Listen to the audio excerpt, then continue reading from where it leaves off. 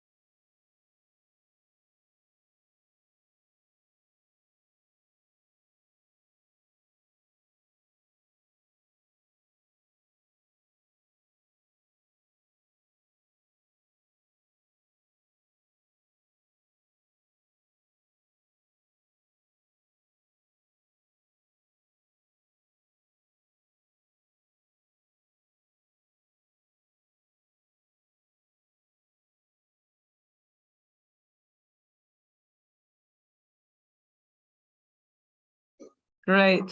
So I think we will just start. First of all, thank you so much for joining us today. It's a really great thing about Corona that we've invented this new format. I think it takes away a lot of difficulty around inviting people to come and speak, and it allows us new kinds of conversations. So we're really pleased that we can invite you in this format. It would of course be really nice to also meet you physically, but it is also interesting to be able to have very broad participation both in the speakers panel and in the audiences in this way. I'm Mette Bremsgaard Thomsen. I'm professor here at the Royal Danish Academy in Copenhagen, where I run CITO, which is Center for IT and Architecture, at part of the Institute for Technology.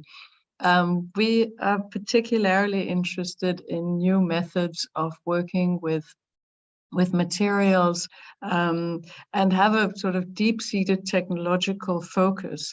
And I think over the last 5-7 years, we have been wondering, what is it really that these material systems that we've been looking at through practices of automation, practices of digital fabrication, how is it actually that it's leading us to think in new ways about architecture? As we all know, we are entering a resource crisis, and there is a great call around us, which really is about trying to think about, well, how can we more ethically, more consciously be working with the resources around us. We also know that architecture in its sheer scale, and it's also that we all live and work in buildings, it means that we are that we have a great responsibility towards how we as a society use resources. This has led us to a sort of a snarkly way into a series of questions, first through a desire to work within a bioparadigm, so to work with bio-based materials. And then the sort of second breath of that sentence is understanding that bio-based materials do not have the same kind of permanence and durability as the industrialized materials, which has then led us to question, well, what does that then really mean in respect to how do we work with materials, which has led us to ask, well, what are practices of maintenance, what are practices of participatory continual construction, and how can we configure these as part of a larger framework about how we ideate and understand architectural design practice. So if we look across the built environment today, then I think the most fundamental realization is that we will be building with trash.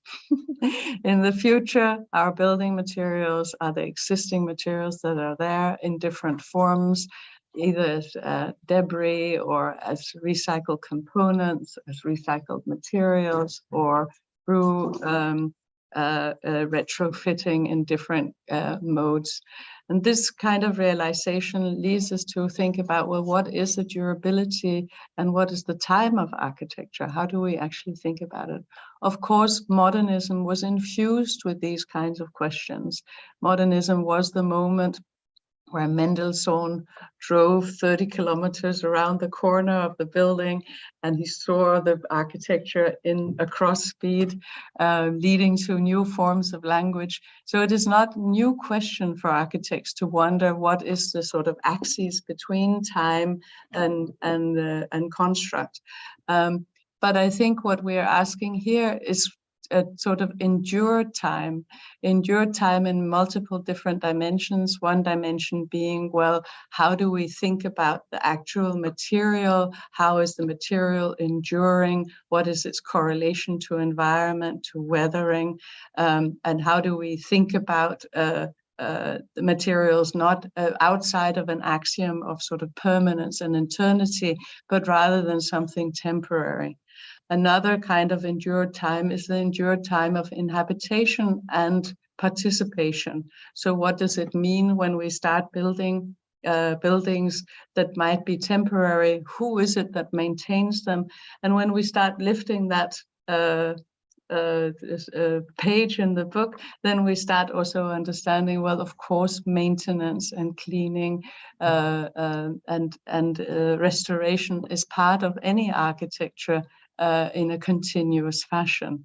So it asks us, who are the maintainers and what are the technologies of maintenance? So is the sort of romantic ideal that I, as an inhabitant, go out and fix my own building? How does that actually translate into the way that we live in cities where we might have a much more professionalized apparatus of maintenance around the buildings? So this symposium is part of two different sort of contexts. One context is the Sustainable Futures, Leave No One Behind World Congress, in which it acts as a pre-event, starting conversations, trying to allow us to put things on the table that can be then discussed at the World Congress event, which will be in the summer of 2023. Next summer, but also as part of a PhD course, also called Sustainable Futures, in which we have been working now over the last 2 months, I think, together with groups of PhD students to start to uncover these questions together. So part of this audience are very well schooled into the text that you have been writing and very and have insights into it, and other parts of this audience are entering this discussion more or less freshly. So we're very excited about today. We're also very thankful that you take time for this. We know that you are asked for all sorts of things all the time. For us, it's very exciting to bring together an interdisciplinary audience that allows us to, or an interdisciplinary panel that allows us to look outside of architecture proper to think about what maintenance and co-construction could be. We have invited 2 panels today, so we have a program that runs from here now till about 4 o'clock this afternoon. And in the first panel, which will be chaired by Paul Nicholas of the Royal Academy and CETA also, we try to ask, well, what are the questions, what are the methods of understanding the role of the participant in the architectural design process, and how can we also think about what maintenance and maintenance practices, learning from both the architectural anthropology, but also sociology, and bringing these voices together. We also have Stina, who is joining us from who's an architectural conservationist, PhD fellow, who's joining us from Aarhus Architecture School. In the afternoon, starting after the lunch break, we have session 2, where we will be joined by Stephen Cairns of the ETH in Singapore, and also Jorge Otero-Pailos from Colombia, to talk about ideas of death and preservation in architecture. So we have a rich program, we have many different voices, and I think if I can inspire to dialogue, it's a great opportunity that we are together, so please do feel active in the debate sessions. The way we have structured this is that we will run the talks pretty straightforwardly, maybe with a small time for a sort of question in the middle of the transition, but beyond that we will really have the debates at the end of each session. This is just to be able to structure it as we're on this online platform. So yeah, with not much more ado, I will hand over to Paul, and I look very much forward to today. Thanks, Meta. Yeah, so I think maybe we welcome everyone to this first session. As Meta was mentioning, it's a very interdisciplinary session. We have 3 speakers: Maria Stender, who's coming from an anthropological perspective, Stina Dales Nielsen, coming from an architectural conservation perspective, and then David Pontiel and Jerome Dennis coming from a sociology perspective. My role is actually really to introduce those who will introduce these 3 guest speakers, which I will pass to the first of those introductions by Zan Brown, a PhD student here at the Royal Academy, just in a minute. But before that, I'd just also like to say that while, as Meta explained, we're going to keep discussion and questions mainly to this common discussion round in the after the 3 presentations. But I know that sometimes it can be very difficult to keep a question in your mind for such a long time, particularly if it is an urgent burning question. And so therefore, I'd also very much ask you to, as the talks are ongoing, as those questions are forming into your mind, to write them in either Zoom or Billy B or YouTube, which are the 3 platforms where we will be fielding questions here. Perhaps we have the opportunity to take some of those questions just in the changeover between talks, but those are the questions that then we will be taking up in the discussion round at the end of the session. So I will hand to Zan to introduce our first speaker, Maria Stender. Thank you, Paul. Yeah, I have the great pleasure of introducing Maria Stender, our first speaker today. Maria is an anthropologist and senior researcher, currently situated in the Department of Built Environment at Aalborg University here in Denmark. And Maria carried out her PhD at both Aalborg University and the Royal Danish Academy, where today she leads the research group Transformation of Housing and Places. As well as this, Marie is the vice chairman of the board of the Danish Town Planning Institute and the founder and project manager of the Nordic Research Network for Architectural Anthropology. And as an architect myself, and I think many others kind of increasingly engaged in the work of anthropologists, I've been looking forward to hearing Maria talk about the relationship between the fields of anthropology and architecture, the potential synergies that emerge, but also the challenges that might appear when navigating across disciplines. So thank you, Maria. Thank you. And thank you very much for inviting me for this very exciting conference. I called my presentation "What Architects Can Learn from Anthropologists and Vice Versa," which is also a name, the name of a paper I wrote some years back. Or maybe I should take it for full screen. Is it now? You can see full screen, right? Yes. So I would like to reflect on not just how the two disciplines can draw inspiration from each other, but also what happens when they move even closer and perhaps even merge into something that we could call architectural anthropology. So my focus in this presentation will be why even talk about architectural anthropology? What is it? What are the potentials and the pitfalls in developing such a cross-disciplinary field? How can both disciplines be transformed by engaging with one another? And then could we perhaps even by way of merging these disciplines develop a new approach, trying to challenge or even go beyond universalism, anthropocentrism, some of these very urgent transformations that we're dealing with these years. And this, I guess, also kind of reflects my own journey in this cross-disciplinary field. So from my initial reflections in that article years back on, it was called Towards an Architectural Anthropology. So reflecting on whether this is a field we should even, I mean, what can we learn from each other? What happens if we try to move even closer?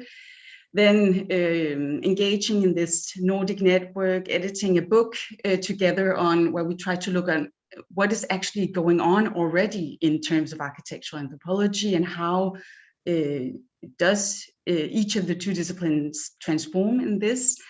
And then finally to some of these questions that I'm currently working with of how we can perhaps move beyond this anthropocentric paradigm that we're struggling with in various ways. All right. So just to quickly brush up many years of history in the two disciplines, of course, this is not something entirely new. There were always overlapping interests between architecture and anthropology.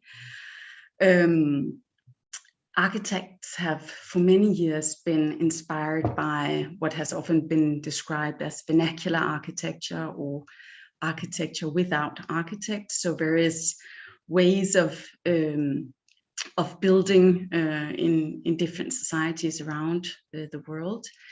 And anthropologists have also, but with a different perspective, been studying various ways of spatial organization and building techniques and how dwelling types reflected different types of social organization and so on.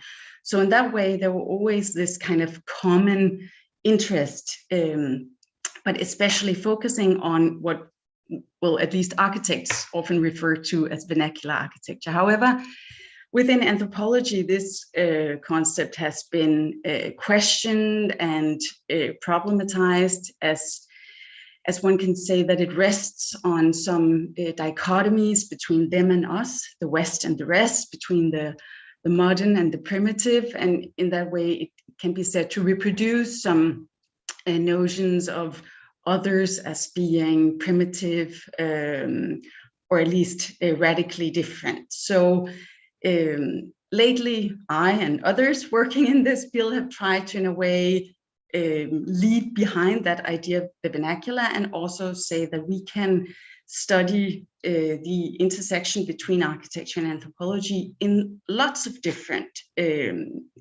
cultural, social contexts, and that it's really not a matter of them and us and the West and the rest and so on. Also, you can see perhaps from the titles I included here that even though this has been going on for many years, something new has happened over the last couple of decades. Not only the colors of the books have changed apparently, but also the focus, I guess, where we see a range of new titles looking more into perhaps not so much like specific building techniques and traditions of various people, but more like theoretical explorations in how to think of architecture and design and how to draw inspiration from some of these processes in anthropological thinking and the other way around. So there has been this increasing interest, and you could say not just in places that were previously thought of as architecture without architects, but also in some of the big cities, public spaces, institutions, workplaces, and so on, that most architects are very familiar with. So perhaps we could say that current architectural anthropology is rather to be seen as architecture with architects. What I, together with others, have been arguing is that recent developments in both disciplines make collaboration between them even more relevant. So in architecture, there is perhaps a new focus on different contexts, on users, and on processes. Modernism has been criticized for its universalist ideas of the human being, as represented here by Le Corbusier's modular man, and an attention to different cultural and social contexts and processes is quite relevant, as well everywhere, I guess, but perhaps especially as many architects today work in cultural contexts different from their own, while also their own cities are becoming increasingly multicultural. In addition to this, we see that especially perhaps junior architectural researchers often draw inspiration from anthropological and ethnographic methods. Some have even identified an ethnographic turn in architectural research. On the other hand, if we turn to anthropology, it is sometimes said to have turned home over the last decades, as many anthropologists today work in their own societies, which perhaps make their work even more relevant to architects. So at least in the Nordic countries, and I know this is also going on elsewhere, architects and anthropologists today often collaborate around urban development projects, designs of hospitals, schools, housing, etc.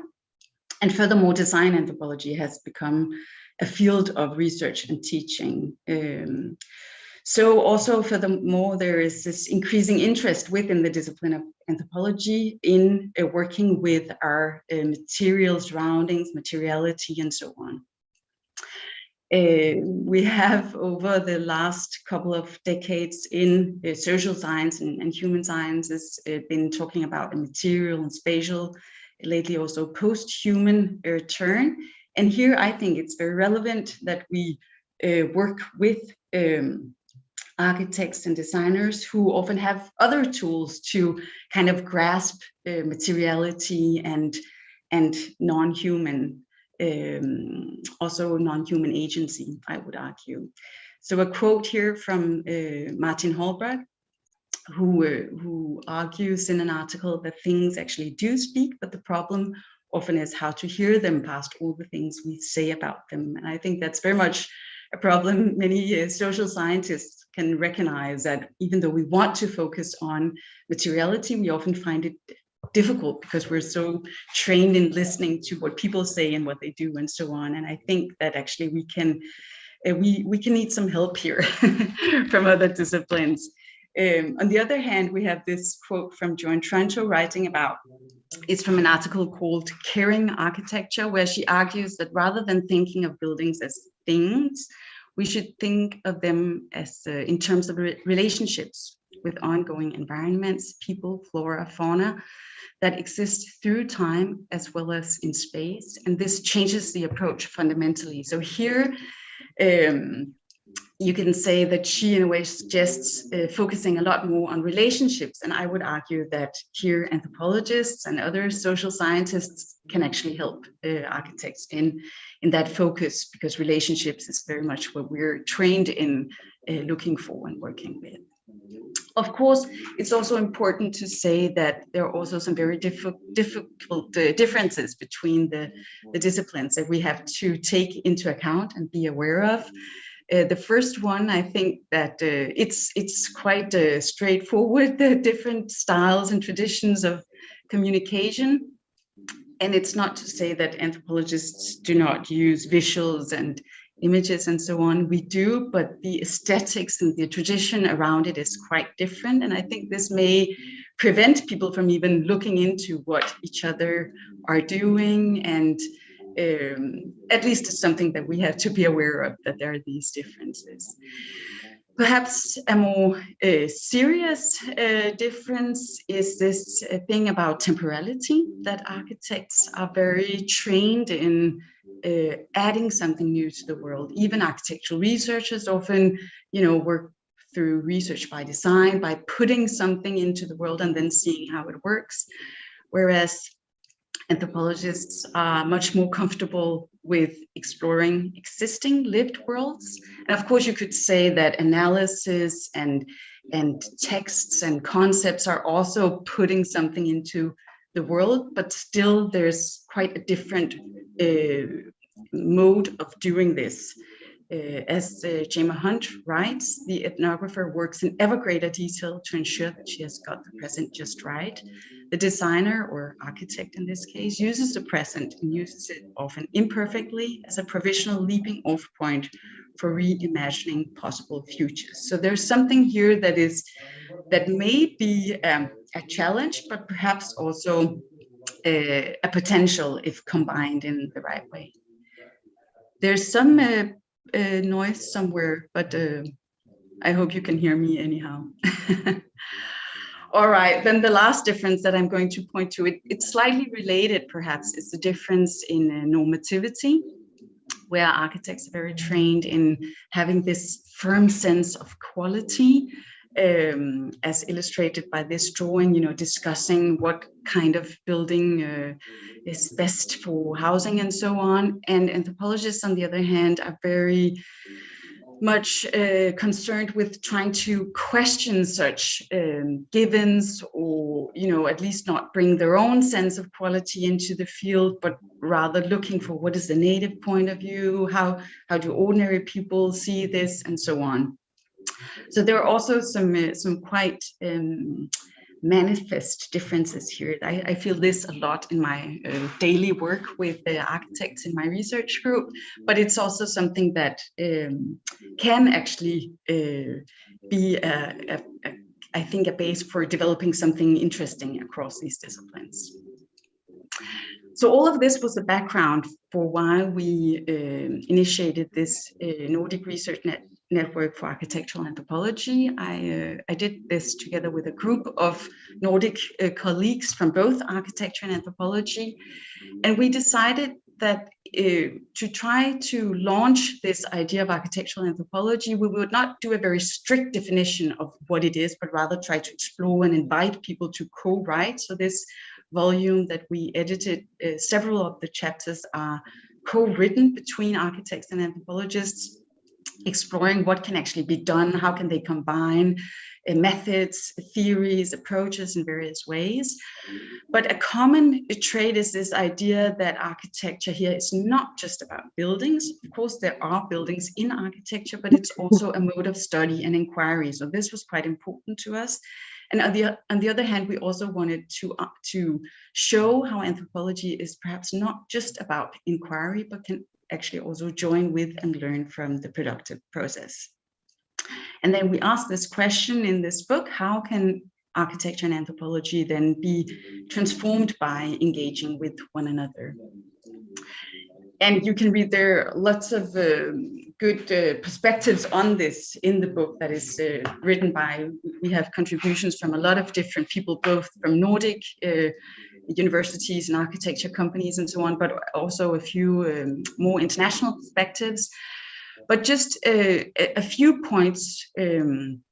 This illustration is actually also from one of the chapters where someone working with a senses of home among homeless people, and where I think this beautifully illustrates how some of the architectural approaches of using drawing is combined in a quite nice way with ethnographic explorations into this group of homeless people.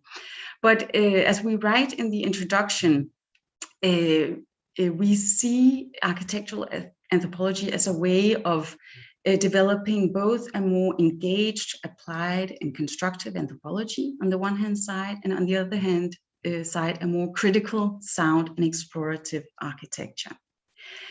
And one of the ways this happens is by way of methods. So Albina Janeva, who is also a pioneer and who has been a key inspiration in our work on this, she writes a paper on suggesting 6 methods for architectural anthropology, and one of them being visualizing, so new ways of combining approaches from the disciplines.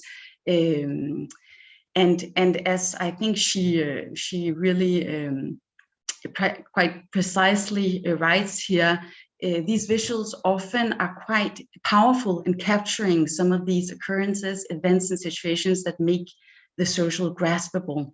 So there's something there about how the social is not just what people say and do, but how it also interacts with built environments all the time, and how we can use new tools to grasp this. And then there's this question that we discussed a lot when writing the book, whether can we somehow use these new cross-disciplinary explorations to move beyond this universalism and anthropocentrism that is quite inherent in, well, in a way, in both disciplines, I guess. Anthropology has perhaps for longer tried to challenge universalism, but we're very much in a state right now where how can we leave this anthropocentrism behind? And as Tim Ingold argues, this is from also from the book, he writes that anthropology and architecture, in opening to a more than human world, are perhaps also opening to one another, even melding with one another in their common bearing on the design of environments for future collective life. So I think this is quite a beautiful vision. Some of the chapters in the book try to do this by looking at all kinds of species, but of course there's still like a predominant focus on human beings.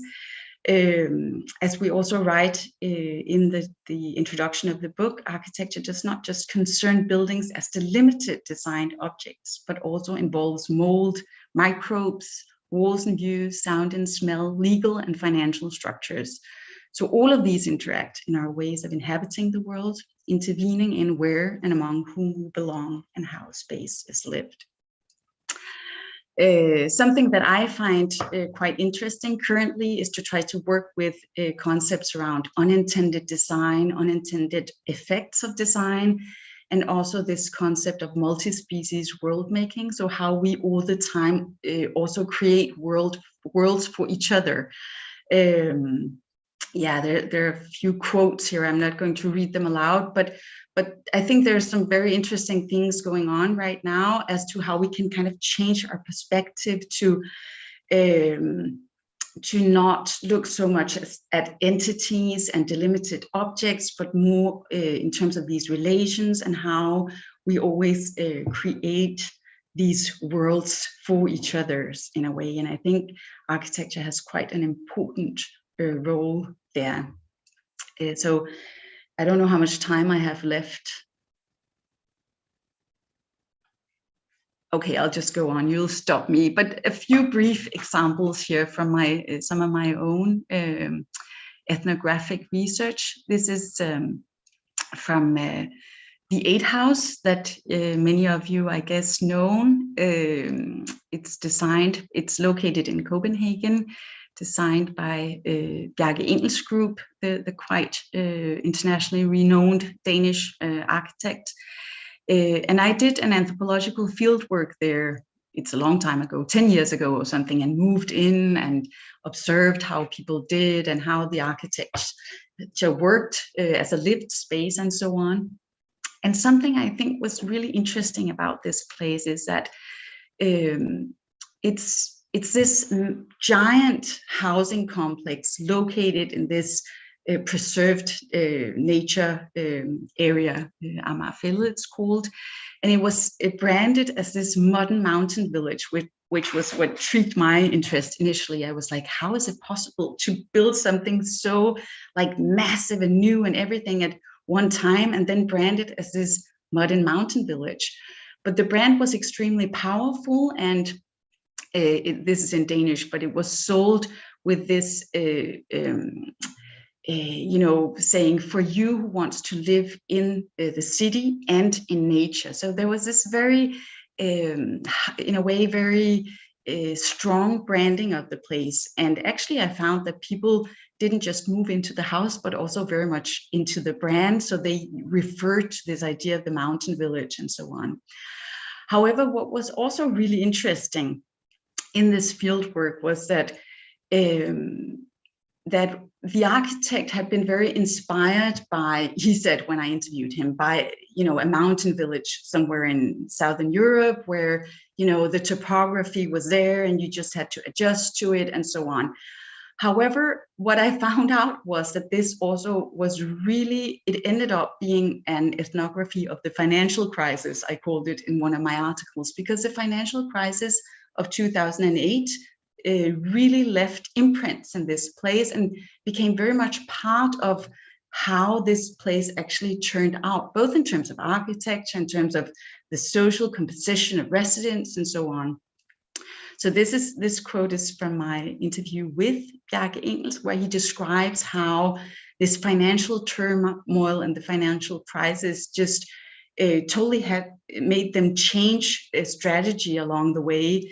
He says here, the idea with the mountain path was that you could stroll to the top and enjoy the view, but it turned out even more extreme than planned because the surrounding city failed to appear. So in the sketches, it was surrounded by all sides, but then the economy collapsed, the city stalled, so it stands alone like a fragment. And then they had to, not only did the rest of the surrounding city stall, it also made them change, really cut down all expenses, choose different building materials. So my photo here, I know the architects hate when I show this, but they had to replace a lot of stuff afterwards and fix things because this financial turmoil, it intervened in the shaping of the place. And what I think is so fascinating by this is that perhaps rather than seeing this as an exception and something that destroyed the architecture, I think it's really interesting if we start to see it as part of the architecture. So whereas the branding of the place is the idea of the mountain village, where in a way you are overpowered by nature or by the topography, you have to adjust to that. What this architect really had to adjust to was much more the financial turmoil and the new situation. And this is also very much what shapes the place in a way. As I said, not just in terms of building materials, but also in terms of, then they did something with the prices and it ended up that different people moved in and so on. So I think we should try to embrace this in a way in our understanding of what architecture is, to not just see it as that designed 8-shaped house, but also see it as a process of, interacting with the market forces, and afterwards addressing your interest in maintenance and so on, that it doesn't stop, right? It goes on in a way. And I also wanted to show you this about the nature, that it was really branded about like this inviting nature in, and it's shaped to give you this specific view of the green area nearby. And yet I found out that there was this key point of social division between the residents going on around their perspective on nature, and spiders was one of the things that they discussed. This is from an interview with a resident who told me that she was so amazed how her neighbors just freaked out over the fact that there were a lot of spiders and it stains the windows and so on. And as she says, what is this? Some kind of artificial thing that we're so fond of nature but afraid of spiders? So is this just, everything is so hyped by the prices and the smart ways to sell things? Now they're also starting to talk about how to nano coat the windows to keep the spiders out. So again, is architecture only about the architect's vision of this place as opening up towards the surrounding green areas? In a way, it's also about how then residents in their everyday life negotiate the relationship to nature, and how they, as you could see here with the spiders, create worlds also for other species, right? And architecture is part of this, but also in unintended ways. And I think that's something we should pay much more attention to, actually. My last example, I hope I have time, otherwise stop me, because I'm not quite sure how much time I have, is from another Danish architecture company, also increasingly internationally renowned, SLA, who designed, they are landscape architects, and designed this nature-based park in a social housing estate called Gellerupparken, located in Aarhus in Denmark. They describe it on their website as a nature-based model for transforming the social housing estates of the 1960s from deprived living machines into socially and environmentally sustainable human neighborhoods. And then they have this vision, SLA, for all of their work. They write, everywhere our ambition and mission are the same, to design places for life, all life. And I think this is very inspiring, because in a way, I guess this is how we should all work from now on, to design and work not just for humans, but for all life. But still, I also think that it's very important, and where we can perhaps mix architecture and anthropology in new ways is to not just stop with the park, right? To not just, their idea here is to introduce a lot of biodiversity, so plant a lot of different trees and plants to attract insects and animals and so on. But I think we should also, it's important to not just stop there, but also look into how does this then interact with the social diversity of the place, the cultural diversity of the place, the everyday life, the ongoing use of architecture. So the architecture does not stop when the architect leaves, I would argue. It goes on. Yeah, this is a quote from one of my interviews with the residents in this neighborhood, who says that she thinks it's really nice with the park and the lake, but you can't really use the gate for anything. I'm just going to show you, the gate is, they made this new opening in one of the blocks, and she's quite frustrated about that. She says, in our situation, it doesn't make sense. My parents had a garden, and then they were told that they cannot live here. We need to get someone else in. I might need to explain a bit the context around this. So this place, Gellerupparken, sorry? Someone saying something? No. Gellerupparken is a disadvantaged housing area with a very multicultural population of residents. And the Danish government, more than 10 years ago, made this list that has also received a lot of attention internationally about some of these neighborhoods being named as ghettos. They have left that concept again, but they are transformed these years, regenerated, and this involves also forced relocation of some of the residents here. So of course, this shapes this residents' view of the park and the surroundings and the life here that her parents were told. They used to live in one of these ground floor flats and had a little garden. And she told me how the dad, he was so proud of growing roses in this little garden. And then they were told, you have to move because we're going to get someone else in. And they see these renderings, as you can see here, with, you know, young white women on cargo bikes going through the area, and feel that it's really not for them. So even if they like this biodiverse new park, they feel perhaps it's really not for us, it's for someone else.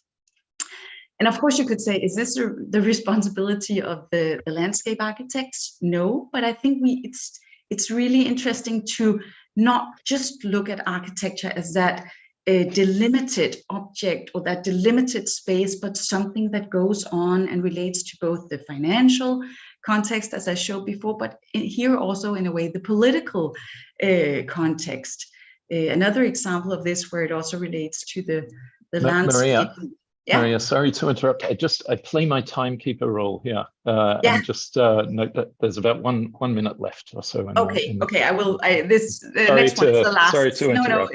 it's perfectly fine. The last slide is the next one, so I will stop very soon. But I will just show you how this image in the top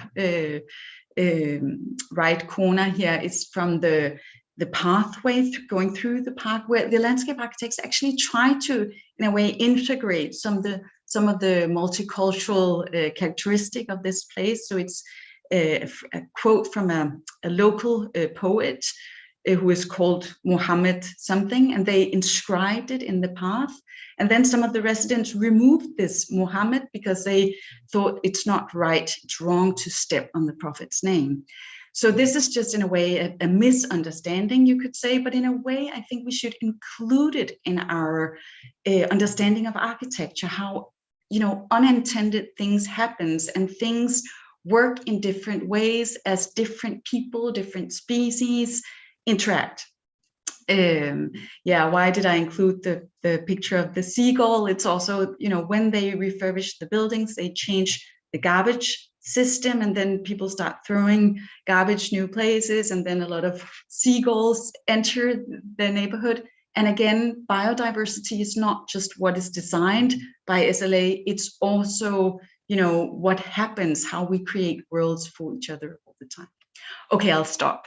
Just to conclude very briefly, I've tried to show you how recent developments in both architecture and anthropology make cross-disciplinary explorations more relevant, but also shown how both disciplines transform by engaging with one another. And I suggest that we should be aware of the differences and the alterations to actually turn them into potentials rather than pitfalls. And then I've tried to suggest that perhaps we can try to, together, across the disciplines, develop new approaches, trying to challenge or move beyond universalism and anthropocentrism. And I think very important here is to focus on architecture as ongoing processes and relationships between diverse humans and non-humans. So I'll stop there. I guess that was the last minute.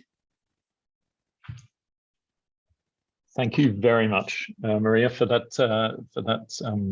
presentation highlighting the you know, this emerging cross-disciplinary space. It's extremely interesting.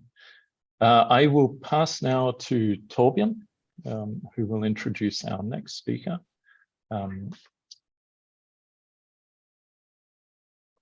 Stina. Torbjørn. Yes. Yeah. Thanks, Paul. So our next speaker is, sorry, I can hear myself. So our next speaker is Stine Dahlberg Nielsen.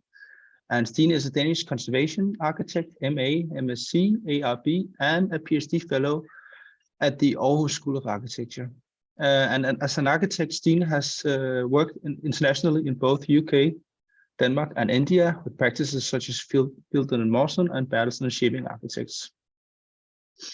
Her portfolio of projects includes high-profile conservation projects in Whitehall and Natural History Museum in London, as well as transformation and design schemes for the Jewish Museum and parts of the Royal Estates in Denmark.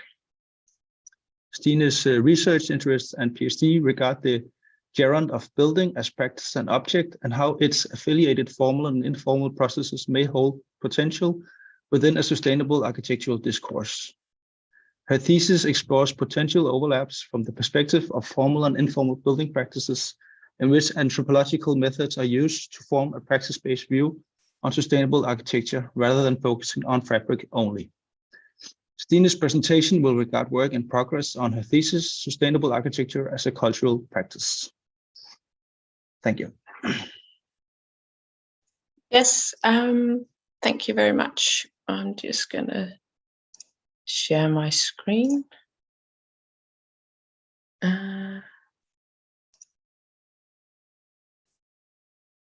1 minute.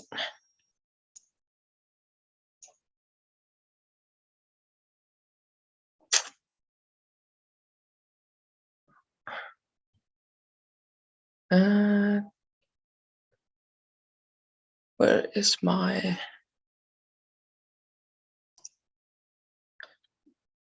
There we go. Sorry about this.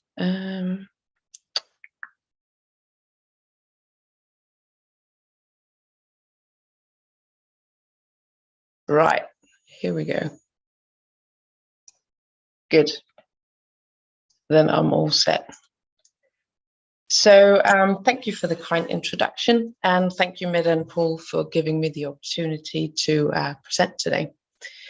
So my presentation is, as said, not based on a paper, but it's rather a work in progress, which is an attempt to synthesize the last 2.5 years research, which I've named In Search of Building.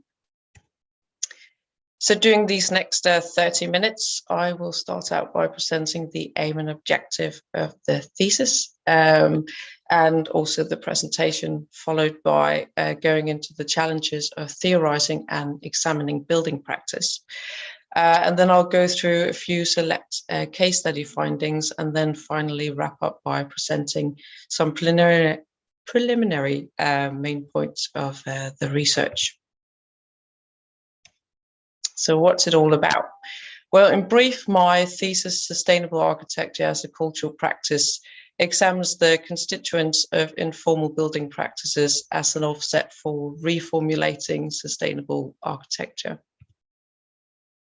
And at its core, the thesis regards the endless growth and profit-driven paradigm of the mid-20th century and its gradual deformation of building practice into a linear formation or production that turned building into products of consumption and investment, which also includes the production of sustainable architecture.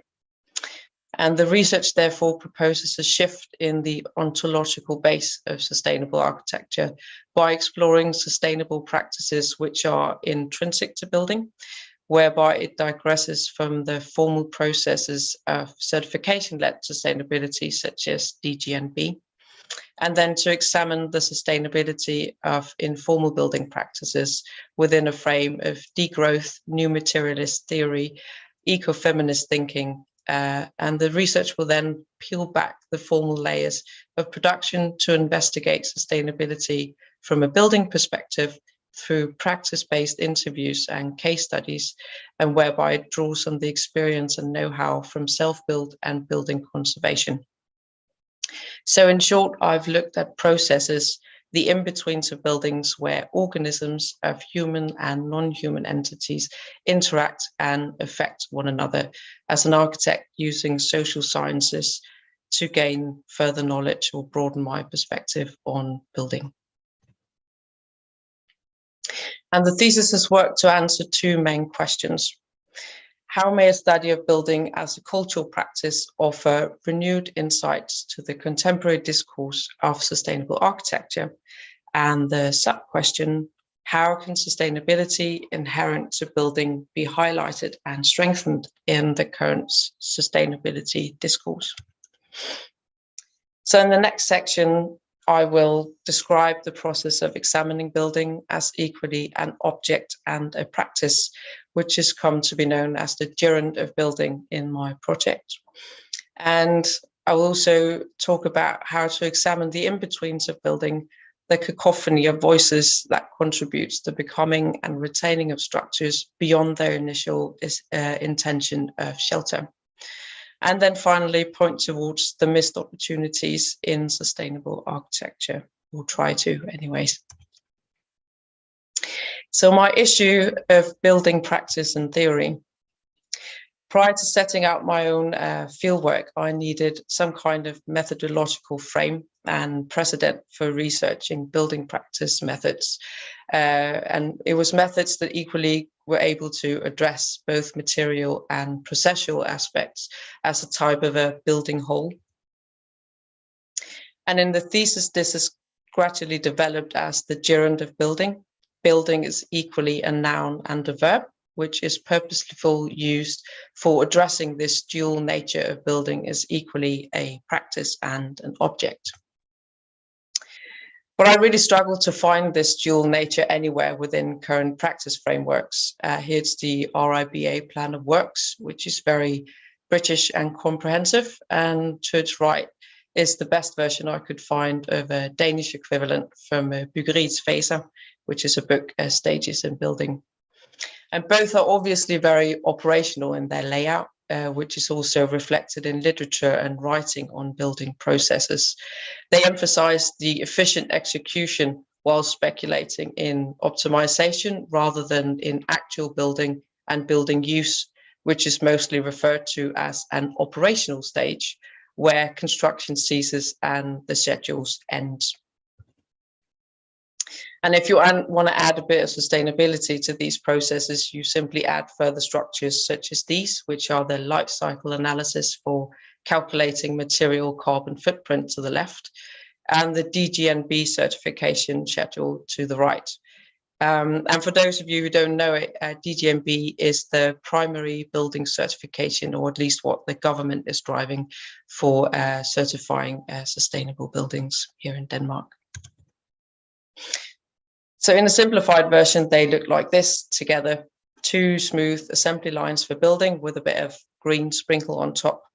So these in-betweens of buildings, which I was looking for, somehow disappeared within these very technical frameworks.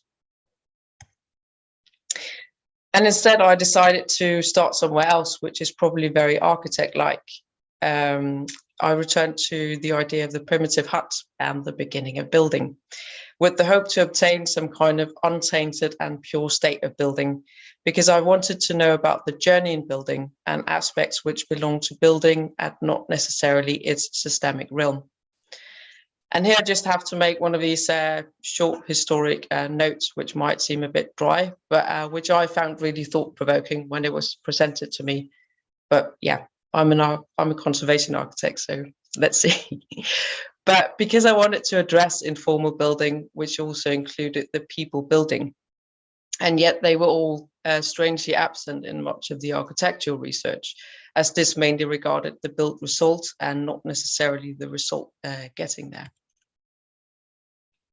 Because as it turns out, informal building structures and practices outside the established intellectual labor of the academies essentially grows from the manual labor of commoners, something which architectural studies historically have paid very little attention to. And I think Nicholas Pefter has a really nice quote on this, where he initially basically states that informal building is not even considered as architecture. And another issue was also that architectural studies have generally perceived buildings as finished objects and works of art, which made this interaction I wanted to examine very difficult to discern in studies, or simply just non-existent.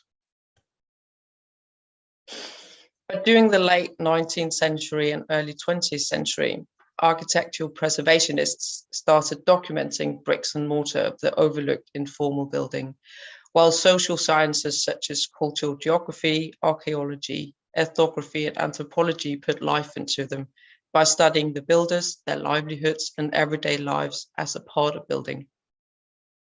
And of course, as Marie also mentioned, these studies hold all sorts of other biases in this period in terms of global North and South issues, colonial and race biases, which is a completely separate story. But in its nascent state, these early studies initiated a research in building, such as architectural anthropology, which I find to be extremely valuable for current debates on building and sustainability, and an aspect which I will return to. So when reviewing social science writings on building from some of their early scholars and up till today, they've obviously developed immensely. And yet they seem to share 3 main concerns on building, which sets them apart from most architectural studies on building. So they view buildings as a series of co- and concurring processes, which are capable of generating distinct forms of knowing, and processes do not only regard construction, but extend into occupational practices such as use, consumption, repair, maintenance, which enables an entirely new scope of building. So they furthermore highlight buildings' dependence. Sorry, there's someone who needs to turn their microphone off. They furthermore highlight buildings' dependencies that exceeds the built form into systemic, natural, cultural, and social and material realms, which influences the course of building. And in the following, I'm just going to very briefly summarize the sort of constituents of these concerns. So building as process makes up building's subsistence, its infinite movement as opposed to a finite object. Processes are acts and thus relate to time rather than space, which renders building somewhere in between that of object and action. Processes have different temporal aspects. Some are instantaneous, such as instant repairs, furnishing and construction, while others are repetitive and cyclic, such as weekly hoovering and biannual paint jobs, or once every century replacing a tile roof. Knowing in building is tacit knowledge, which is generated or released through an act or interaction. And knowing may be generated through all building processes.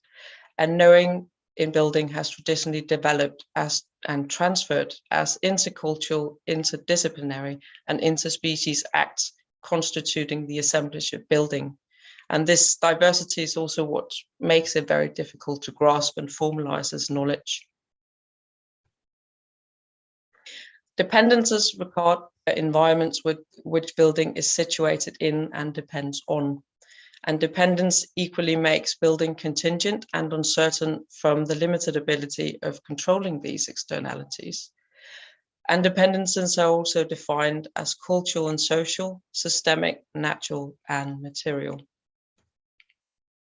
And when you put them all together, they look something like this, which has become my platform or toolbox for analyzing the case studies and interviews, which I will go into next. And just a quick heads up on this, that I will not read aloud any of the quotes in the following section, but just refer to them. So you have to do the reading part yourself. So the 8 case studies are formatted as building narratives, which are told by people who've built their own houses as self-built or by the aid of an architect or builder. And the case studies are furthermore supplemented by informal talks with 7 professionals in the construction industry. The 1-hour interviews were semi-structured, meaning that the interviewee was encouraged to lead the course of the conversation, starting from the beginning of how they built their house, and then I would aid along the way in case they stalled.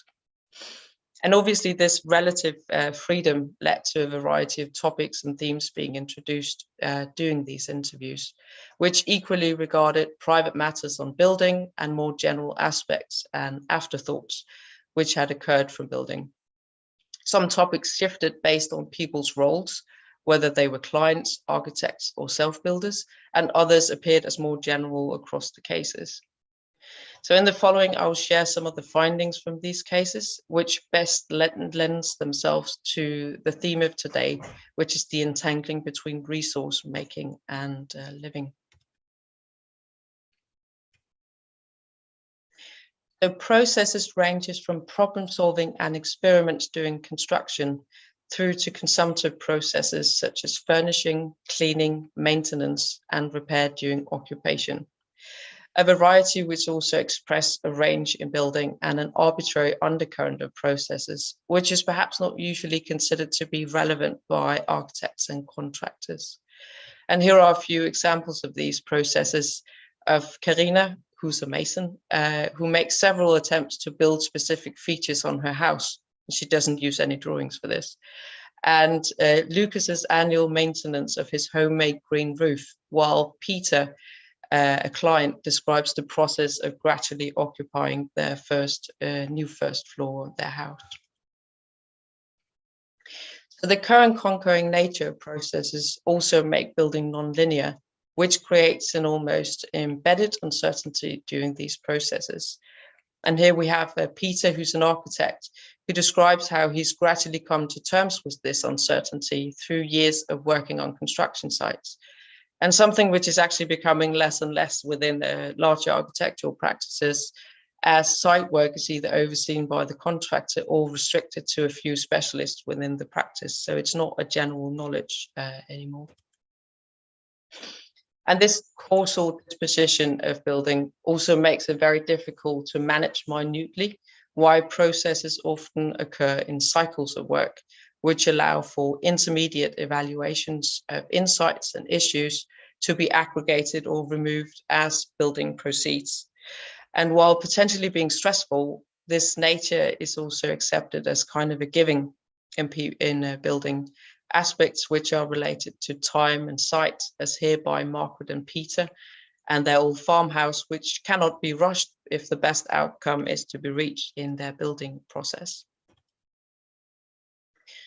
And this structure of processes, cycles, experiments, and problem solving is furthermore paramount for development in building as a generator of knowing through trials, errors, successes, and occurrences. As here where Karina, who's a professional mason building her own house, describing her gradual realization and instant resolution of her drawing actually not corresponding with what she builds in reality. And processes are also material, and it affects materials and the material effects on humans and other materials. The material processes permeate most building processes, and interestingly, the builders actively engaged in these as material properties were sussed out, sensed, and tested, as here where Tobias admits to actually trusting timber strength based on his personal experience and knowledge, but contrary to what building regs and standards are prescribing. They also relate to material assemblages, which is exemplified by Margaret and Peter, who are restoring and transforming an old half-timbering farmstead, a building type which is notorious for movement as a part of its structural DNA, and which they just have to accept as a part of their building process. And the material ability to act and affect constitutes the physical base of building, as it interrelates all processes of building from conception and construction and through to occupation. And despite commissioning the architect Søren to design their house, Bodil and Egon as clients hold really highly tangible and embodied visions of their future building and the material effects of their building, which regards using diffusion open building materials and building without a DPC, a damp-proof course, to emulate the feeling or the indoor climate of their old farmhouse in the northern Jutland, which they are moving from. The material processes also heavily depend on their level of processing, as this may incur increased level of degassing. And this aspect is specifically noted by Magnus, who's a carpenter and partner in the DIY center Havnens Hænder here in Copenhagen, who only deals with biomaterials for building. And he makes the point of taking our buildings seriously as a part of a healthy living. And this leads me to the aspects of knowing in building, which is generally driven by curiosity and personal reflections on previous building, such as here, where Karina is using an existing house, which she's partly demolishing, as a material bank for building a secondary barn house alongside her main building, as a sort of experiment, but also to just fill out the downtime she had in the building process on the main house. This experimentation and problem solving, they are central to knowing, which also includes the acceptance of failure, as can be seen here with Lucas, that a perfect end result is perhaps not the ultimate objective of these experiments, but rather learning from them. There are also a degree of getting to know materials and material assemblages as they are tried, tested, and practiced, and issues are encountered and solved. And this embodied familiarity with raw materials, composites, and assemblages, which also fosters a criticality towards the composition of everyday spaces, a sort of an unblack boxing of building, if you will, which reveals its context, including material processes such as degassing. And this is actually very clearly stated when juxtapositioning statements from Søren and Tobias, who are about 15 years apart in work experience, where the older Tobias has clearly grown more reactionary, and these are his own words, with time. And he knows the potential hassles of experimenting, while Søren is still retains a degree of optimism in terms of trying new materials. Determination of knowing is driven by built exemplars and peer observation or consultancy. And yet outside these environments, knowing on building becomes very difficult to navigate between business interests and facts. And here in particular, Anders, who's a novice builder living in a tiny house, expressed the challenges of not being inside these circles when he built his first house. He actually had to build 3 houses before he succeeded in making a house which was actually livable. And similar issues were expressed by a few of the clients I interviewed in terms of finding contractors for tender, as they simply didn't know where to look.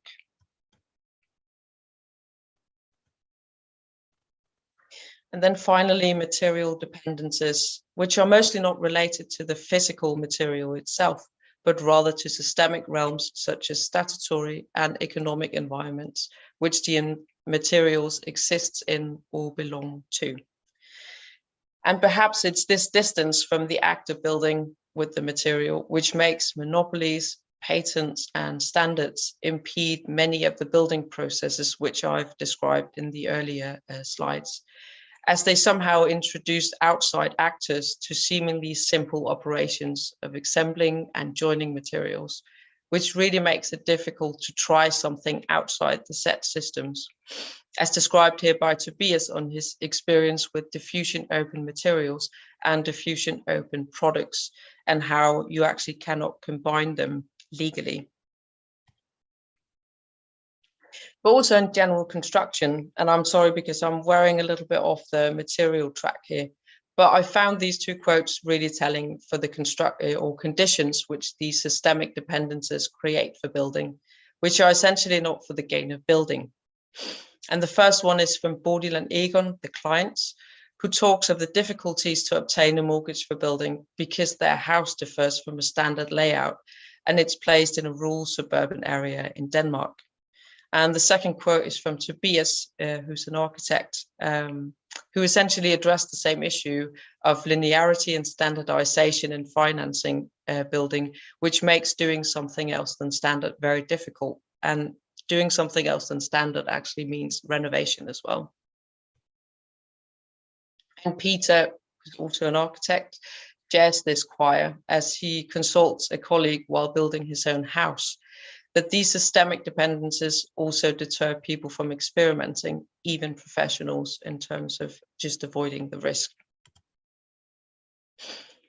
But material dependencies also entails a tangibility and embodiment, which may be utilized through intentional material practices of building to enable an experienced and generally accessible understanding of, for example, sustainable architecture.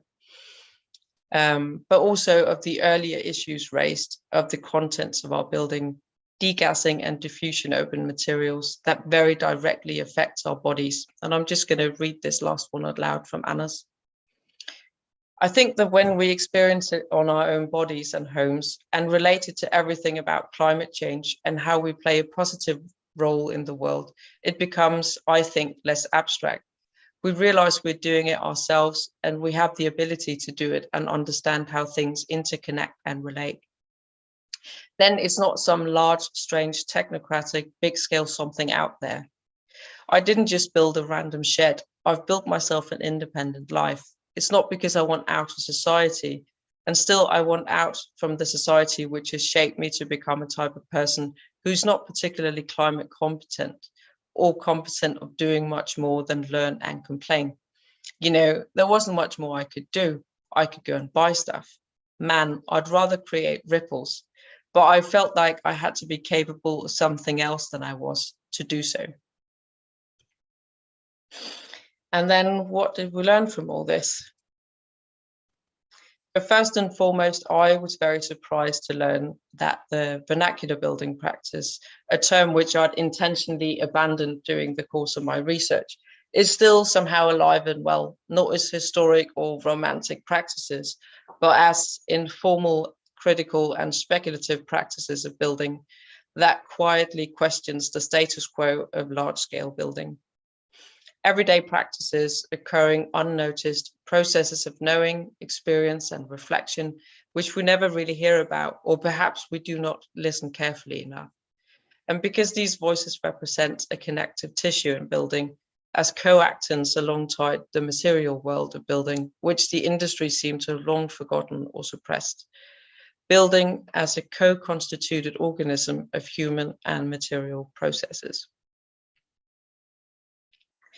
So those 3 learnings I'm just going to go quickly through here in the end.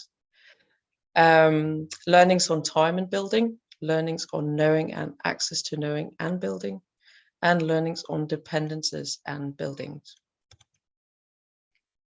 And the primary outcome from the case studies have been one of building and time, in the sense that building is not just construction.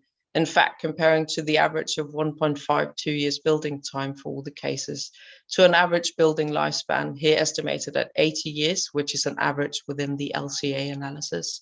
Construction is perhaps the least of building, and yet construction is what we mainly talk about in building.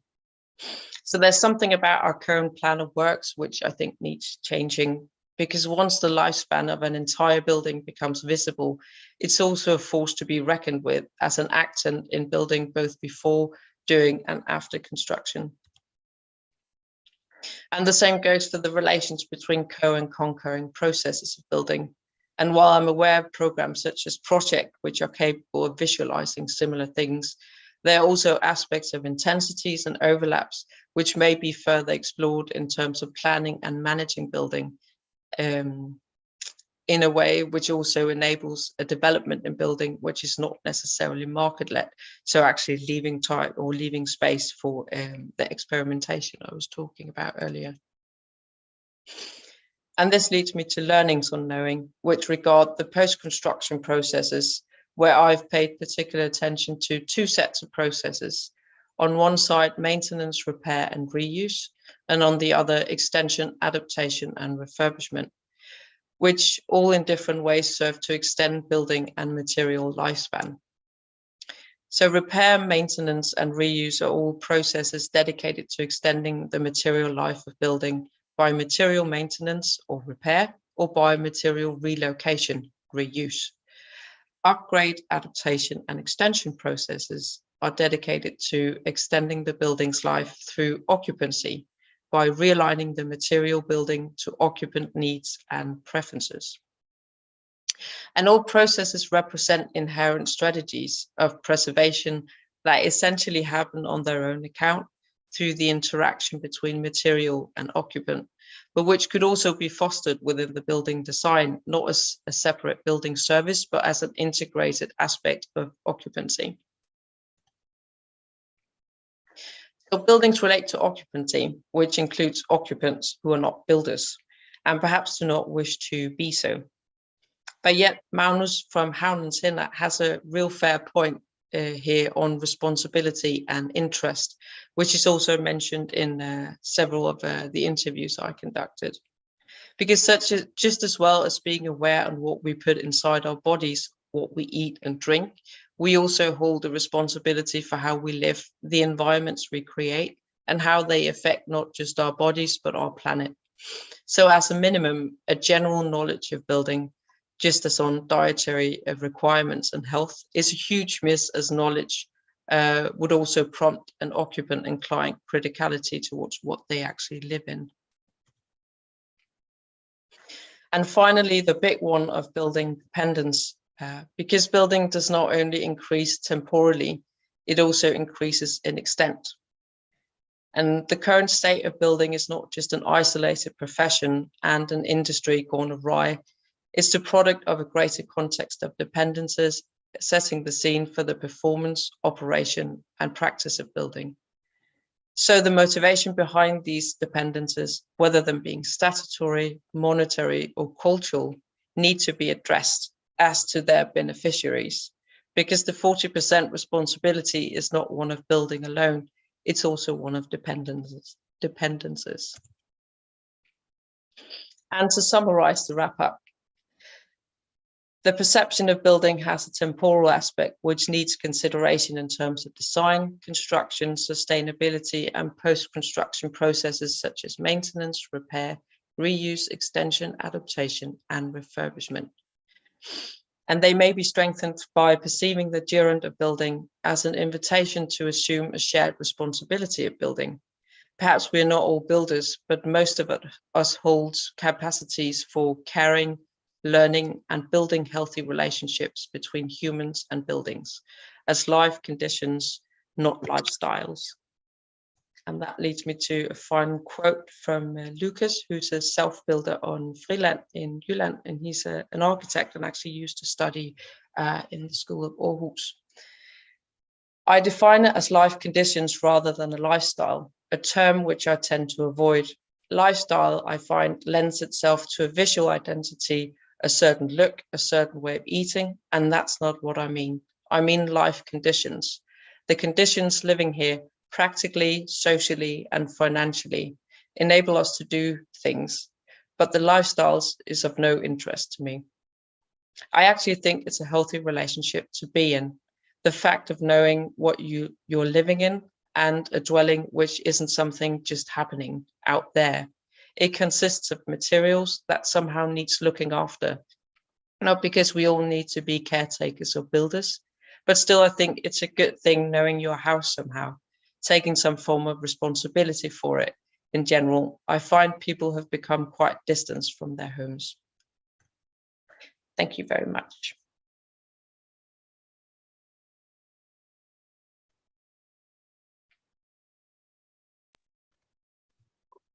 Thank you very much, Stina. I'm just looking here for the applause button. I can't can't find it on the chat. So physical applause.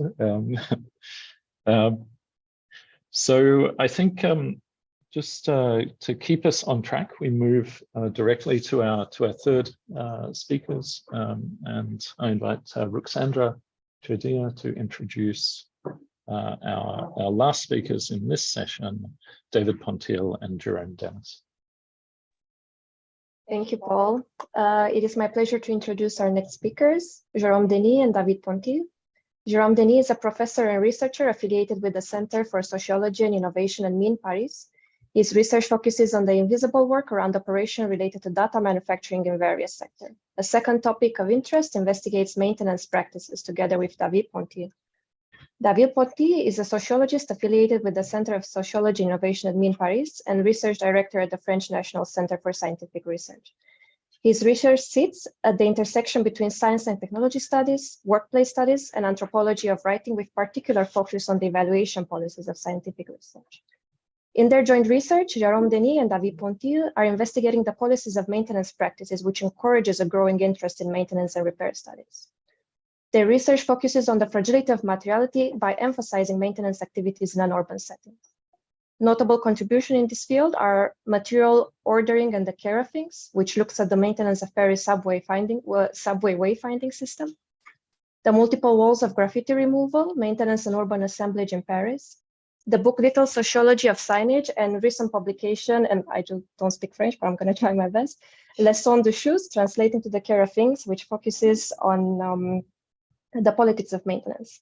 In some writings, there are co-authors under one identity using the pseudonym David Denis, and in the paper, Why Do Maintenance and Repair Matter, which I recently studied as well. It was quite an eye-opener of the importance of operation behind the use of buildings. So I'm really looking forward for your talk. And the last thing I would like to mention is that they are part of, they both co-lead a blog dedicated to ordinary practices named Scriptopolis, and they are part of the editorial board of Revue d'Anthropologie de Consent, which is the journal for anthropology for knowledge. Having that said, I hand over to you and looking forward for your talk. Thank you. And thank you for the very kind introduction. And of course, thank you for the invitation. I will share my screen with a little stunt. It should work. Is it okay for you?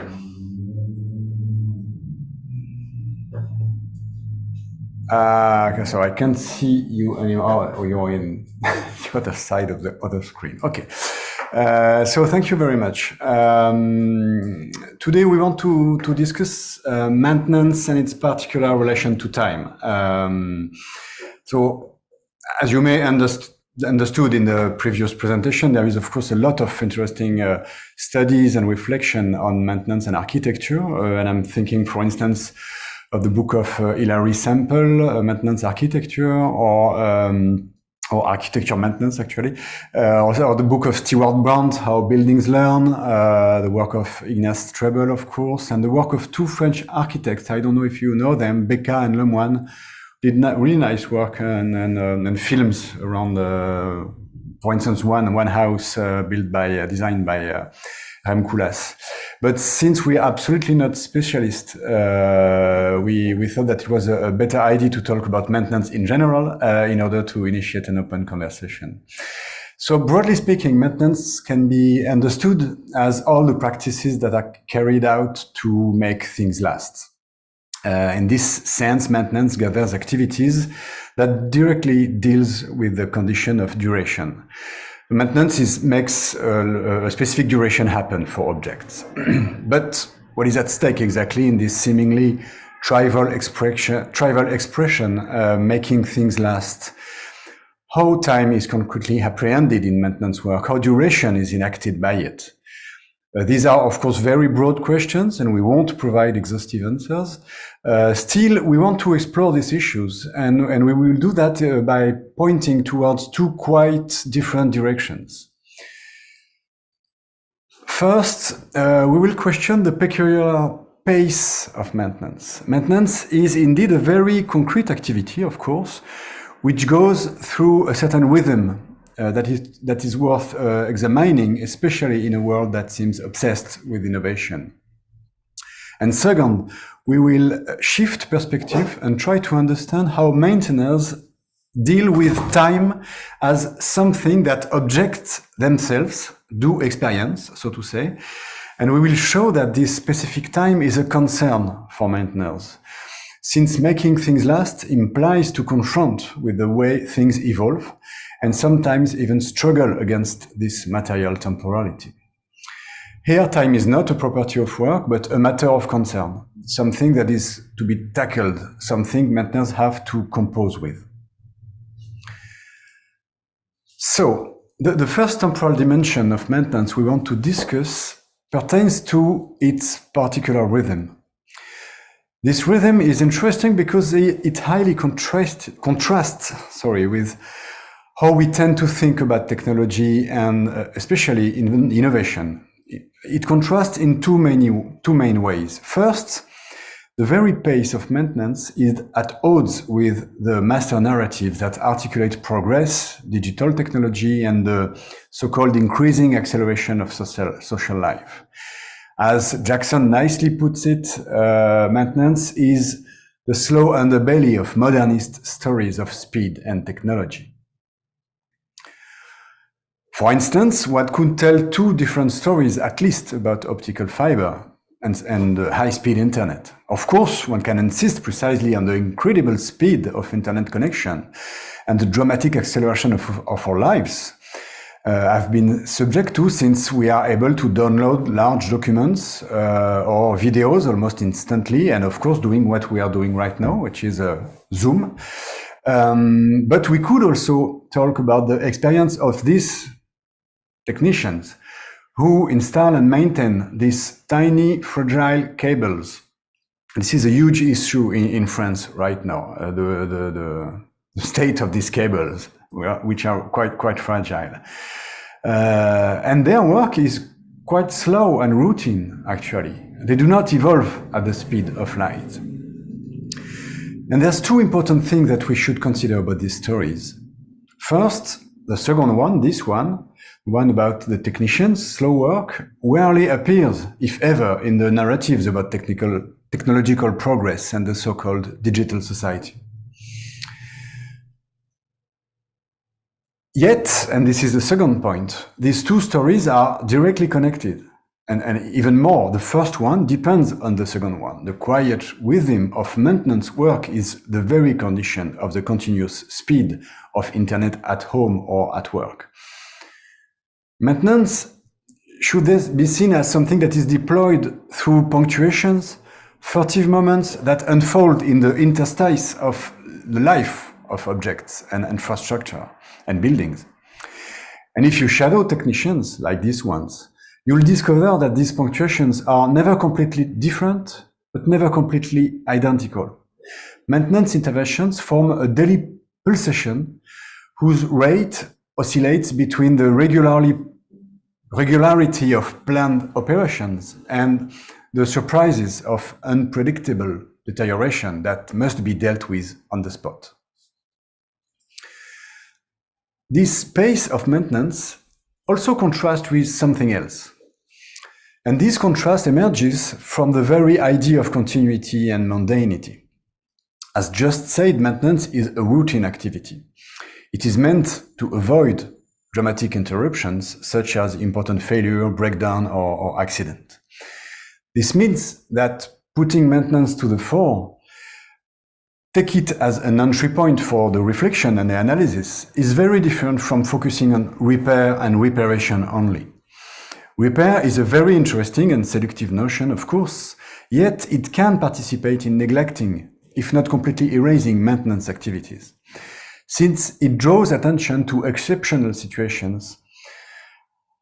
Indeed, the term repair insists more or less explicitly on a binary configuration, a disruption, let's say a breakdown or a crash, and the operations that are carried out to remedy it and to bring things back on tracks or back in order.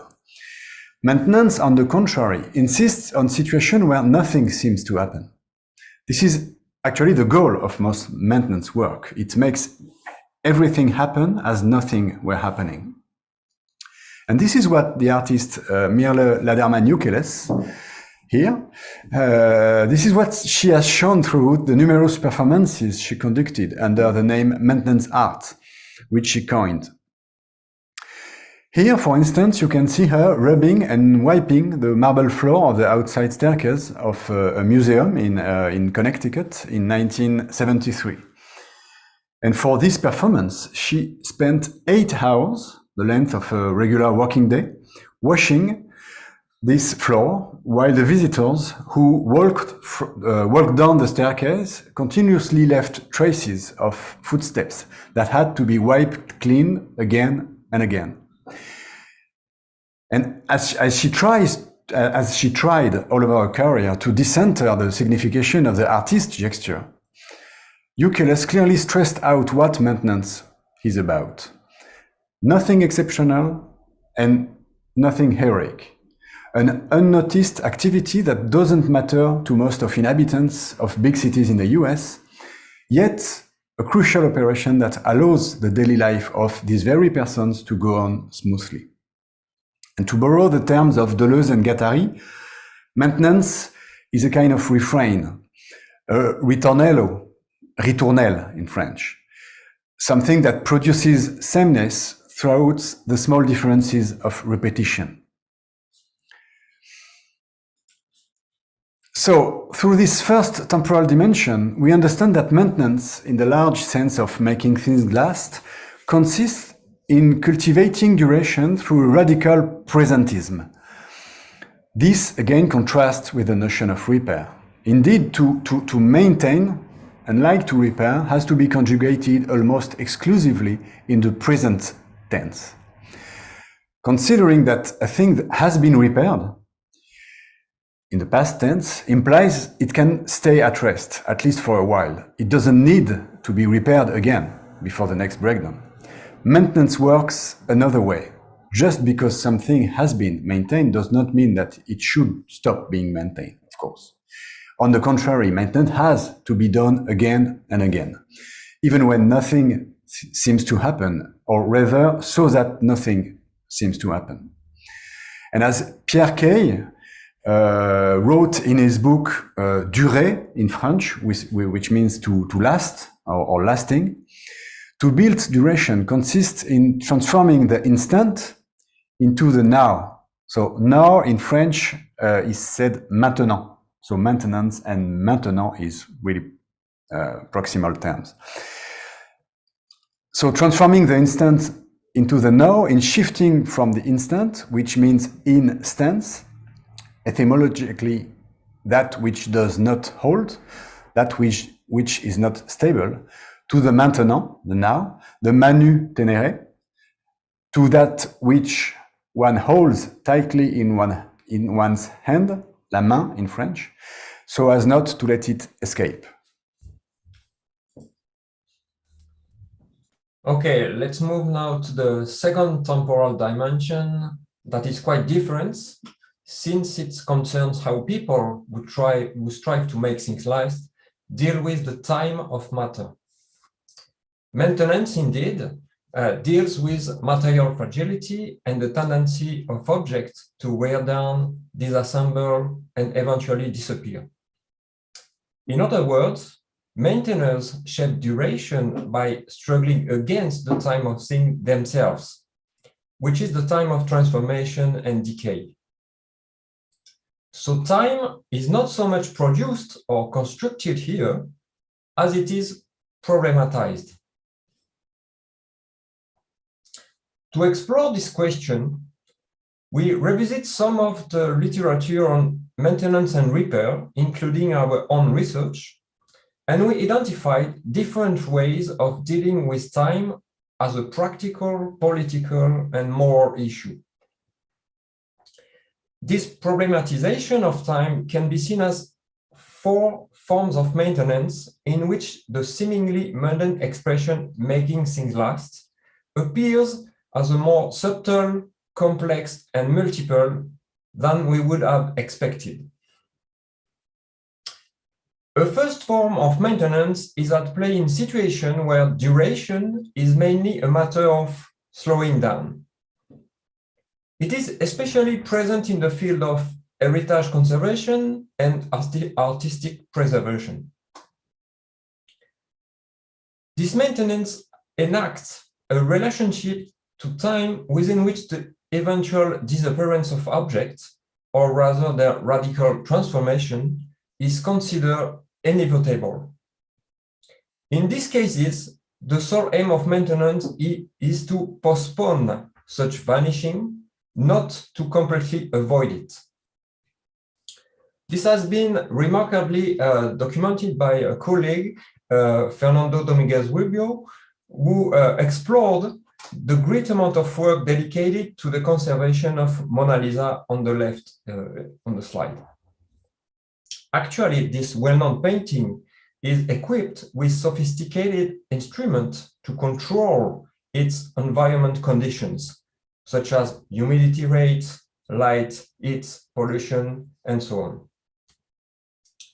This is also present in Moritz Fürth's foray into the Department of Book Preservation at the National Library of Vienna. The conservator working there regularly assessed the state of aging of books. And when they had some glue dots, clean some mold, or reinforce the binding, they always considered this gesture as tiny and transitory interventions. A second form of maintenance is oriented toward the production of permanence. Here, time is an existential issue that requires significant resources to be deployed. Actually, during our fieldwork, we stumbled upon this form of maintenance while studying the Paris subway wayfinding system, whose very design lies on the presence of a huge set of signs.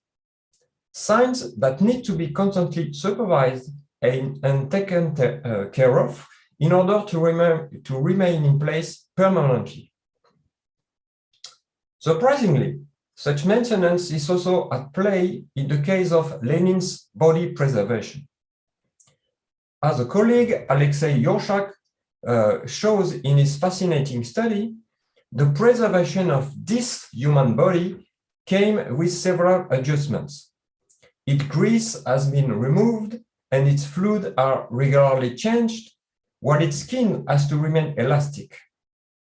But above all, this preservation has been organized around a series of complex operations repeated on a daily, monthly, and yearly basis. And these operations are dedicated at making this body last indefinitely.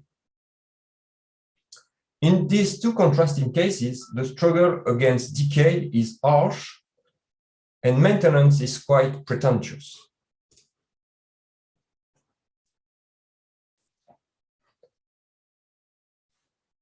we encounter another form of maintenance in the numerous very mundane and modest activities that are undertaken to simply extend the life of an artifact. And this form of maintenance goes without any sophisticated conceptualization of time. It is organized in terms of prolongation. Basically, almost everyone accomplishes this kind of maintenance in their life, sometimes without even thinking about it. But this is also performed in specialized boutique of shops all around the world. In the literature, one can find this form of maintenance in a paper by Nikki Gregson and her colleagues on domestic maintenance, but also more recently in the study of cell phones repair shops that Lara Houston has conducted in Kampala, or the one by Nicola Nova and Anaïs Bloch in Switzerland. In such shops, some components are replaced so phone can last a few months more. Finally, a last form of maintenance can be underlined in which the semantics of duration turns out to be inverted. Here, things last longer than humans do expect. And they call for maintenance, somehow obliging people to take care of them. Such maintenance is organized around what we propose to term the stubbornness of some artifacts. And this is perfectly illustrated in Marisa Cohn's work on a spacecraft, which has remained active year after the initial deadline of his scientific and technical program. Consequently, a few technicians found themselves eventually attached to this spacecraft, progressively rearticulating their organizational, professional, and infrastructural temporalities with the ones of the artifact they kept taking care of. So during this exploration, we also understood, and I think maybe you already have a glimpse on that the specific duration that is cultivated through these problematizations of time performs what Steve Woolgar and Daniel Neeland, it should be, sorry, the slide is not ready for the surprises we wanted to make, so you have to read it in its whole already, so sorry for that. It performs what Woolgar and Neeland call ontological enactments, which means that dealing with specific temporal issues in maintenance is connected to particular definitions of what the thing that is maintained is. Through these ontological enactments, the material features that should be taken care of in order to make a specific thing last are different. So let's go back to our 4 cases. First, slowing down. Let's say that you don't see the other ones. In ontological terms, such maintenance is obsessed with material integrity and a very strict definition of authenticity. And this raises a constant dilemma regarding how far humans can go to struggle against decay and cultivate duration. Making things last here goes through a continuous and delicate oscillation between tiny interventions and non-intervention. And this is a notion of minimal intervention, which is very well known and adopted currently in heritage conservation. When maintenance deals with the problem of permanence, our second case, we saw that it is rooted on very strict definition of objects whose certain features have to remain perfectly identifiable, yet such maintenance enacts a modular ontology. Indeed, the production of duration here, since it's forever, implies that some pieces or parts are regularly replaced. For instance, worn signs in Paris subway system, and as David said, fluids and fats within Lenin's body.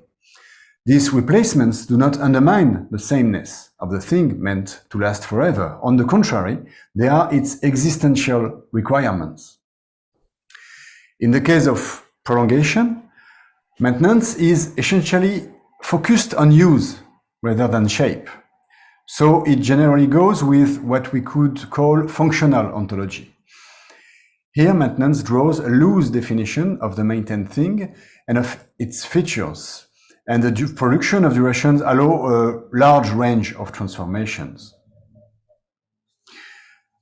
And this can be seen in Lara Houston's vivid depictions of phone repairs. And this is also something that is described by David Edgerton in his book, The Shock of the Old.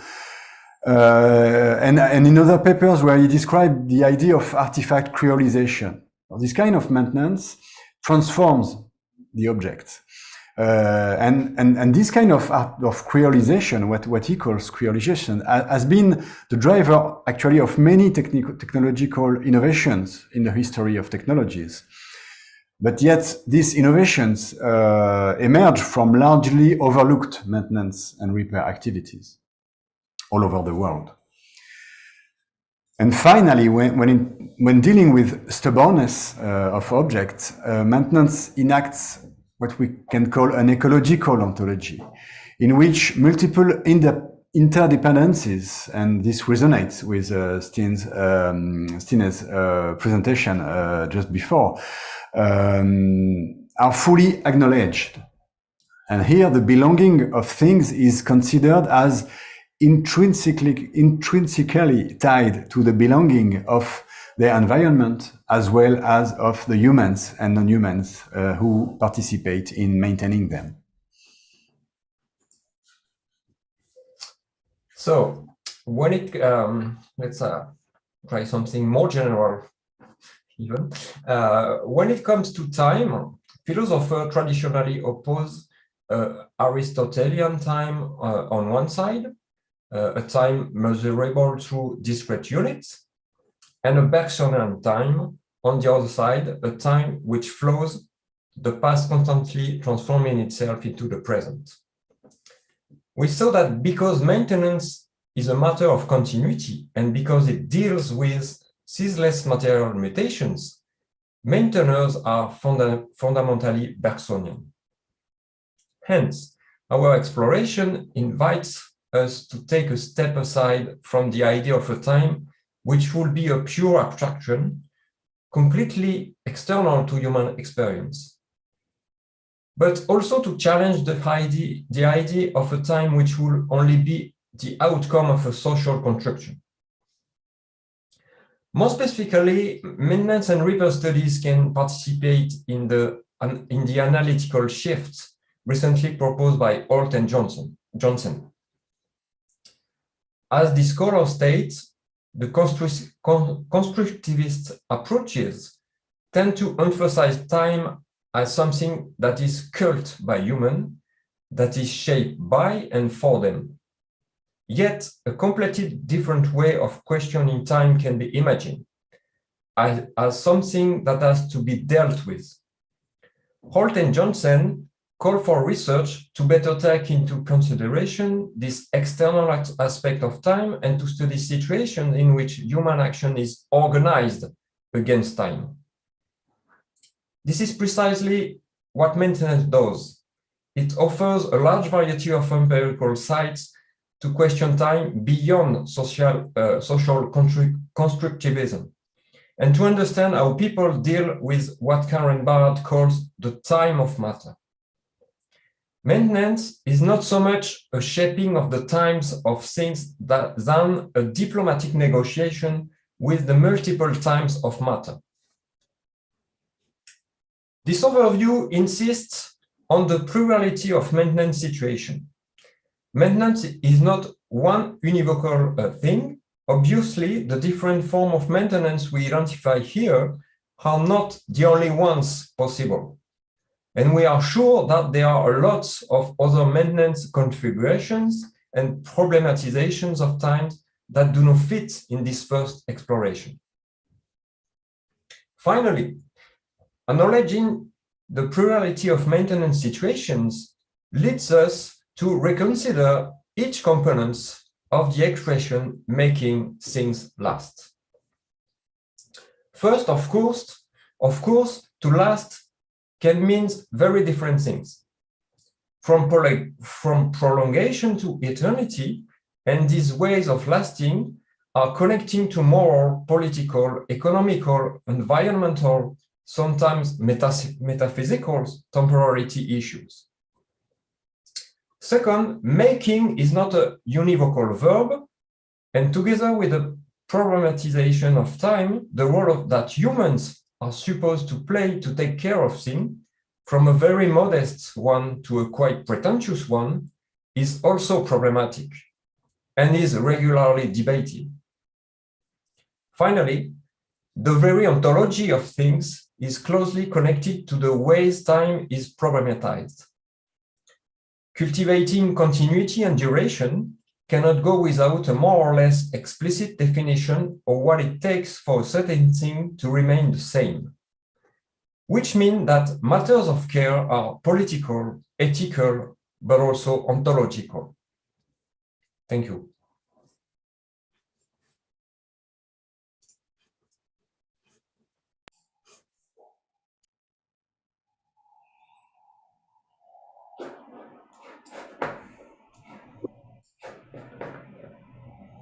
Thank you very much, Jerome and David. You also have to excuse my terrible Australian pronunciation of French names earlier. But this brings us to the end of the presentation session for this morning, and the opening up of the discussion and question session. I think in the three presentations that we have seen. Today we have had discussions from Maria, which have highlighted the cross-disciplinary space between anthropology and architecture that emerges around emerge around maintenance, and also how moving into an moving beyond an anthropocentric paradigm might open up new opportunities for that cross-disciplinary space. From Stina, who unfolded building as a practice and as a process that depends on curiosity, experimentation, and knowledge that's developed over time, and also introduced what I thought was a very interesting idea of knowing what you are living in. And then in the third presentation, David and Jerome, who introduced us to, I think, a very a precise general definition of maintenance and its aim to preserve and produce sameness where through when nothing seems to happen. And also I think this particularly interesting idea that in maintenance comes the opportunity to question time and to question temporality. And I think here also it was interesting to note that temporality was very central to all of the presentations. Initially, I think in Maria's talk, bringing or identifying actually temporality and the difference of anthropological work, which operates in the present tense, architectural work, which looks to the future, where that temporality might be considered an obstacle.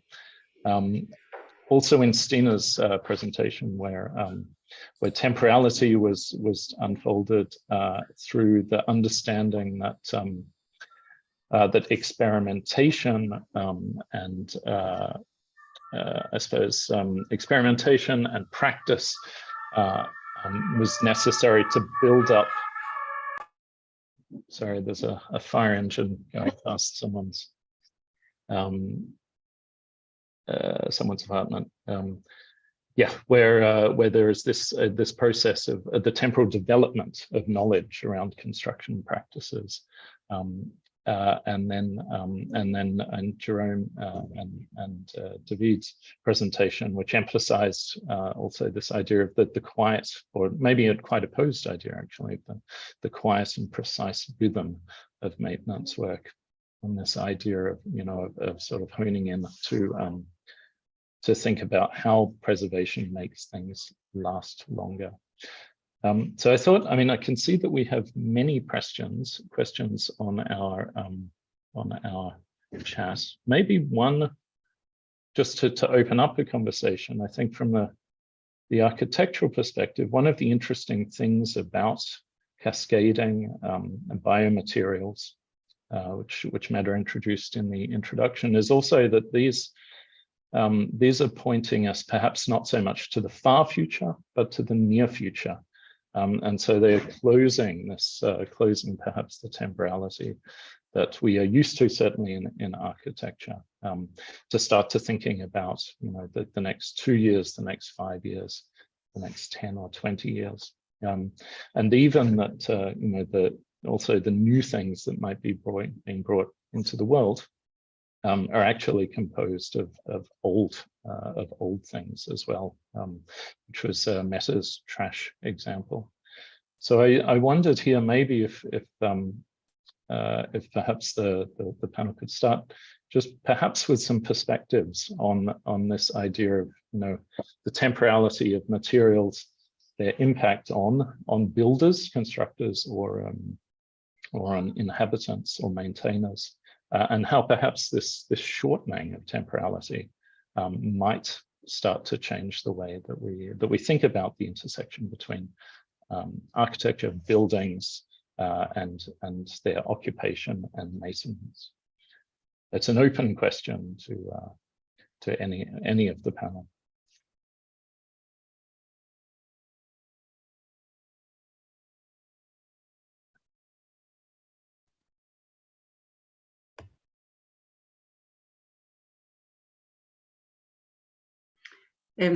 Maybe I can maybe come with a comment. Is that okay? Yes. Yeah. Maria.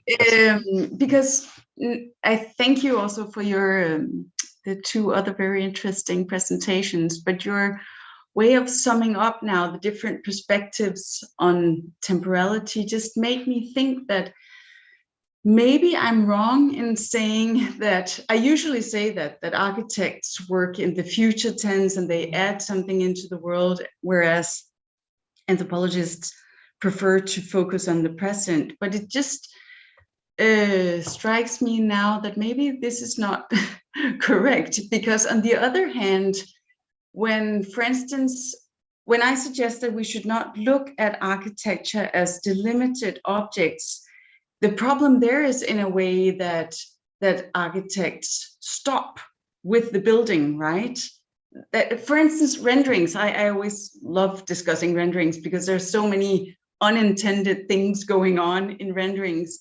And there's this strange temporality where the landscape is usually rendered in a time perspective of 50 years or so, with full-grown trees and so on, whereas the buildings look the way they are supposed to look the day when the architects leave, and then they're not supposed to change, right? So in a way, it's not correct. It just strikes me now when I say that architects work in the future tense. In a way they do, but they also stop with the building. There's something there, I think, that could perhaps be interesting to discuss. Also in relation to your, I haven't been working with the concept of maintenance at all, but I think it opens up some very interesting perspectives on what futures do we actually work with in architecture.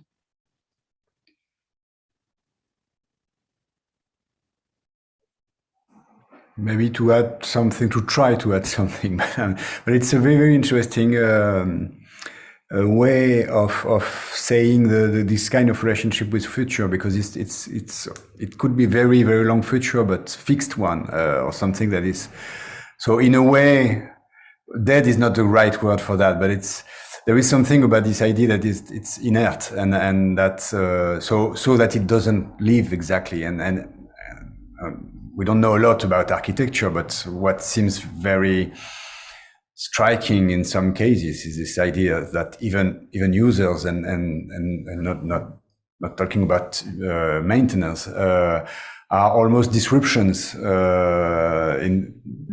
the building or to some architects. But if you watch this movie by Becca Lemoine, which is very, very interesting, you see this lady that take care of house that is not lived anymore because the owner is dead, you will see how she struggled against the way the house has been conceived, and then in the bonus of the DVD, you have Rem Koolhaas say how bad work she does and how uncareful she is and stuff like that, and it's quite violent.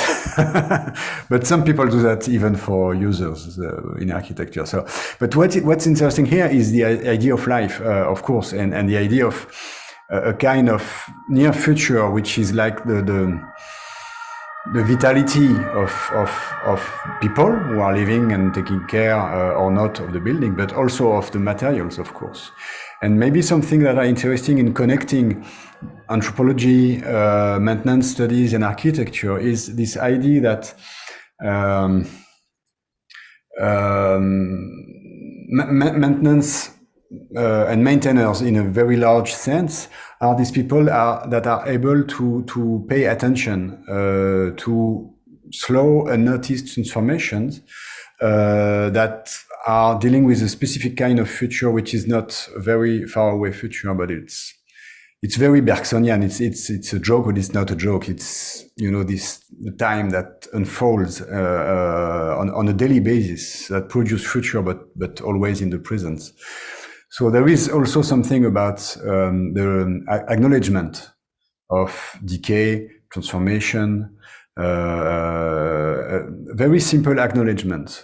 This is the way things are and become. So we have to acknowledge them, and so there is some kind of diplomacy at stake here, as a collective of architects, also I think an artist, Rotor has said. We have to deal with decay, we have to accept it, and then to compose with it. And I think Stine's used the notion of compromise, which is really interesting too, and very political, actually, not in the broad sense of political, but in a very practical sense. Yeah, that maybe gives me an opportunity actually to move to one of the questions which picks up on this same point, I think. It's a question from Ruxander, who asks, should we remove maintenance operations out of the invisible context and expose them to users of the built environment? If that's the case, who has that role, and what is the value that can bring to users in terms of knowledge and access to technology?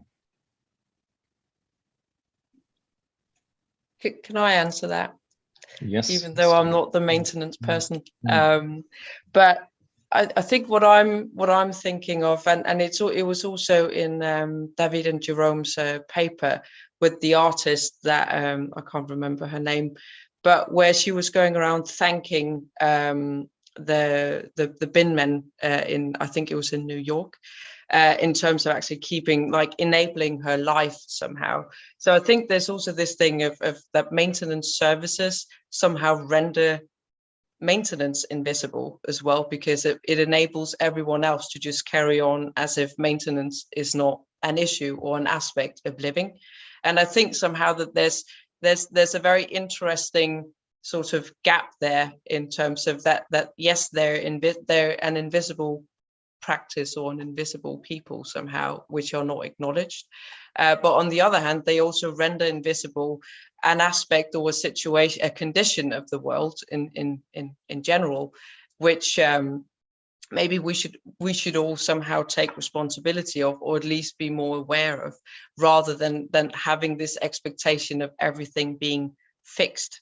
That I think there's also an acceptance in that, in terms of actually making maintenance visible and making the need for maintenance visible in that sense.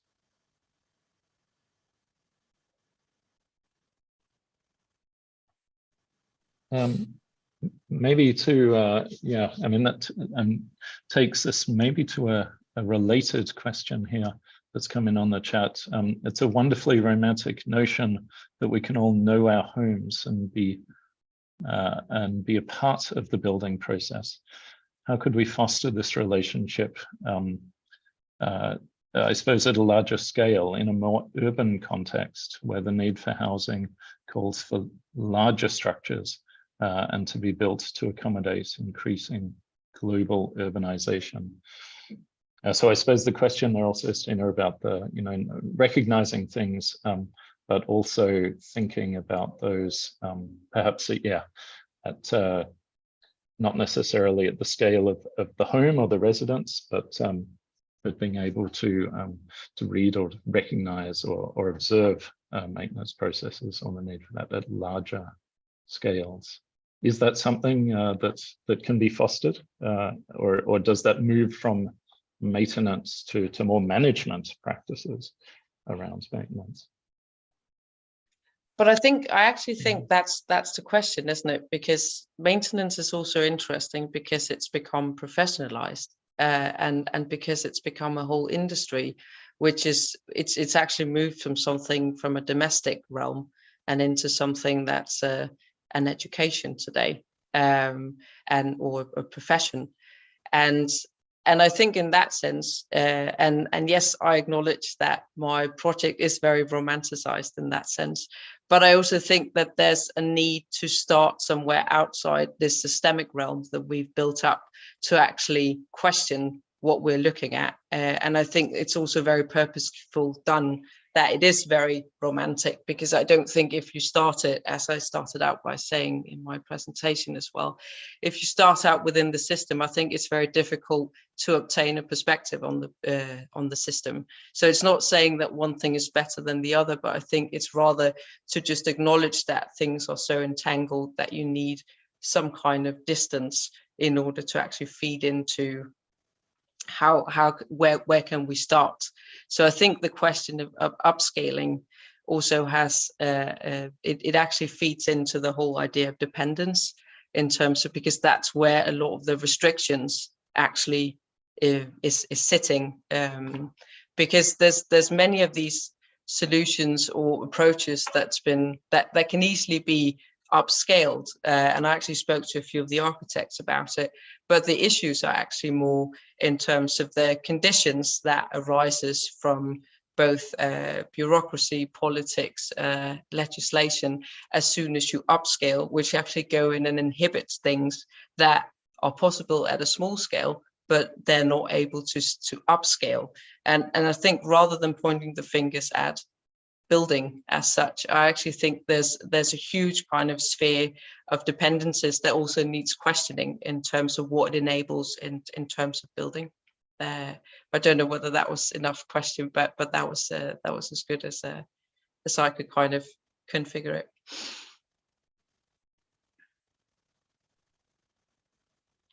Maybe to move to to take another perspective. I read here. I was very taken by the image of the spiders and the nano-coated images that Maria brought up. It is also an act of maintenance of a state. And the nanotechnology, of course, brings up in an idea of permanence in the solution. Can maintenance also be a stopping point? I think perhaps, Jerome and David spoke a lot about the rhythmic nature and the of maintenance processes. Do you have a perspective on that?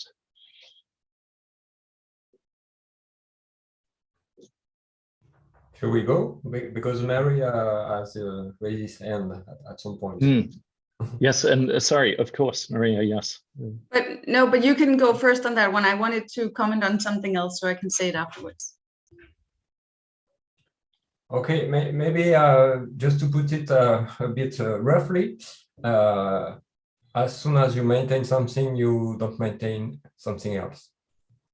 So actually, there is a kind of decision here where trying to making things last is voluntary or not to have something that doesn't last, that is put aside, that is not regarded.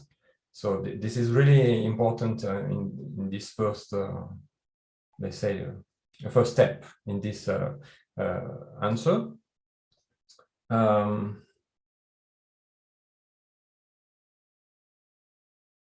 miss what I want to add because I got a lot to say about the previous question. Maybe if you want to follow up on that, Jerome, and maybe I can. Now, the idea of how maintenance can stop, or there is a very interesting debate in heritage conservation, and I think here a lot of people are way more specialists than us, but also in environmental preservation, which the question is also the same.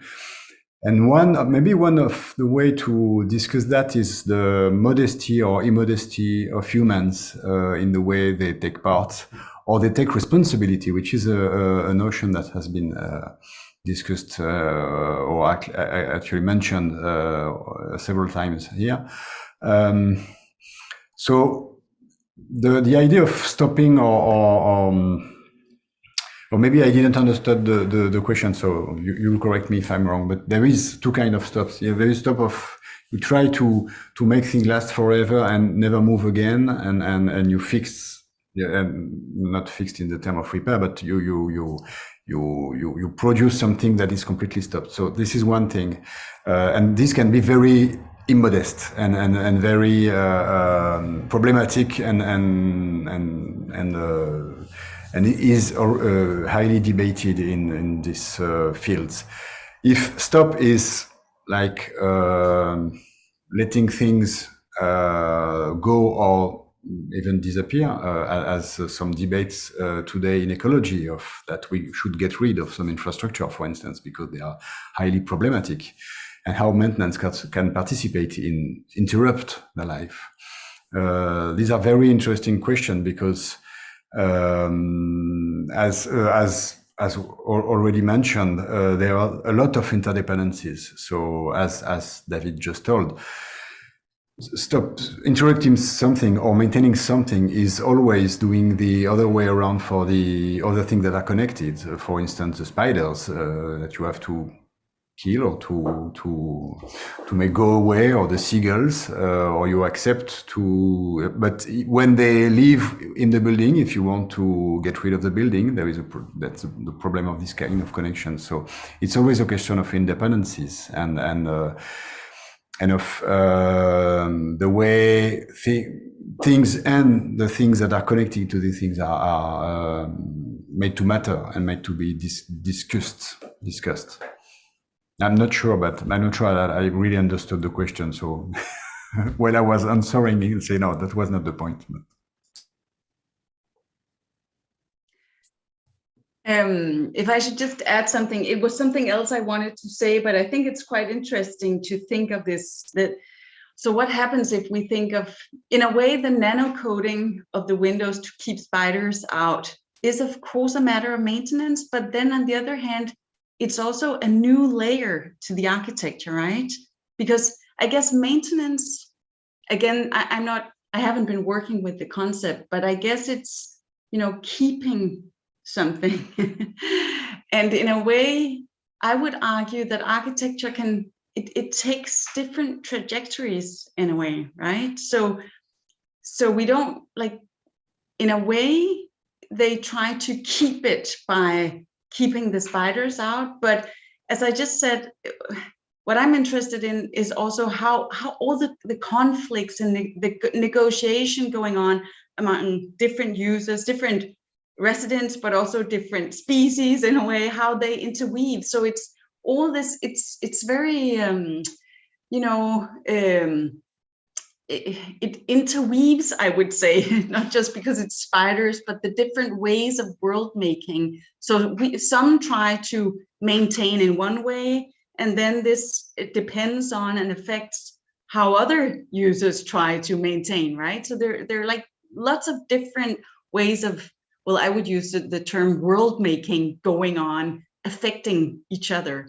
And maintenance, I guess all of them maintain them, but they affect each other's way of maintaining, you could say. I don't know if that's helpful, but something I just wanted to comment on Stine's very interesting idea of, more awareness of our built environment and our housing and how we live. I think it's fascinating to think of it in that way, like you compare with food and this, how people are very much more concerned about ecology and so on in food, and lots of us just depend on our built environments without really knowing anything about it. And it's super fascinating, but I also get a little bit skeptical, as perhaps is also inherent in this comment of whether it's romantic. I don't know if romantic is the right word, but I guess it's also that our built environment as our society is full of infrastructures, right? Social infrastructures, physical infrastructures. Maintenance is very much about infrastructures. That there's this theory, and if not, prefer called Susan Starr, I think, writing about infrastructures, and she stresses how we don't notice infrastructures until the moment that they break, right? So the technical systems, everything around us that just works, we don't really see it, we take it for granted until it breaks. And this is interesting for researchers when things break, because then we can see them, then they become visible.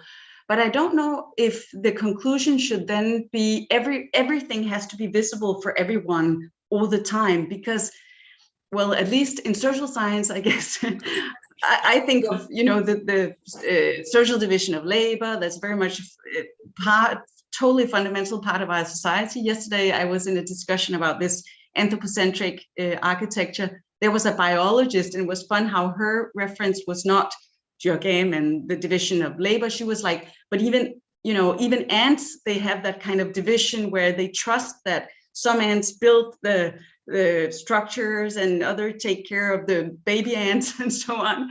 So I guess that kind of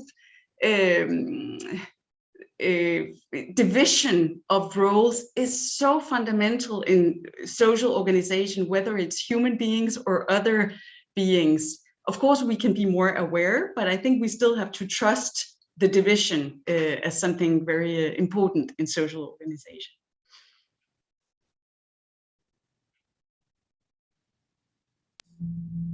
Jerome. Yes, just maybe to add up on that, because I think this is very important, this idea that visibility is not something good per se, and Starr and Boker wrote a beautiful paper about that, because they got caught in this idea at first, and then it was finally a problem in the case of the work of nurses. But I think there is also a problem in our discussion, this we that we use.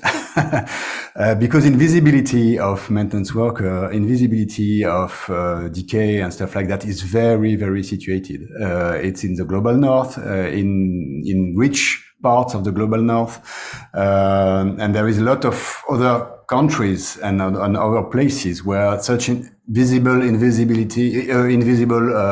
relationship is not exactly the same.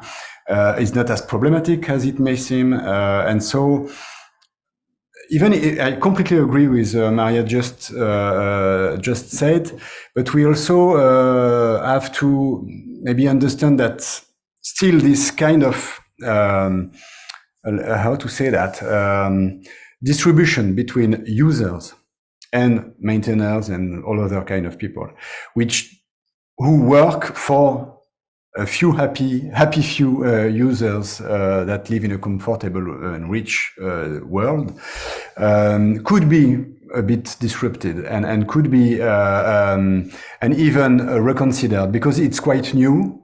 It's say that it's 1 century ago, and even it has accelerated in the 70s and 80s.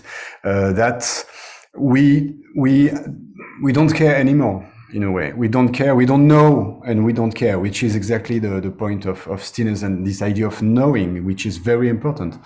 So maybe we could know a little bit more, maybe we could care a little bit more, and this idea of things, bright and shiny phones, like Steve Jackson say, but also bright and shiny and transparent and minimalist buildings need care. Maybe we should not all care for them, but we could really understand and break with this very modernist and hyper-consumerist idea of things are always bright and shiny, and if they are a little bit worn out, we just get rid of them. This is a problem. And it's not exactly this idea of making everything visible, of course, because it's a huge burden and it's, we would go crazy for probably, but something that just not taking infrastructure or not taking object for granted. Maybe this is something that can be a little bit worked out as an ethical position and a political one.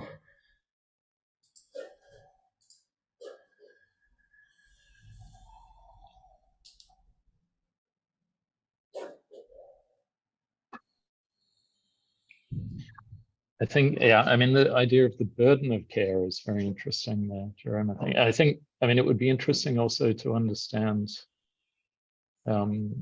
maybe the distinction there between, from an architectural perspective, sort of public places or public buildings and private buildings where there are, I mean, certainly things are, the visibility of things is very different there. The burden of things is also quite different.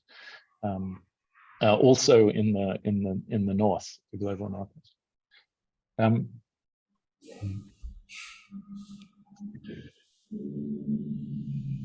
just looking here through this extremely large list of questions that have come in, and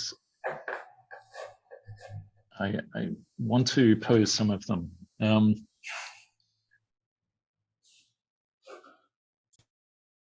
There's a question here, maybe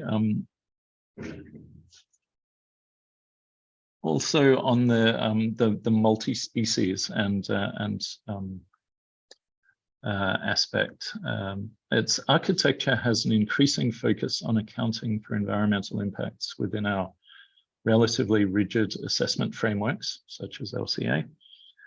In a design paradigm of multi-species world making, with tensions between spider and human inhabitants, alongside rodents that enjoy eating walls, serving as effective design for disassembly.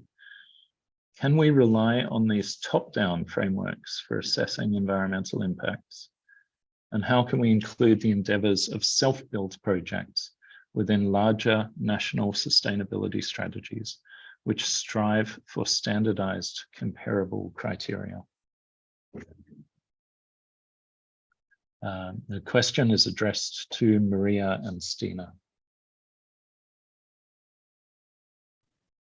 Will you start, Stina? Or? Yes, I was just trying to turn on my microphone.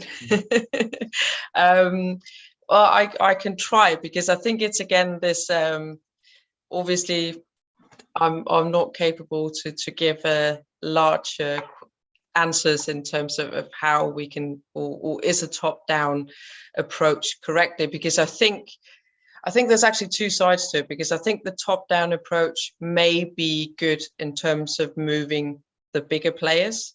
So it's always good to have a little notch in if we talk about sustainable architecture or multi-species architecture, that obviously by kind of getting the bigger players, the bigger developers to move a little inch is better than nothing.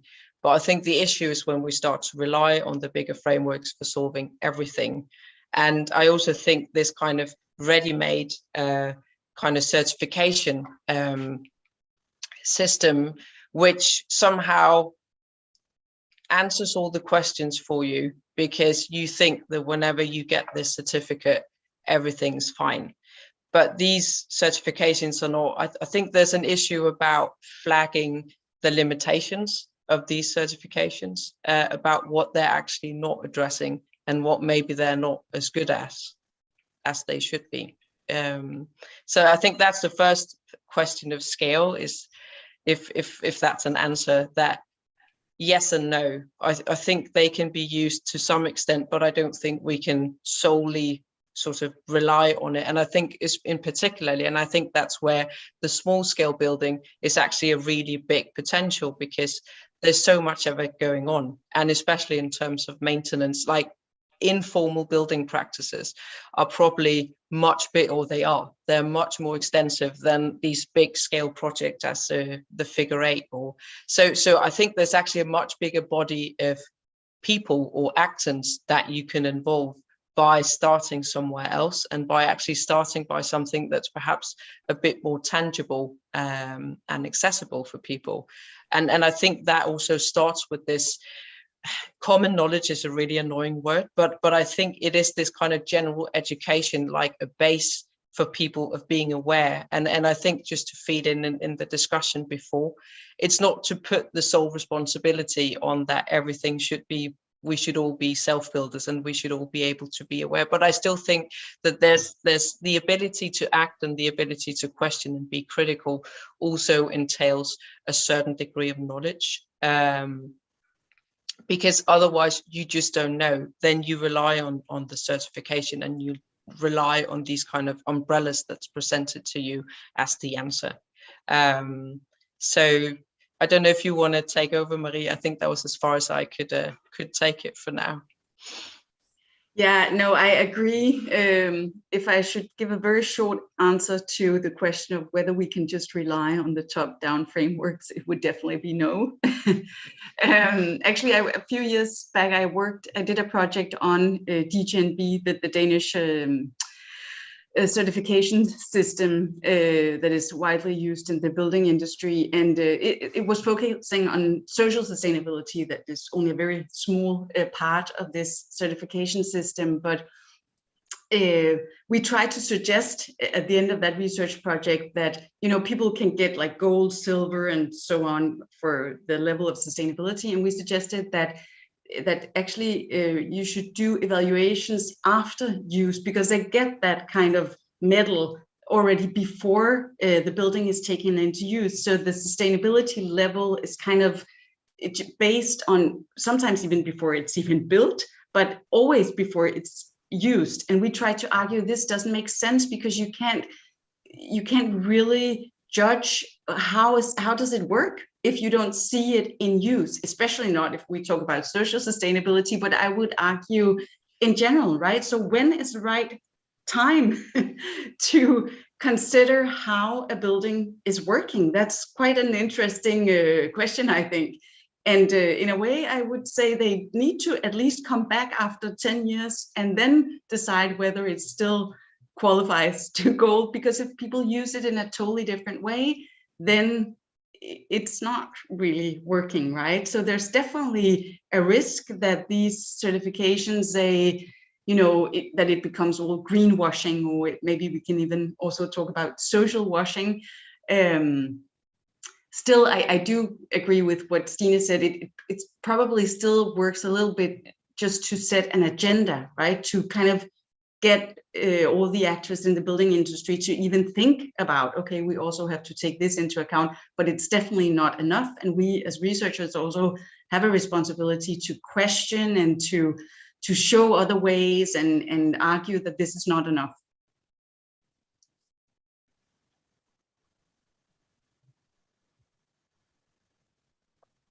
I think it's very interesting there. I mean, also there's such within the sort of architectural perspectives, there is such a push to know as much as possible about a building in advance, and particularly around sustainability. Also, I mean, as you point out, unless you are able to provide a certain level of certification, certain level of standard, your clients will not be able to lease their building, which means that it will not be built, which means that it will not be designed.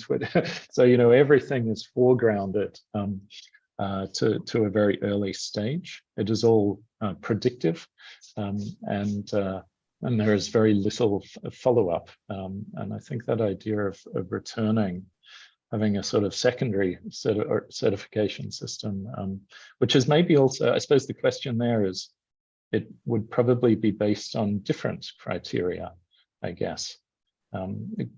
Criteria which were about, more ongoing operations and perhaps adaptability and change of the function of the building across a 5, 10, 15-year period, and less so about the initial maybe criteria of constructing and building and running that building with its initial known function.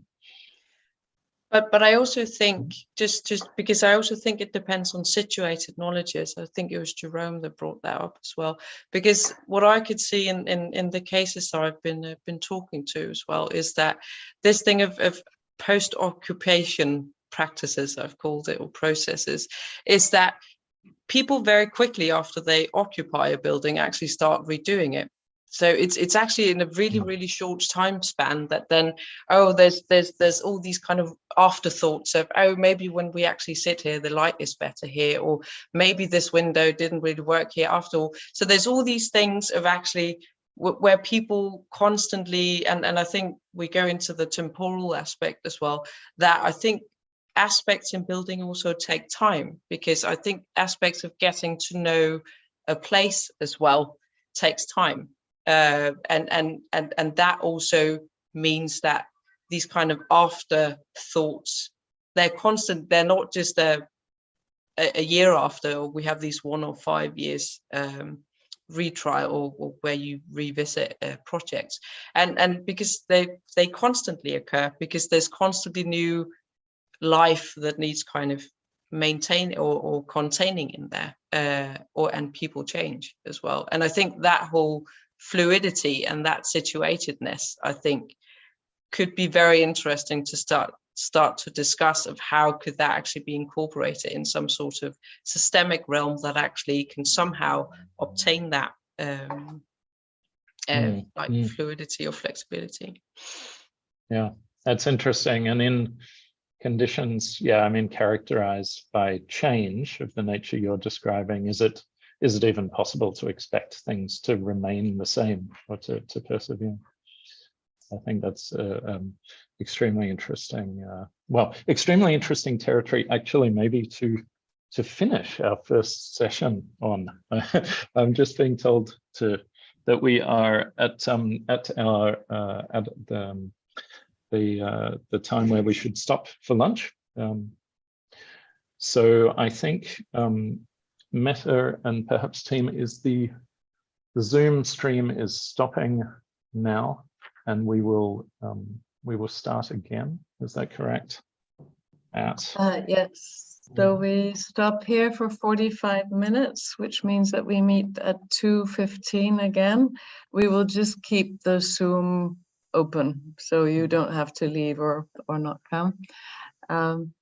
But thank you very much. It was super exciting to hear your talks. I really like the Bergsonian maintenance time idea.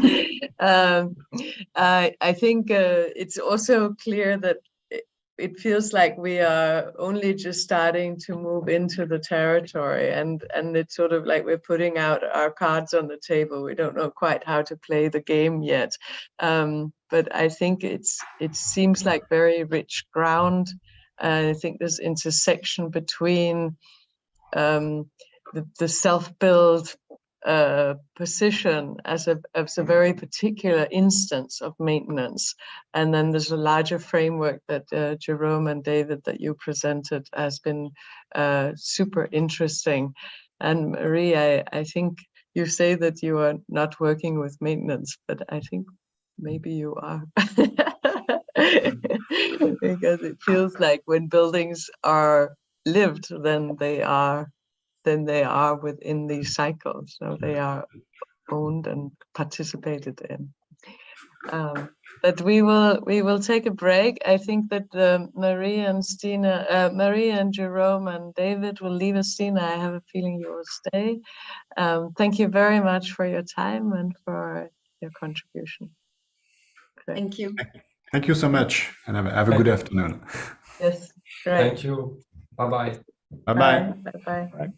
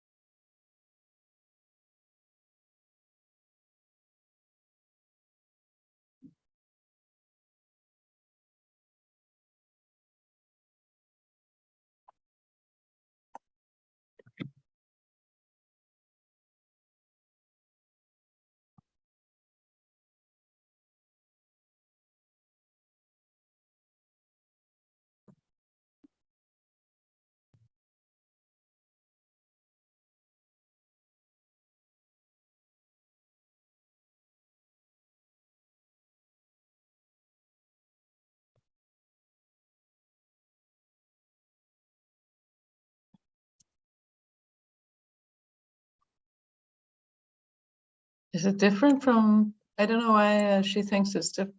Oh no, she's it's not Jorge first. Okay, wait a minute. I'm sorry.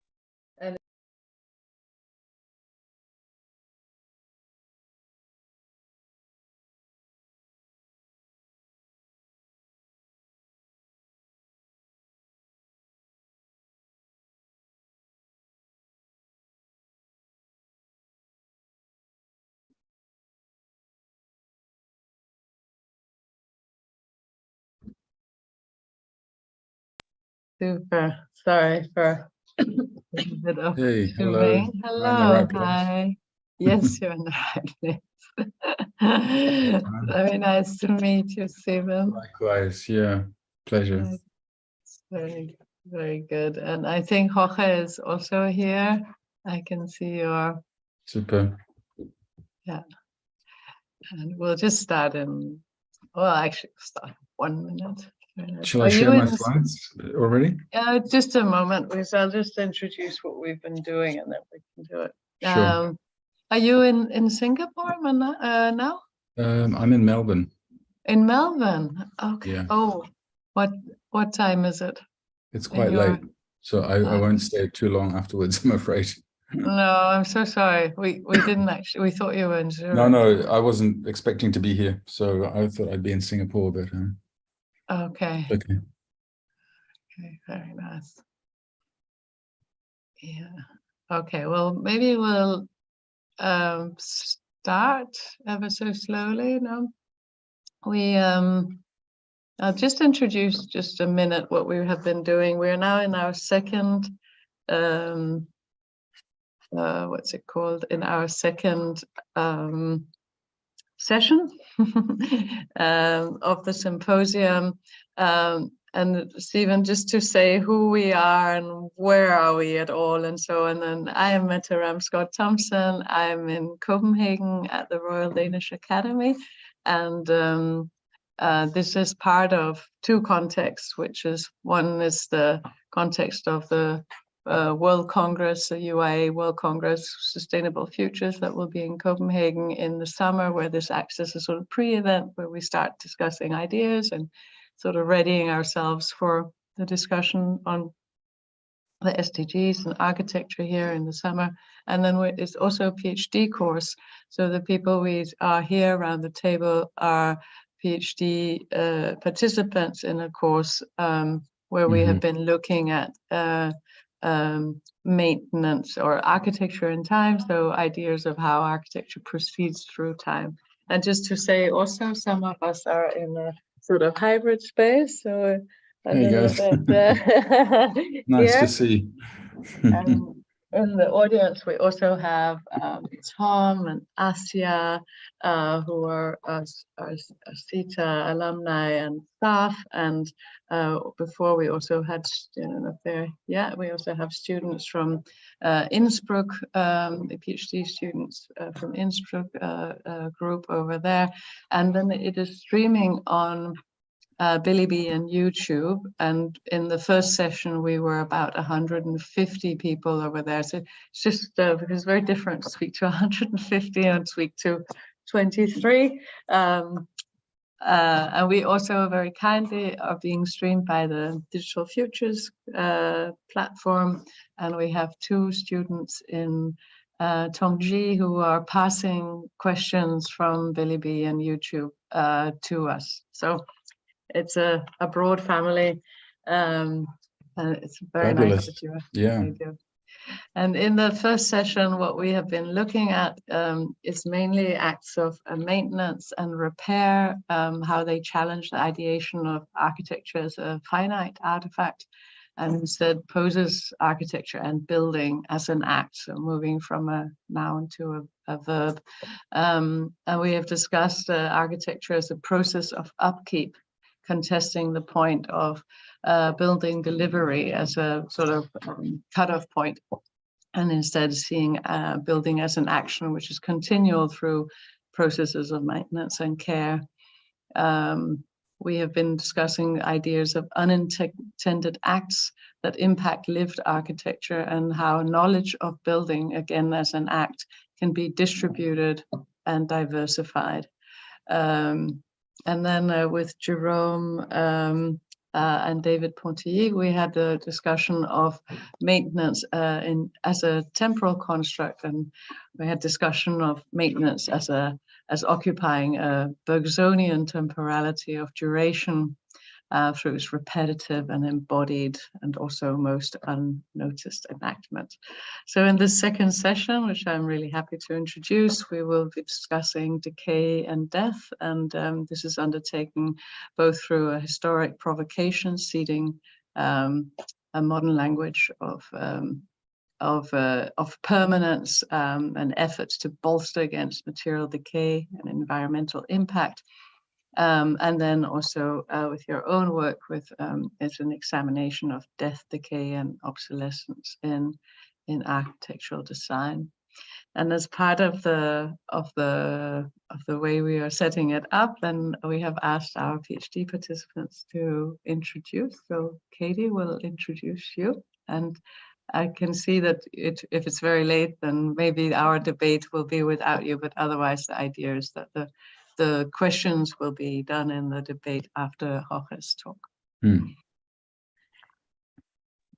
Okay, so I have the pleasure of introducing Professor Stephen Cairns today, who is currently the Program Director of the Future Cities Laboratory with ETH in Singapore.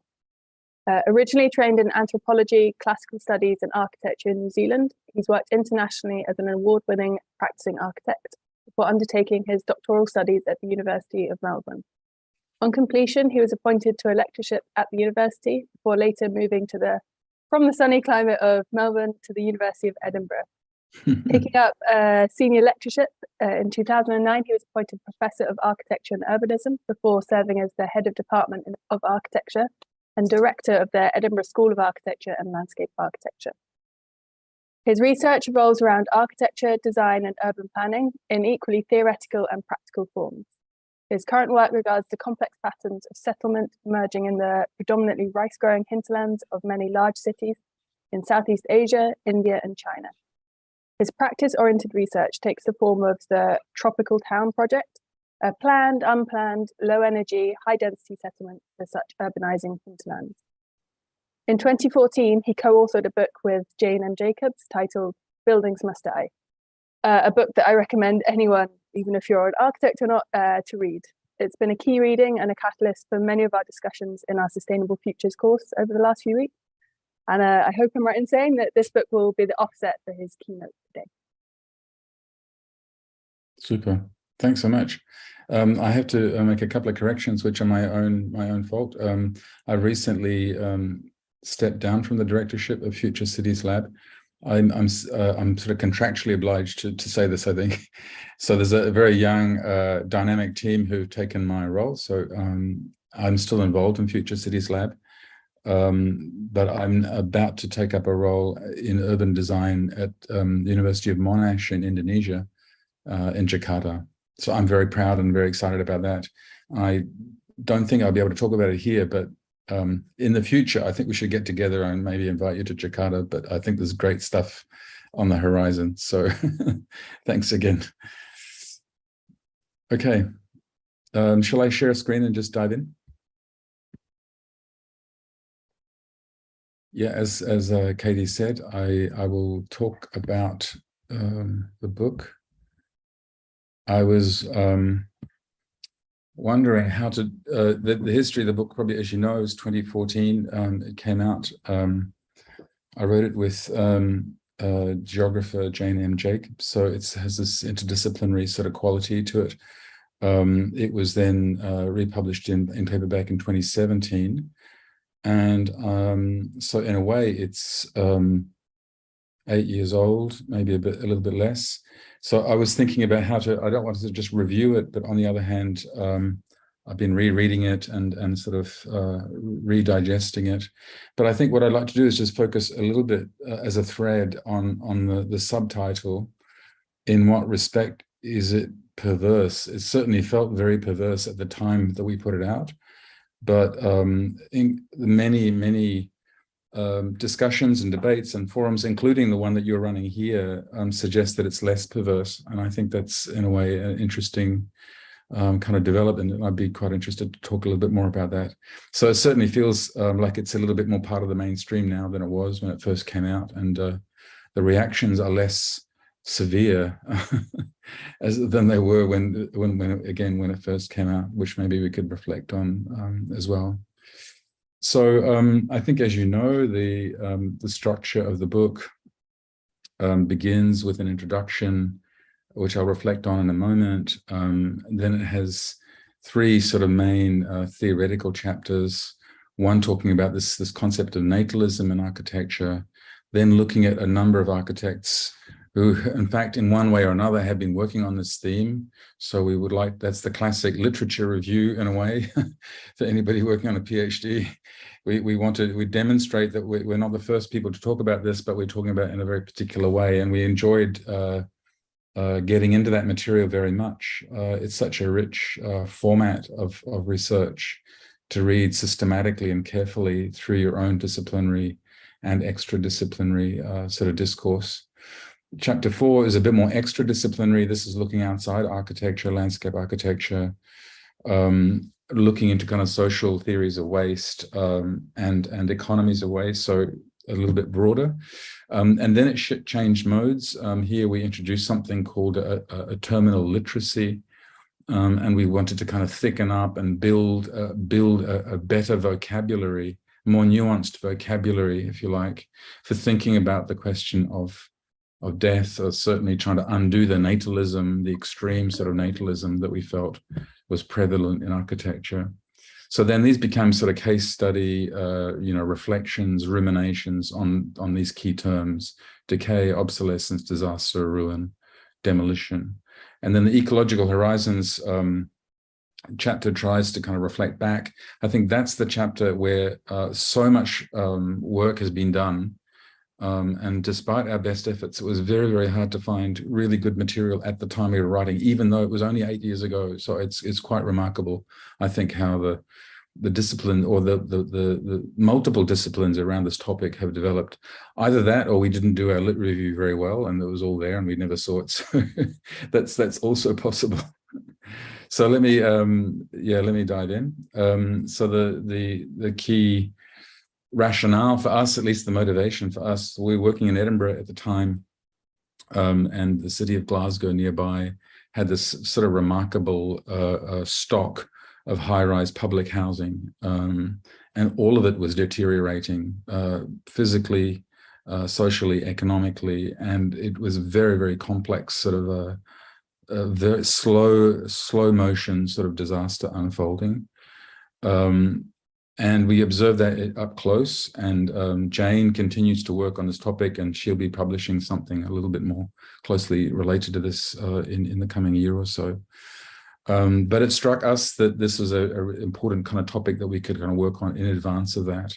So although it's become in a way an armchair sort of spectator sport all around Europe, we were very disturbed in a way by the inertia that led to these spectacular moments. So it was the great, just micro acts of inertia or lack of act, passivity, that led to the kind of demolition and the vulnerability of these sorts of buildings, socially, economically, everything to do with, from door hinges to paint to asbestos to major structural issues, all folding in upon themselves that would lead to these very spectacular kind of outcomes. So we were very motivated to think very much more carefully about how does a building become vulnerable, and we're very interested in this phrase that the Slavoj Žižek dropped into the discussion of this kind of feeling for the inert, and we felt that was a very important project that we wanted to kind of work on, particularly in the context of architecture, which seems to be so resistant to feeling the inert. It's always so active and it's always so creative and driving forward into the kind of the next project, the next proposition, or the sense of being thrown, you know, the literal sense of the project. So we wanted to kind of carve out this kind of space to think a little bit more about this lack of action, this passivity. Along the way, we learned a little bit more about the perversity, thinking a bit more about the perversity of our own book, positionality of the book. And we decided that in a way what we were offering as a kind of memento mori for the discipline. This is a kind of minor, it's usually tucked away in the side of or the edge of a kind of painting through iconographic sort of marks, which were very familiar to the readers of these paintings. And many of you probably have already noticed. You get 10 points if you see the obvious memento mori. There's a couple of others hidden away here, but this is a classic still life with a volume of Withers emblems from Edward Collier, and it gives you all the kind of richness of life, all the frothy sort of colors, and the possibility of music, the shining, you know, the enjoyment the artist obviously had is in showing us the textures of the materials, the timber, the silver, and of course the fruit. But then in the top left corner, lurking there, just barely described, of course, is the vanitas, or the emblem of death. And then in the middle of the painting, you might see there's an hourglass, which again was also a kind of an insertion, a reminder of the passing of time inside this very, very beautiful scene. So there's a very rich tradition, of course, and art historians reflect very sensitively on this tradition. This is a very, very famous painting, and also a famous analysis by Erwin Panofsky, which helped us in a way shift away from simply seeing the work as a kind of moralizing. We didn't want to simply describe the skull for architecture readers. We weren't wagging our fingers simply to say, remember, you must die. Remember, architecture is only temporary. But we found this a very, very important shift in the way memento moris were conceptualized. Again, art historians will know this story very well. This is another kind of scene of death, but it's in Panofsky's vision. This is a kind of death which is held in life. This is a much more dialectical or circular image of death for youths reflecting on the death of their own colleague, the grave of their colleague in Arcadia, and then tracing the letters that I too once lived in Arcadia where you now live is the implication. It has a completely different kind of feeling and a different sort of vibe to it, of course. And Panofsky, again, shifts, is a very significant sort of figure in shifting, in a way, the much more sort of conventional approach to memento mori sort of iconography. And in the literature is credited with lifting and delivering in a way another idea of death in art. So we found that very, very helpful. There's a couple of other people that we reflected on in that first chapter that helped us get the right moral stance, if you like, in relationship to the project that we're proposing, and in relation to this particular perversity, you know, of the subtitle. Then the chapter has to make this move in a way that how did architecture get so attached to this idea of life that led it to being so in a way distant and insulated from the matter of death?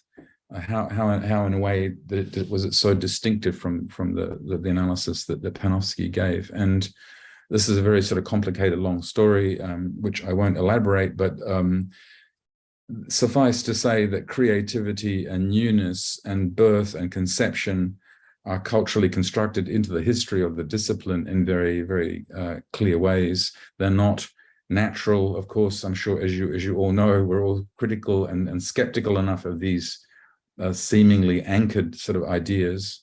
So the emergence of creativity and its attachment to architecture and its configuration as a certain kind of creativity was very important. And that creativity is what we call natalism. And that natalism is a kind of focusing on the generation and the metaphor of the birth, and how birth and conception becomes a very, very significant idea for architecture, not only in the Renaissance, but also much later in the Enlightenment, when the arts had to develop in a way distinctive characteristics of their own. And again, that's a very, very interesting kind of story. But having a very distinctive attitude to birth and generation and creativity became a very important part of the disciplining of architecture. So it could stand alongside and take its place alongside fine art and poetry and music in the hierarchy of the arts debates, which happened much later. So this became a very important dimension of its own disciplining, if you like. We used a couple of very quite well known, but I think wonderful quotations. One of our favorites was Filarette's discussion, and we like very much the way this kind of conception metaphor gets tangled up in his writing. And we discuss this and quote this at some length. So when the architecture has given birth, he becomes the mother of the building. And the architect gives birth. Before the architect gives birth, he should dream about his conception, think about it, turn it over in his mind in many ways for 7 to 9 months, just as a woman carries her child in her body for 7 to 9 months. So the metaphor is getting really kind of a bit out of hand here. We can see what he'd like to say, but he's, you know, especially from a contemporary reader's position, he should also make various drawings of this conception that he has made with the patron according to his own desires. So the idea of disegno, design, and drawing are tangled here quite directly with this natalist kind of metaphor. We also liked very much the way that he was one of the first to at the same time recognize, in a way, the insufficiency of birth and the metaphor for architecture. And in the second quotation here, you need to maintain a building continually and to guard it from corruption and too much fatigue, because as a man becomes thin and ill from too much fatigue, so does the building. Through corruption, the body of the building rots like that of a man. Through excess, it is ruined and dies like a man. So we like both of these together very quickly. In fact, the death, the body metaphor in architecture tends to exclude the aging and the deteriorating body. And in fact, it's the natalist, it's the birth of the body and the conception that becomes more tightly connected with architecture's self-image as a discipline. And you can see that in a much more shrill way much later with Le Corbusier. This is him reflecting on his Ronchamp project, and specifically the design process that is involved with integrating with the site. Then after incubation, a spontaneous birth of the whole work all at once at a stroke, followed by the slow execution of the drawings, the designs, the plans, and the construction itself. So that's, I mean, it's remarkable how consistent that is with the kind of, you know, what is it, a 500-year sort of gap in that 400-year sort of gap. So it's quite remarkable how consistent those disciplinary sort of traits are, of course. These kinds of language, these kinds of tropes are still present. You can read Bjarke Ingels, for example, and similar sorts of kind of language, although they're a little bit more refined, I would say, today, but they remain quite remarkably consistent to this natalist logic. So we're saying that this natalism is deep, it's part of the disciplining of architecture, but it's a very narrow view of creativity.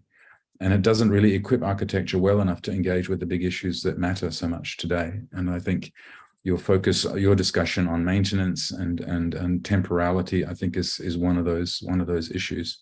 There's a giant structural resistance to engaging with that, which involves some of the work that you're doing, you know, in this discussion. There's two other kind of theory chapters here. I know that time will be moving on, so I won't go into them in depth, but I wanted to flag them. The literature that we were reading at the time, I think, is quite well known. In fact, it's got a lovely avant-garde sort of quality, and architects tend not to refer to each other, which is quite frustrating, especially from someone like Jane's perspective from geography, who cite each other all the time.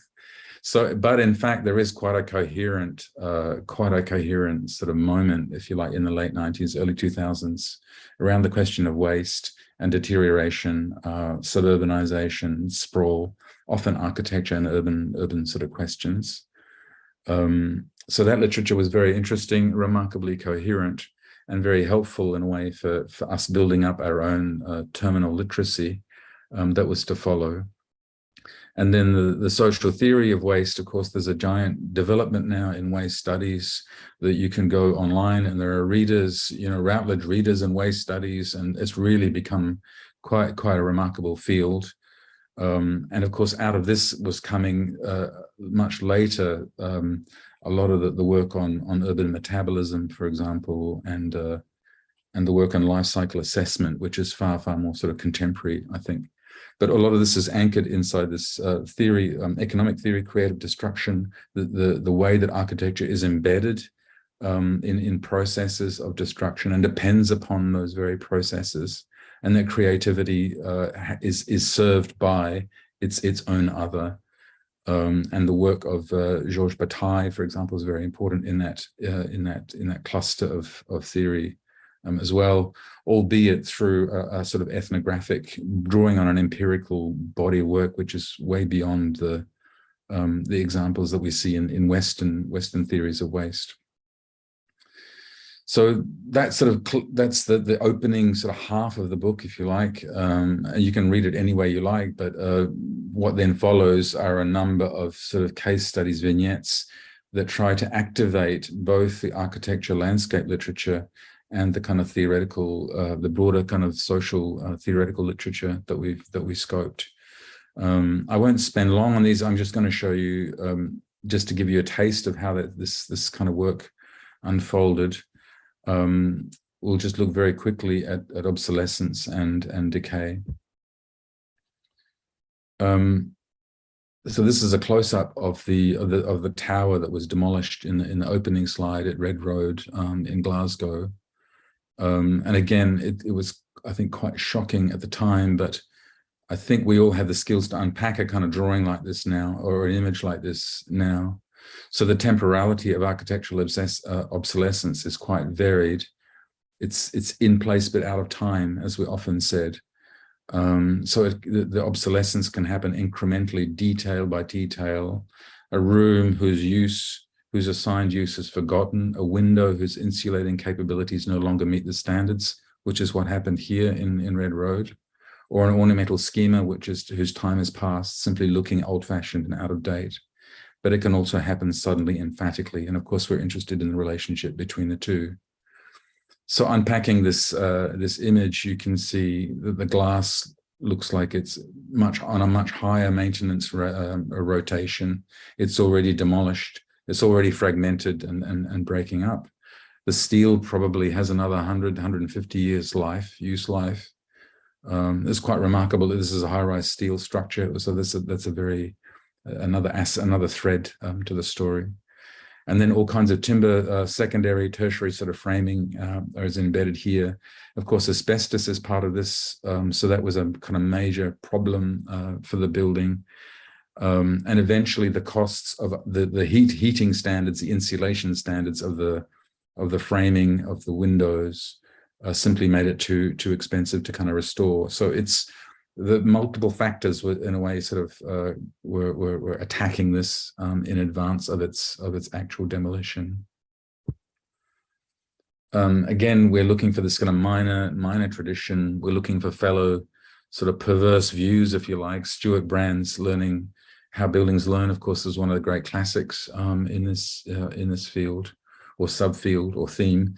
And we like this drawing very much. It's exactly what was happening with that red road. The misrecognition of these processes was exactly what was happening in those responsible for maintaining those high-rise buildings. So the fact that these are sliding against each other in different temporalities with different kind of physics, different material property, I think is very, very important aspect, a very important insight. The same idea then was developed by OMA in their analysis of the Nakagin capsule tower. We talked about it in the book, but of course it's become important again because it's literally being disassembled. I think it's been completely disassembled now. But in fact, some of the capsules themselves have been retrofitted and will serve as Airbnb pods, apparently. So there's another beautiful chat to be written here, I think, about that. But we like this image very much. It tells roughly the same story, that buildings are composed, they're in a way eventful in the way that they pull together materials. But those materials behave in different ways in relation to each other, in relation to their own composition. So from the light bulbs to the refrigerators, to the carpet, to the MDF of the kitchen sink, to the linoleum, all the way through to the foundations and the steel that sits upon those foundations, they are remarkably different life cycles, which is a kind of obvious point. And again, this is one of those things that may have seemed perverse 4 or 5, 6 years ago, but is, of course, available now a lot more to be studied simply because of improved access we have to information about this. Although I'll come back to that in my penultimate slide. And then one of our favorite examples, I'm sure you know the Potteries Think Belt project is Stoke-on-Trent, Cedric Price. This is the zone, between sort of Manchester and Birmingham. It was a project to re-establish a kind of university, but this time using railway infrastructure, abandoned railway infrastructure, as well as a whole range of different uses for ancillary buildings. But we like it very much because, in fact, a big part of this proposal, this is not often very regularly published as part of the project, but it looks more like a kind of a railway timetable. And in fact, it's exactly what it was. Different inflatable components would be activated at different times. Students will be moving around on the railways, a little bit like a kind of train timetable, but in dialogue with a much more sort of dynamic, pneumatic kind of architecture. And then on decay, there's a different set of logics here. This is much more formal, or at least material sort of cluster of issues.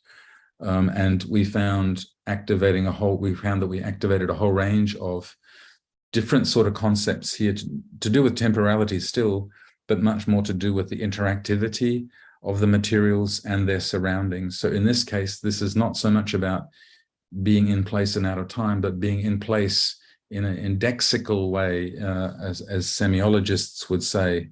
So there's a kind of heightened place specificity that a lot of architects were working with around the possibility of decay, or allowing a certain kind of decay into the fabric of the building. And one of the most famous, of course, is Eero Saarinen's use of Corten in the John Deere Administrative HQ. And again, we love this building because it took a lot of work to get this building to decay in just the right way.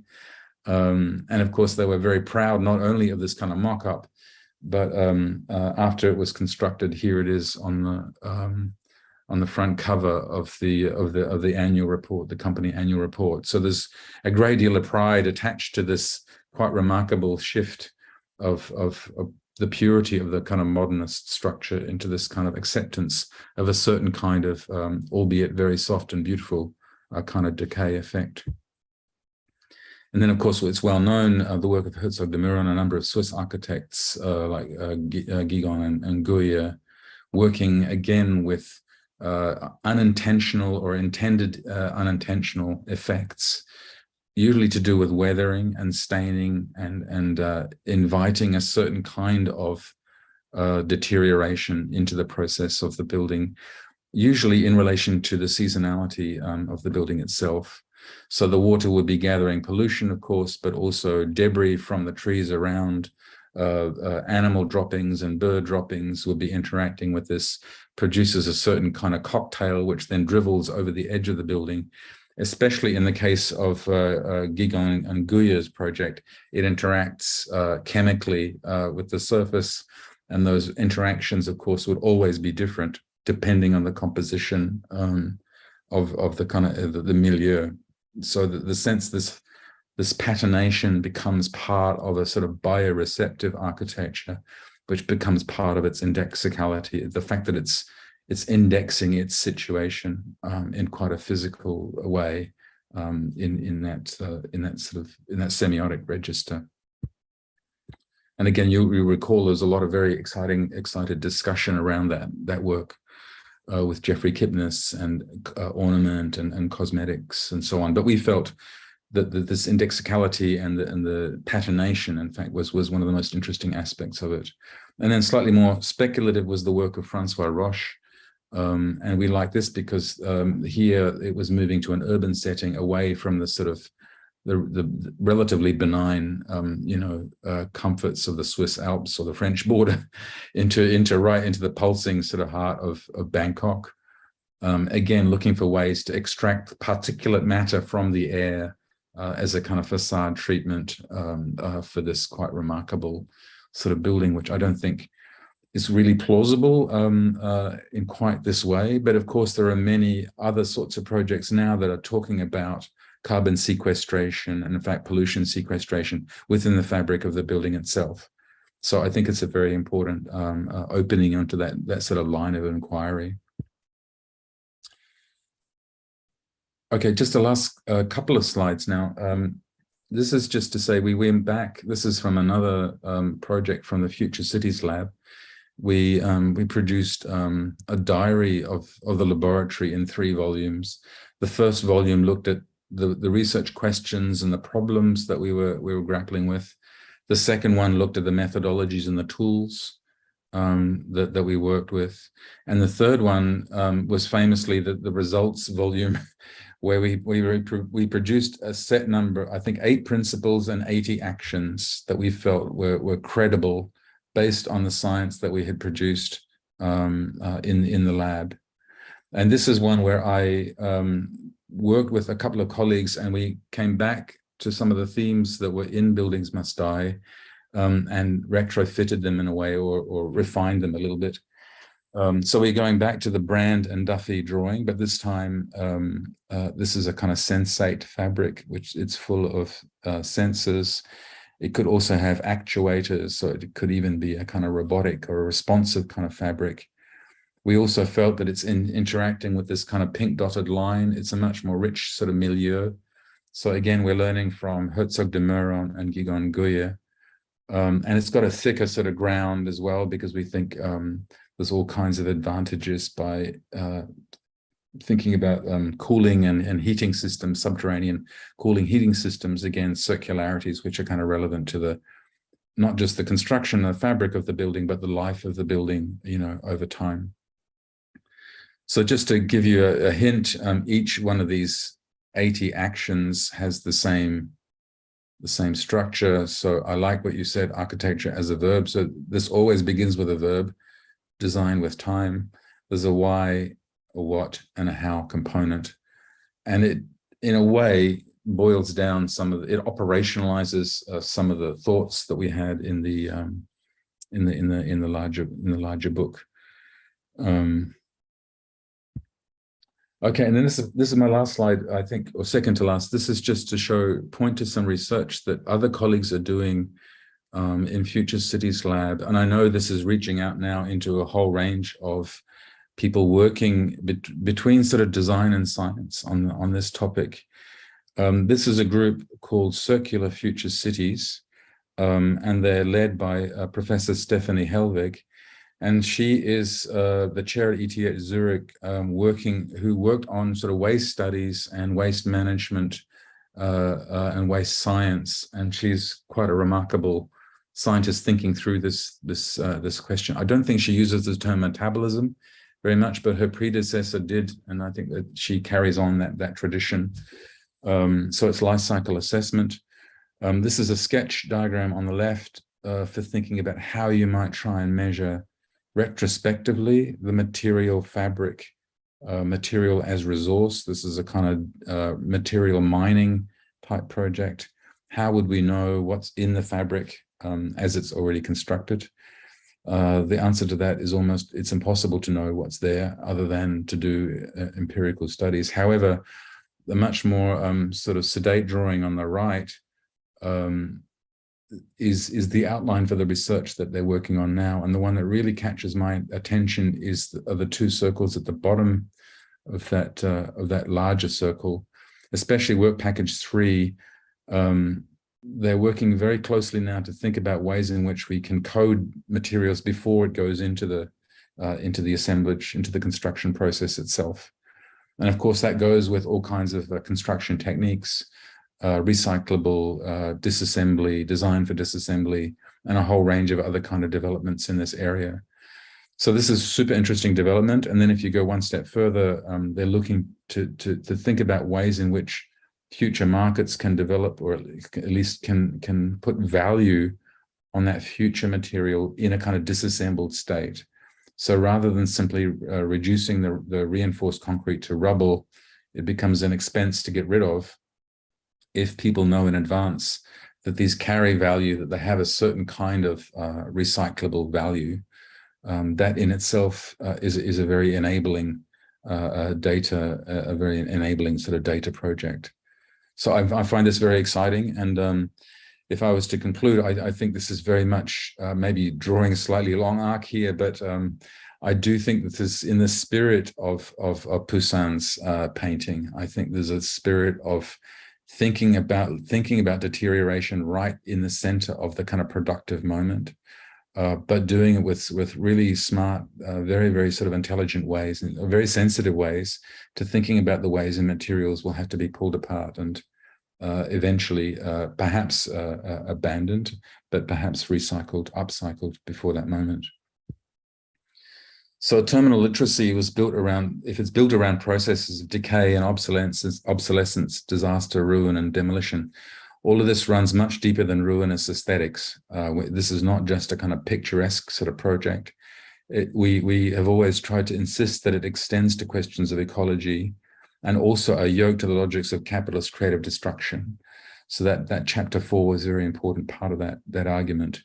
It was not our intention to simply point to deteriorating, decrepit, and destroyed buildings and merely whisper gratuitously, buildings must die. We're not just shrugging our shoulders and making a blatant, relatively obvious point.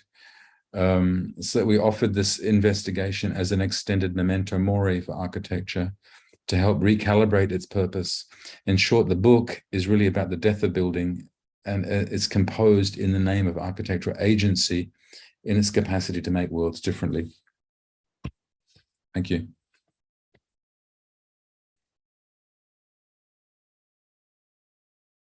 Thank you so much, Stevens. Very elegant, really wonderful. Pleasure. Can I just ask from a sort of, because we had planned now that Jorge would speak, but I think that it's very late in Melbourne. Would you stay for the next talk and debate, which would be about I don't know an if I can stay up. hour? No. I wouldn't Okay. mind just answering some quick questions now if you have them. We'll do or, that like that. So we'll swap it around. Jorge, I hope it is okay with you. I can moving Sorry for messing it behind up. No, it's fine. It's fine. So I'll just ready all of us to get it, to get into the mode of questioning by asking a question.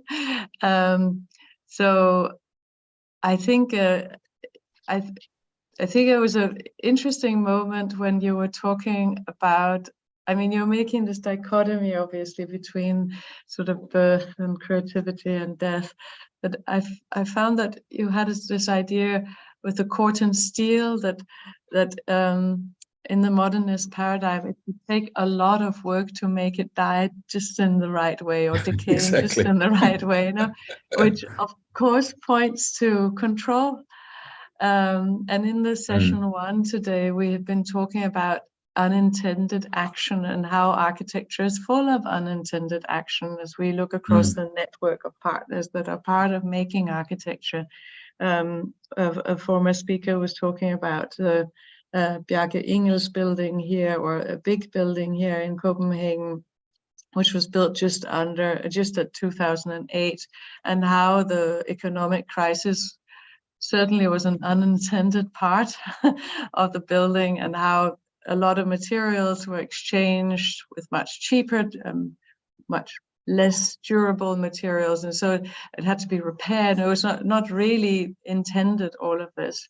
And so, of course, when we look to big but modern architecture, we think that the maintenance schedule is somehow pre-programmed. And when you have this train schedule picture, it's also about control and pre-programming. But what you're talking about in the Duffy diagram is about a much more contentious sort of grinding and the slow catastrophe. I was just wondering if you could talk about what happens to the idea of control in architecture when we sit in this space here. Yeah, that's a good point. Yeah, I mean, of course, Corten is it's barely, you know, it's barely deteriorating. In fact, you know, if you study what actually happens with Corten, it's a certain kind of moment of deterioration, which then stabilizes into quite a remarkable form of durability. But I don't think we would necessarily fold intentionality. We're actually interested in diversifying the forms of intentionality. So it's not, I think that kind of intentionality gets reduced to a certain kind of creative act, which then is often, excuse the pun, but stillborn or simply left behind, or orphaned, better to put it that way.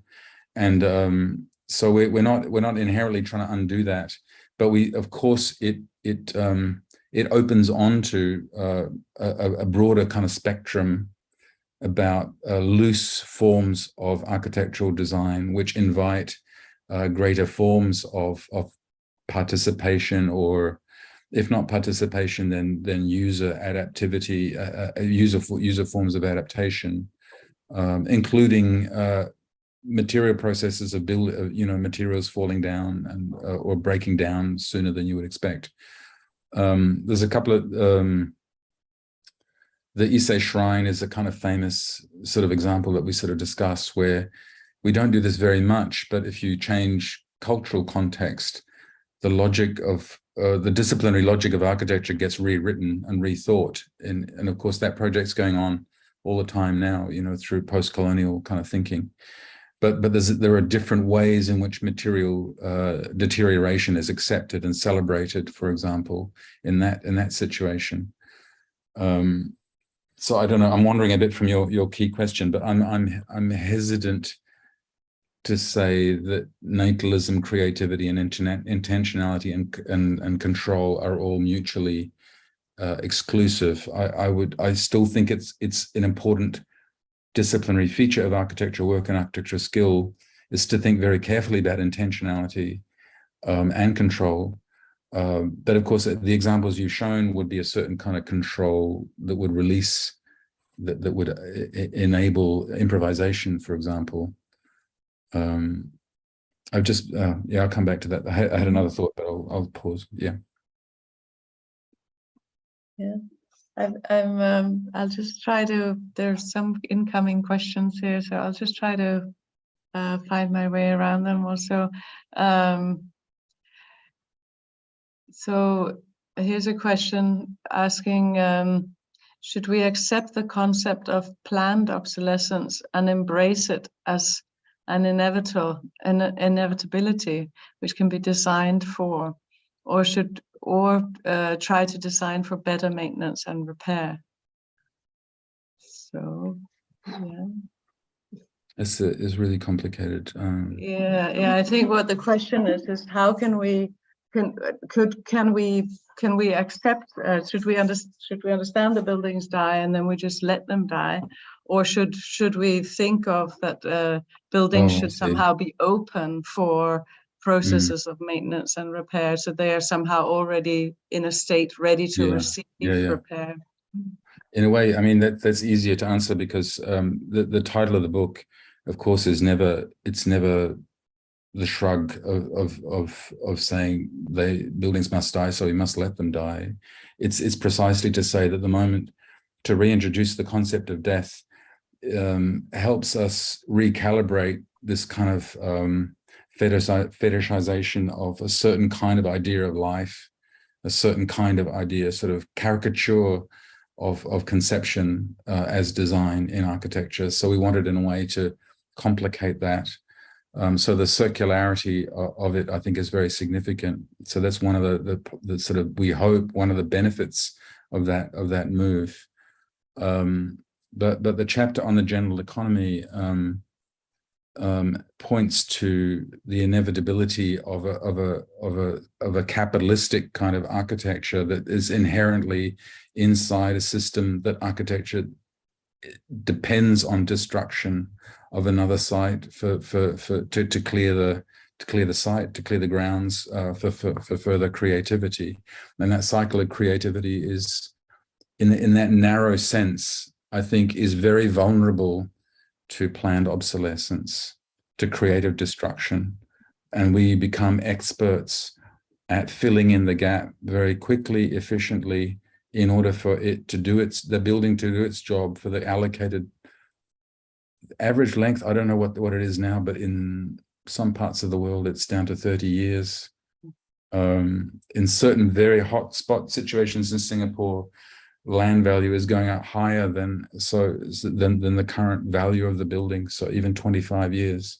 So life's buildings, which are built for 100, 150 years in terms of their physics, are being demolished prematurely from that perspective. So I think that the matter, just to kind of link those two pieces together, then to think more critically about the kind of creative act, about this kind of conception, and about the think more critically about innovation, which is often, design and innovation are often tied together, so that it helps us maybe resist the automatic application of creative destruction principles. I think that would be a kind of reasonable position to take. As architects, I don't think we can ever take a binary sort of cut and dry position. To read a kind of a more negative, you might say more cynical position, Junk Space by OMA and Rem Koolhaas is a great example of a kind of, I think, a kind of shrug. It's very beautifully described, but it is a kind of, as is often said, a kind of surfing along with the flow of creative destruction, kind of celebration of it. In the previous session, David Ponty was saying that maintenance is the slow underbelly of innovation. So he had this sort of the speed of innovation and the slowness of maintenance, that there is a sort of rhythmic correlation. Yeah. That's I'm a very getting nice. It's a very nice formulation, a quite practical way to address the same thing that I was grappling with a moment ago. Yeah. I think getting a series of questions around technology here, and a little bit on biotech, but also digital fabrication. Obviously, you're also seated inside of the ETH, which so stellar in digital fabrication. And here the question is whether you think that digital fabrication methods of a cyber-physical construction could be part of a way of working with obsolescence and decay. Yeah, absolutely. I mean, I'm not a techno-romantic, but I do see massive possibilities, especially if it's connected with theory and critical thinking. I mean, I'm a great believer in that interdisciplinarity. I really think that people like us in this room, in a way, have a potential, well, have a great responsibility, but also a great potential impact agency in dialogue with technologists, people working on that kind of technology. And some of the best examples I've seen are ones whereby new concepts, for example, of dry construction rather than wet construction, which allows, in a way, supports a kind of disassembly down the road. It takes, again, a little bit more attention and care, a bit more detailing, but that's quite a profound conceptual question as well, which I think we can help buttress the project of technology, especially when you add the cyber and the physical. It's the data dimension of the cyber, which I think is especially potentially very, very powerful. So the project I sketched at the end is doing super interesting stuff around the kind of tagging of materials as it goes into the kind of process. So if that is a dry construction process, then of course that all has a kind of future in some other assemblage, some other sort of configuration. Mm-hmm. So I'm quite excited about it, but that is inside the kind of relative bubble of the lab. Everything looks kind of rosy and exciting when you're in the lab. Yeah, we had Helmut Rechberger, who is a waste management scientist, talked to our PhD course here in one of our sort of pre-sessions, and he said that what we need to conserve is not the resource, it is our landfills. He said we simply can't, there are no landfills. We cannot throw this amount away. Of course, we want to retain resource, but at the other end, there is no place anymore for this linear economy to throw all this material away. Who's talking about the doubling of the weight of Vienna over the next, I think, was it 30 years, 25 years, something like that. And that we need to sort of think of the impact of all of that weight on our infrastructures. So it also brings in completely different dimensions into how we think about what the built environment is impacting. So my colleagues would argue that if you know what that waste is composed of, and B, you can disaggregate the waste. So the classic is reinforced concrete. I mean, incredibly difficult to disaggregate, but if it's assembled in such a way that it's amenable to it, then it can be valued, and then it's a social matter. Whether it's waste or not is a relatively simple social terminology. I think we will say thank you to you here. Thank you so much for staying up for us, Stephen. Pleasure. It's been a really fantastic pleasure to read your book and now also to meet you. I'm sure you will have many fans in Denmark. Super. I'm really sorry we can't be there, but also I'd love to be part of the discussion as well. So I hope we can stay in touch. Yes, see you guys. Very much. Yeah. Good night. Bye. Bye. Wonderful. And thank you, Jorge, also for staying here with us and letting us recalibrate the session a little bit. We are so pleased that you are here, Jorge. We have been reading your text, as I told you in email, with such pleasure. And it has really been very fundamental to the whole ideation of the course and what we have been discussing over these months. I'll pass over to Beata, who will introduce you, and then we will hear your presentation and have the same kind of discussion afterwards. Yeah, so welcome. Today I have the pleasure to introduce Jorge Otero-Pailos, who is an artist, architect, educator, writer, and editor, specializing in experimental forms of preservation. He is the director and professor of historic preservation at Columbia University Graduate School of Architecture, Planning, and Preservation. He is the founder and editor-in-chief of the journal Future Anterior, an international point of reference for the critical examination of historic preservation and its role in current cultural debates.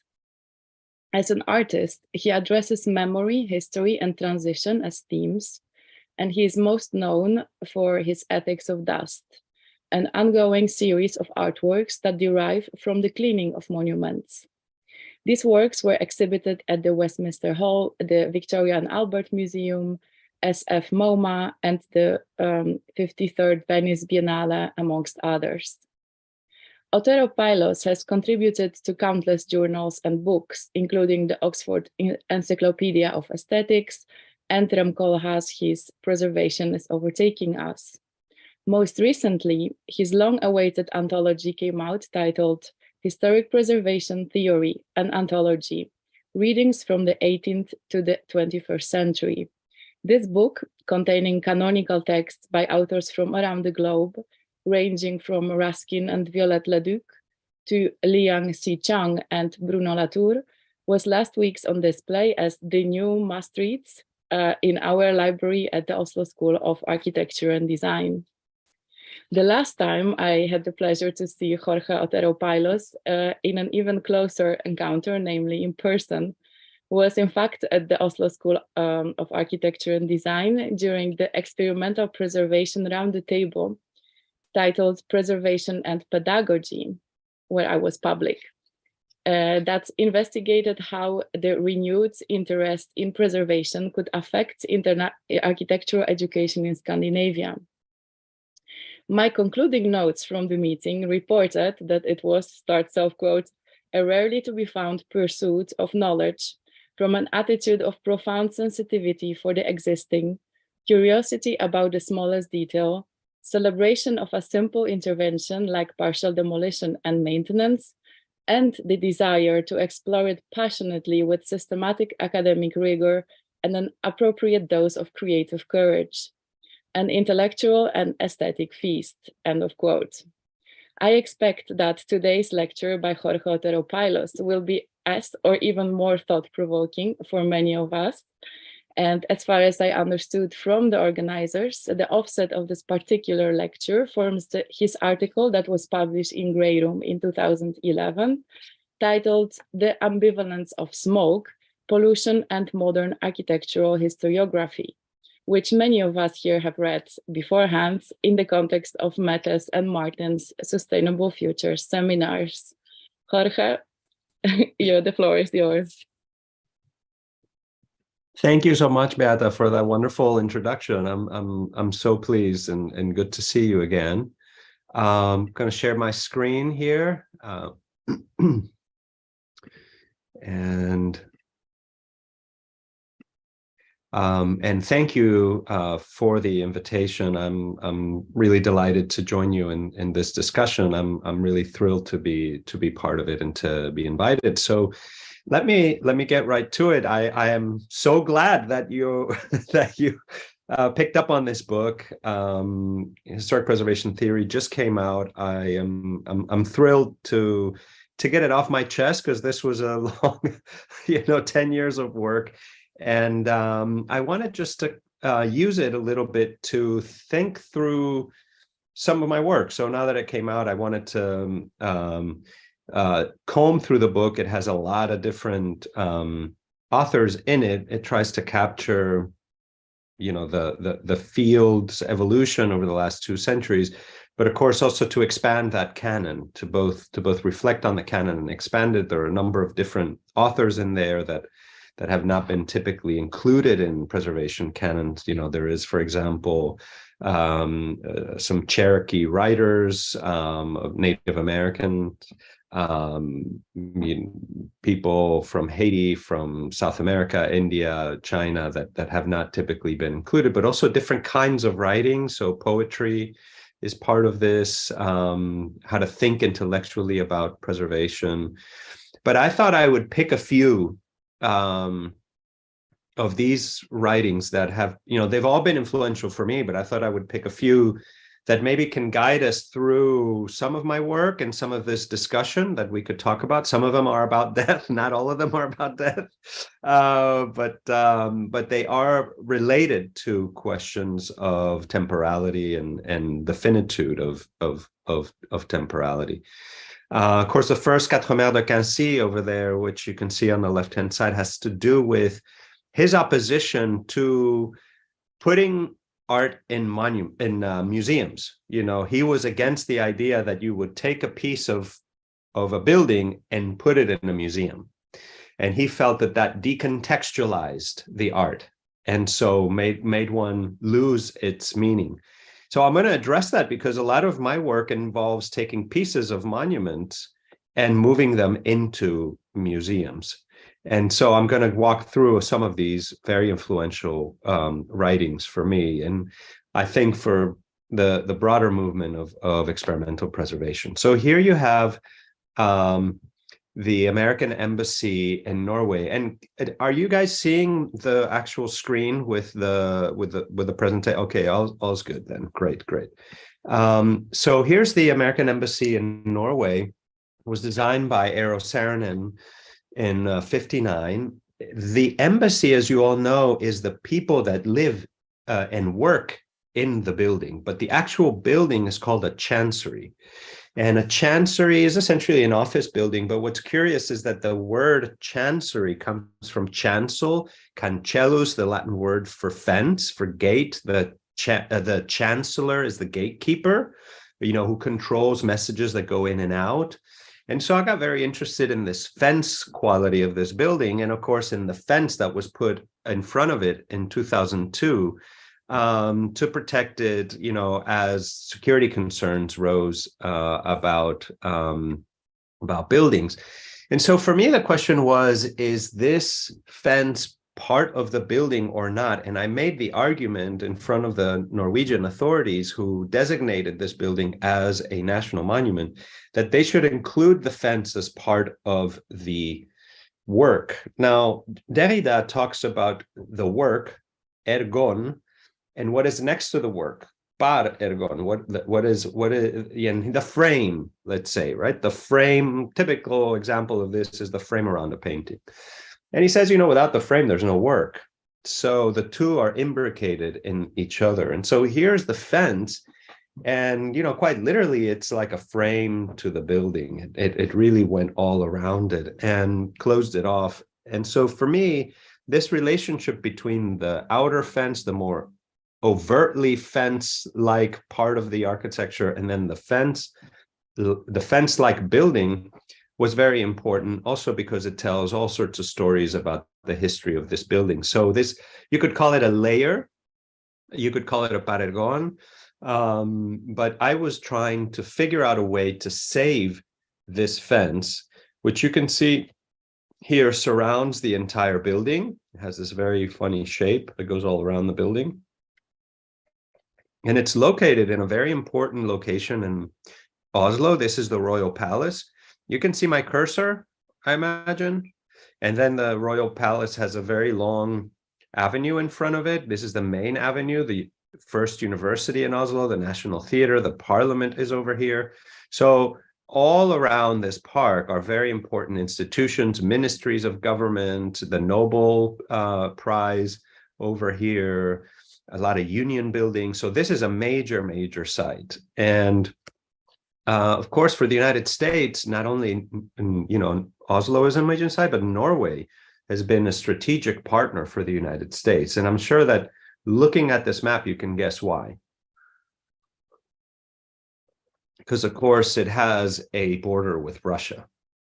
So throughout the Cold War, there was a lot of tension when the United States and Norway began talks for Norway to join NATO, because this was considered to be a possible provocation to the USSR, that maybe because Norway was going to join NATO, then the Russians were going to be provoked to invade Norway. And so there was this group of people who felt that it was important to appease the Soviets and not to join NATO. And those demonstrations played out in front of the US Embassy before they put that fence, of course. But the building itself, as you can see, is a bit a fence, and certainly the name is a fence. Now, there's echoes of this, of course, in our current situation with Ukraine, but that's a whole other story that's not really what I want to talk about here. But here you have the building in its fence-like form, the chancery. And of course, then the question became, so how do we actually, preserve this? So I use art as a way to, and I'm going to actually stop here for a second, because I need to stop the, I need to just quickly, if you don't mind, I need to stop the sound so you won't be bothered by it. Give me just a second. And I'll share again. So here we go. The kind of view of culture. So that can you hear sound right now? No. Okay, good, because I don't want to bother you with that. So what I did was to try to use art as a way to preserve this fence. When all other preservation failed, and this fence was destined to go to the waste dump, as we were talking before with Stephen, I discussed it with the new owners of the building. The US had sold the building, and they donated the fence to me. So I staged a public performance in front of the building itself, and I used these machines to actually twist and turn the fence and remove it, which was meant to be removed. But then what I tried to do was to say, okay, can we find beauty? Can we find another use for these fences? And so I took the pieces and spread them out in a yard, and then started to put them back together into large sculptures, which we began to weld in this shop. And so these became a series of 51 sculptures that I did, each of which is of different sizes. But then, of course, each of these fences is removed from the original context. So against Quatre Mers de Quincy, these fences are taken out of their original position. Now, we're trying to have one of them put back where the original fence was used to be, but all the other ones will move away. And I'm very interested in this idea that actually the removal, the transport of a piece of a building can keep related to the original building, but also add meaning to that building. So this is the one of the fences as exhibited in London. So this one traveled to London, and this one is called biosignature preservation. So it's important, the names, because this is part of in my view, the way in which the movement of the fragments begins to acquire new meaning and begins to acquire, and give it a new dimension, expand the original meaning of the building. So I focused on the treaties that were sent across the fence, the messages that the chancellor had to decide on yes or no, do they go through the fence? And these were all the messages that were accepted, as treaties to be agreed upon between Norway and the United States. And they are really revelatory. They're signed between 2002 and 2017. But they constitute part of what these fences are. And these fences, these names are prisms into the long wedge of the future.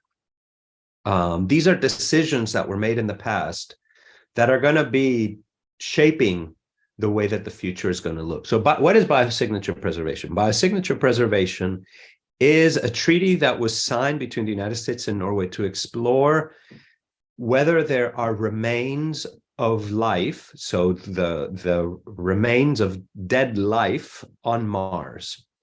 And so if you're familiar with limestone and you looked at limestone very closely, you see that there are little shells of little prehistoric micro organisms on them. That's the life, that's the biosignature. The preservation happens as it is compressed between layers of stone. So what they're investing millions of dollars in is figuring out whether they can find such biological life on Mars, whether there is evidence of that on Mars. So this involves the colonization of outer space. That's a big, wide future for us that I think these sculptures are foretelling. And this one is called Polar Partnership. Now, Polar Partnership is a treaty that was signed between the United States and Norway to essentially, I'm going to summarize over here, colonize the North Pole and protect the North Pole. Do scientific research in the North Pole, but that scientific research is essentially geared towards figuring out what minerals can be exploited out of the North Pole. As you all know, the North Pole is melting, and so the question is, who out of all of those northern countries that touch the North Pole, Russia, Denmark, Norway, the United States, Canada, are going to have the rights to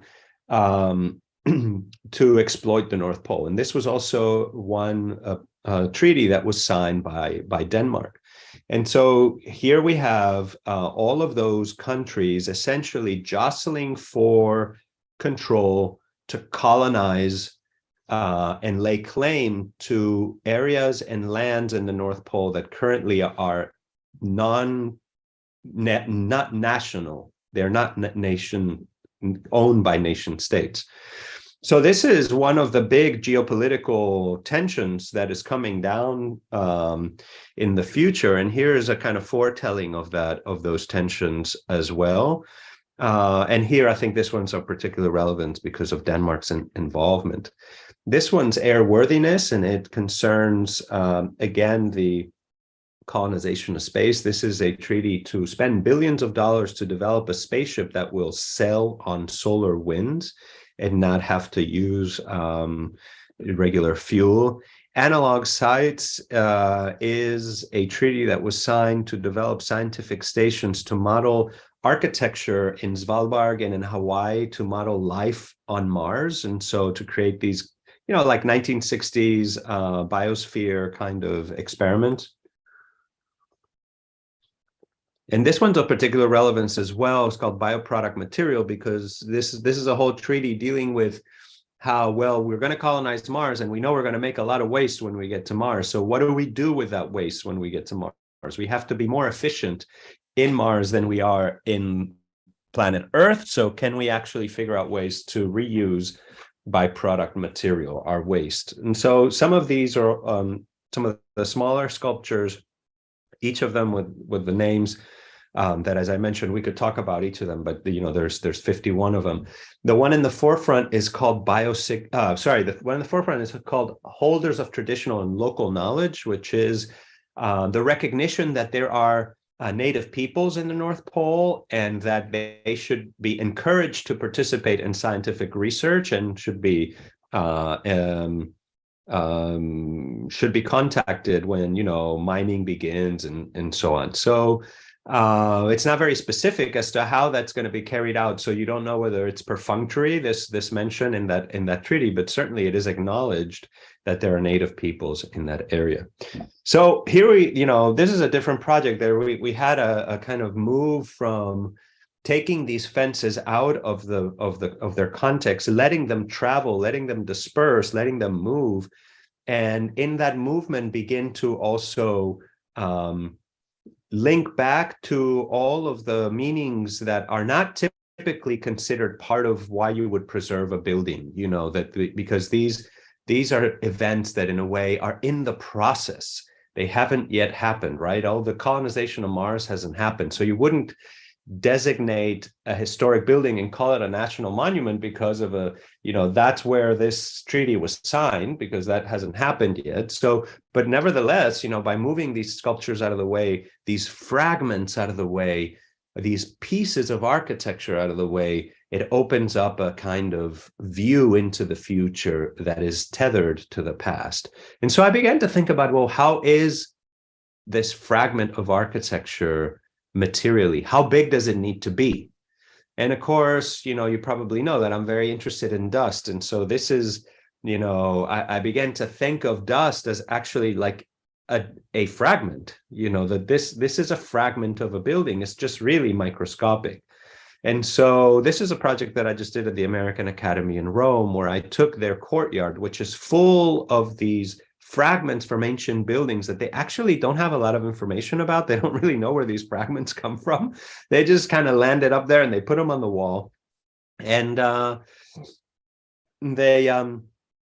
they're full of dust. And so you can see here this bikini line, right? This is, so I went and cleaned this area. And this area over here is clean from dust, and this over here, this darkened area is full of dust. So you can see the difference between one and the other. And this is the dust that came off of this wall. So this is literally the imprint, the kind of book matching, the opening of that surface. And so, you know, can a little piece of dust also be thought of as part of the architecture, as significant part of the architecture? So my argument is yes, and I'm going to try to make the case in a second. This was this clean patch is an artwork for me, and I donated this as a long-term loan to the American Academy and asked them not to clean that patch of dust, which they agreed to, and just let it soil forever. And it's called, therefore by bodies unseen does nature do its work. This is a line from Lucretius, and Lucretius was an ancient scientist who wrote in poems and who was the first to observe the movement of dust and in air, and to see that it floats and doesn't settle, and to talk about the way that when you touch ancient sculptures, there were ancient sculptures in ancient times already, they rub off. And so he said, how can they rub off? I don't see any material rubbing off. How can they lose their shape when so many pilgrims touch a sculpture? He said, there must be some bodies unseen, some small particles, some small fragments of this sculpture that are coming off every time somebody touches it. And he theorized what we now call atoms. Of course, he had no scientific evidence for that, but he is, you know, we owe to Lucretius the idea of the atomic particle, that there is something that we do not see that is what nature is made out of. And so this idea, of course, for me is very important because there are parts of architecture that we do not see, even though they're in front of our noses. Everywhere we look, there is dust, but of course, we only see it when we clean it. So this is the piece that I did for the American Academy, where I took little fragments of dust from around the Academy and brought them all together into this composition to try to figure out a way in which we could actually visualize the dust's relationship to each other as its own thing and not necessarily linked to the shape of a particular building. And I'll tell you why that's important in a second, but I'm going to telegraph to you now that it has to do with the idea of trying to visualize all the dust on the planet. You know, how do we visualize the dust from all over the world when it's only distributed in monuments here and there all around the world? So how do we bring it together into our view? I think that's very important today in terms of climate change. So this is this idea of distributing monuments, that you take a fragment and you move it around, and that in that process, it actually acquires meaning, not about itself only, but also about the site where it came from. So this is another project. Here we are. This is London. This is Westminster Hall. And actually, I'm going to turn the sound back on because I want you to hear something. Give me just a second. I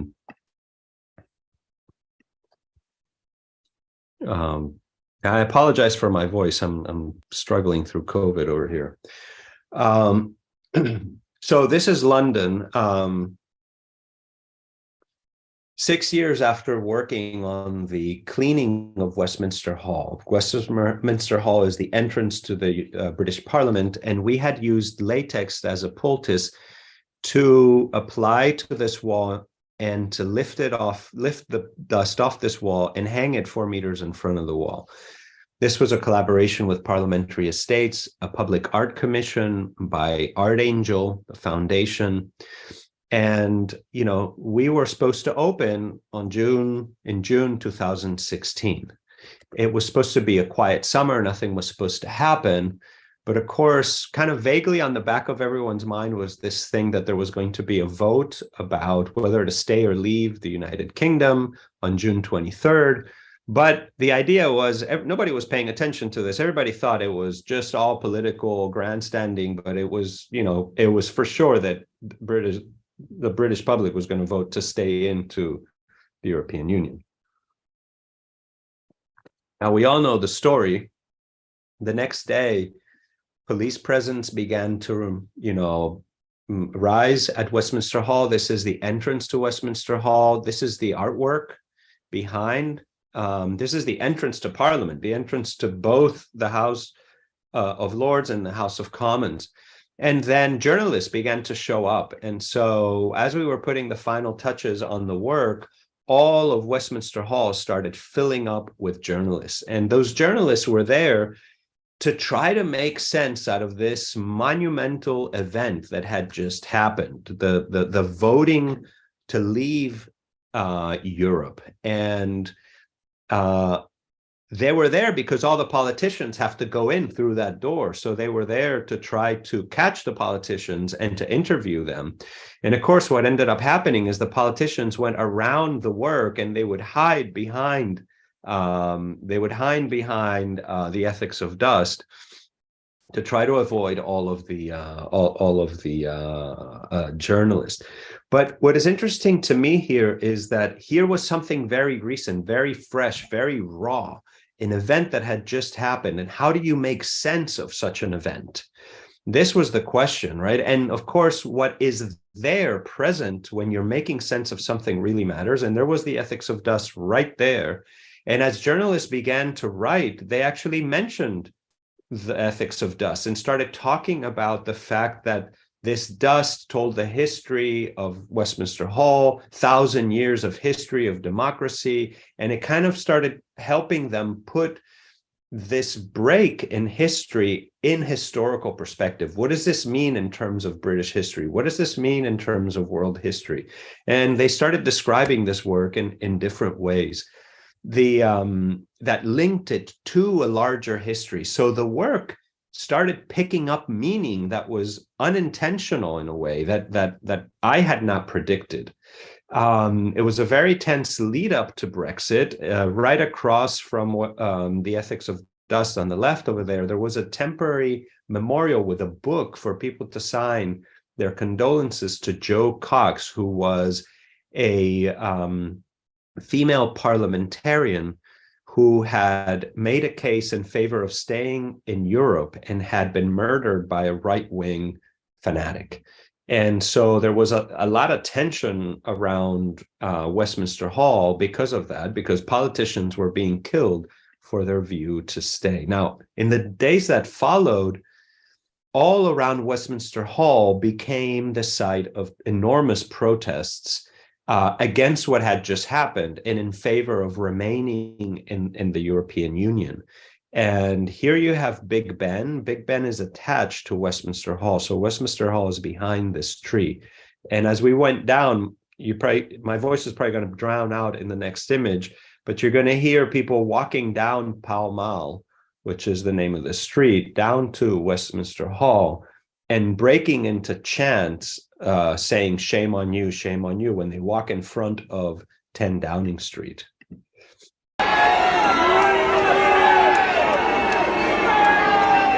You hear it?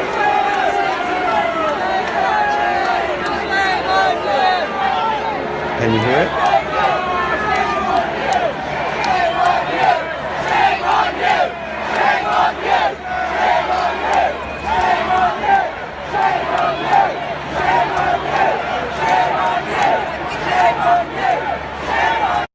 So when people got down to all the way to the plaza in front of Westminster Hall, this is Westminster Hall right here. It was a very tense atmosphere. There, everybody was gathered around there. There was a lot of police presence. There was a lot of journalists, covering every step of the way. But in a way, it was interesting because Westminster Hall had always been a public building, but because of security concerns, it had been closed off more and more. So it became harder and harder to get in. And part of one of the intentions of my artwork was to open it up back to the public so that people would be able to come see the artwork. And so there were tickets, free tickets issued that people could get to go into Westminster Hall to see the artwork. And all these people actually wised up and realized that they could get into Westminster Hall to talk to politicians and confront politicians by getting one of those tickets to go see the artwork. So more and more people actually started going in and so the artwork served a kind of purpose to reorient the social relations that this monument in a way made possible, which to me was very important. And so here you have Westminster Hall, this 1,000-year-old building. It used to be the courts. It was once the royal palace. It is the longest serving building for its original purpose of government that I know of. It's 1,000 years in continuous service. And so talk about longevity. Everything around it burned down in the 1830s, and all of London came out to try to put down the fire because it was considered to be so important. They did save it, so this door is that door. And in fact, what ended up happening is that Pugin and Barry built this neo-Gothic building to match the style of Westminster Hall. Why was it important? Because a lot of really important things happened here, and in particular, the trial of Charles I, who was the first monarch who tried to break the Magna Carta and proclaim himself a dictator, and to say that he was above the law and that he could dissolve Parliament. And of course, Parliament put together a militia, seized Charles I, brought him to Westminster Hall, tried him, and judged him to be not above the law, that the king was not above the law, and charged him with sedition and put him to death. So, and treason. And so this was amazing because this was the first time that the law was considered to be more important than the king's. And it's very important for democracy because we hold this idea that no one is above the law to be really important. And of course, we've now internalized this notion that if you keep somebody in power too long, they have a tendency to want to be dictators. So you want to remove them from power every 4 years and put somebody new in place. And so that is really a part of our mechanisms of government now. But I was interested in a broader history, in an environmental history, and the history of pollution. And of course, around Westminster Hall was very important because I see Westminster Hall as an environmental sensor. All the dust that deposited around onto Westminster Hall tells a different story. It's a story about our collective making. It's not just about what kings and queens did. And of course, the Great Smog of London is very important in 1952, because this was the time when the first correlation between airborne pollution and mortality rates was established, because they were able to map that after the Great Smog, thousands of people died. And so they were able to really draw a strict correlation and pass the Clean Air Act in London. Now, 1952 is also the year when George VI died in Leiden State. And here you can see the lying in state. We're talking about death now. The lying in state happens in Westminster Hall. And here is the dust on that wall that I removed. And if you look at the more recent lying in state of Elizabeth II, this is the wall that is cleaned up, right? So here you have no stains. Now these boxes are actually the boxes of journalists. So these have been painted to look like stone, but they actually are just plywood, and they're removable. They're here for television purposes. So you can see how clean that is. And all of the dust that was on those walls was removed into these large sheets of latex. And of course, all of the big events, the lyings in state and so on, they all happen and are registered in these plaques on the floor. But I wanted to tell this larger collective and environmental history with this by collecting the dust that had gathered on the walls of Westminster, because, by the way, the windows were open, and so you could see the dust coming into Westminster. But I also wanted to tell other histories of environmental dust that happened in Westminster Hall. And here you have a preservation treatment, an experimental preservation treatment of using insecticides to try to fumigate the inside of Westminster Hall, to try to kill the little beetle that you see on the upper left-hand side over here, which is called the Death Watch beetle. And the Death Watch beetle is a beetle that likes oak, and this is a really important 14th century hammer beam oak roof truss that the beetle was eating up and has been eating up for centuries. And so, in fact, there's now all this steel inside of this truss to try to hold it up. And they were trying to finally get rid of it with this treatment, and they did. It's called the Death Watch beetle because it looks over the dead monarchs. It is sitting above on the truss and always looks down on the dead monarch. So it's always waiting there for the next dead monarch. And so this beetle was a very important part of the history of this place, and all that dust, all that DDT was actually also in the wall. So Death Comes to the Cathedrals by Marcel Proust, was important to me because it's not just the Death Watch beetle that came to Westminster Hall, and death came to the Death Watch beetle. And death always comes to Westminster Hall because it is the place where monarchs come when they're dead to lie in state and be shown as dead. But it is precisely this relationship to death that activates Westminster Hall and that justifies its meaning, and that, let's say, sets it in historical perspective as a kind of a chain of multiple deaths. It is the ritual that is enacted in Westminster Hall. It is the idea of death and renewal. That the king dies, and the king and the queen dies, and then there is a new king that comes about. Marcel Proust wrote this in 1904 when the French government decided to remove all the priests from all the churches. And so he said, if you don't have the rituals inside the buildings, then you don't have the meaning of the buildings, because buildings are about human relationships. So if you eliminate humans and their rituals, then you don't have architecture, you don't have meaning. So this was very important to me, and this is an important text for me in thinking about this. So what was the rituals? The rituals changed Jorge, with Brexit. sorry, The rituals actually became something new, because now, there was so much interest in this work because of the relationship to Brexit, because it had been kind of absorbed into the Brexit polemic. It had been a lens through which to see the future and the past, that a lot of museums wanted to have the piece. And so after a lot of discussion, collective discussion, we talked about cutting it into 7 pieces and distributing it to the nations of the United Kingdom. So Northern Ireland got 1 piece, Wales got 1 piece, Scotland got a piece, England got a piece, Museum of London got a piece. And so, now I had always thought that cutting a work of art was destroying it. If you take a Picasso and you cut it, then you think of destroying it. Are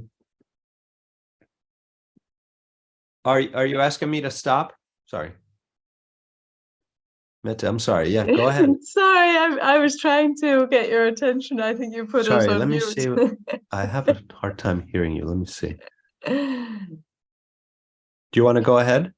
Yes, I'm sorry, Jorge. It's very interesting, but we only have 10 minutes late, and I was just thinking if you wanted to conclude, then we might have a time for a question at the end here.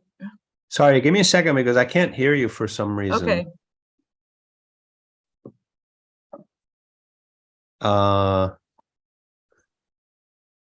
Yeah, go ahead. Oh, can you hear me now? Oh, here we go. Now I can hear you. I'm so sorry. You feel like you were right in the flow. Yep, but that's all right. we What's only going on? have 10 minutes left, so I thought maybe you Oh, wanted to sorry. I thought you wanted conclude me to then- speak for 45 minutes, and it's only been 33. So. No, we asked you for 30 minutes, but Oh, okay, great. yeah, Well, then I'll stop right there. Well, let me make one last point. May I just give like 20 seconds? Of course, please conclude. Yeah. All right. So I was saying that, that cutting a work of art would mean breaking it up. But in this case, cutting it actually became a way of acquiring meaning. And so here's a piece of this work as it was cut from the main building.